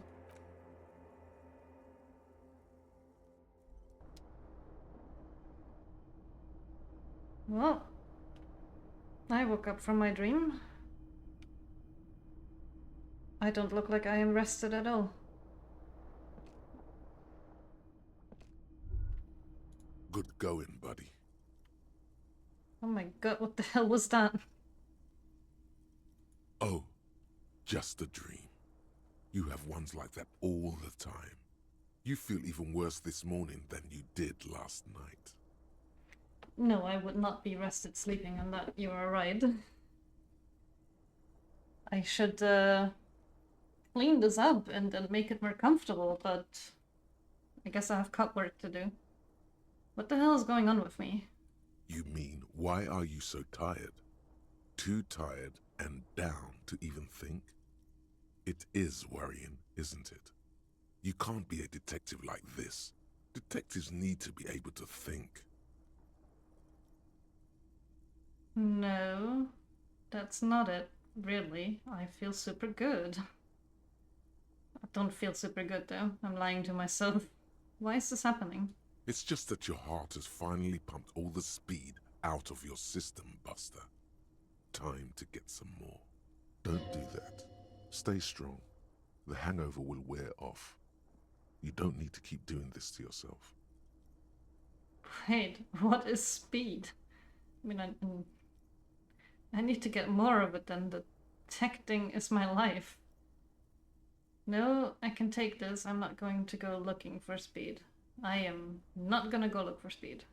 Are you sure? Ready to live as this pathetic shell of yourself for days? Basically, a week. Let's be honest, 2 weeks. Maybe 3. You won't make it. Half the town will be dead by then. You will be fired. That's a lie. I can do this without the speed, and half the town won't be dead. Suit yourself, slow, sad shell man. See how you do without your spark. Oh boy. Thanks, electrochemistry. I am curious to see what the withdrawals will look like. That being said, considering this is the start of the next day and it is almost midnight, I think I will stop the stream here so that we have a clean spot to continue from next time, because I feel like anything else I'll start now will just take too long. before I want to sleep tonight. So yeah, this was fun and interesting and a little scary and a little weird and all of the above. I won't be streaming tomorrow. I will also not be streaming on Friday, but I will be streaming again on Saturday. Around the same time as today. So yeah, thanks everyone for watching. I hope you all enjoyed, and I will all see you on Saturday. Bye bye.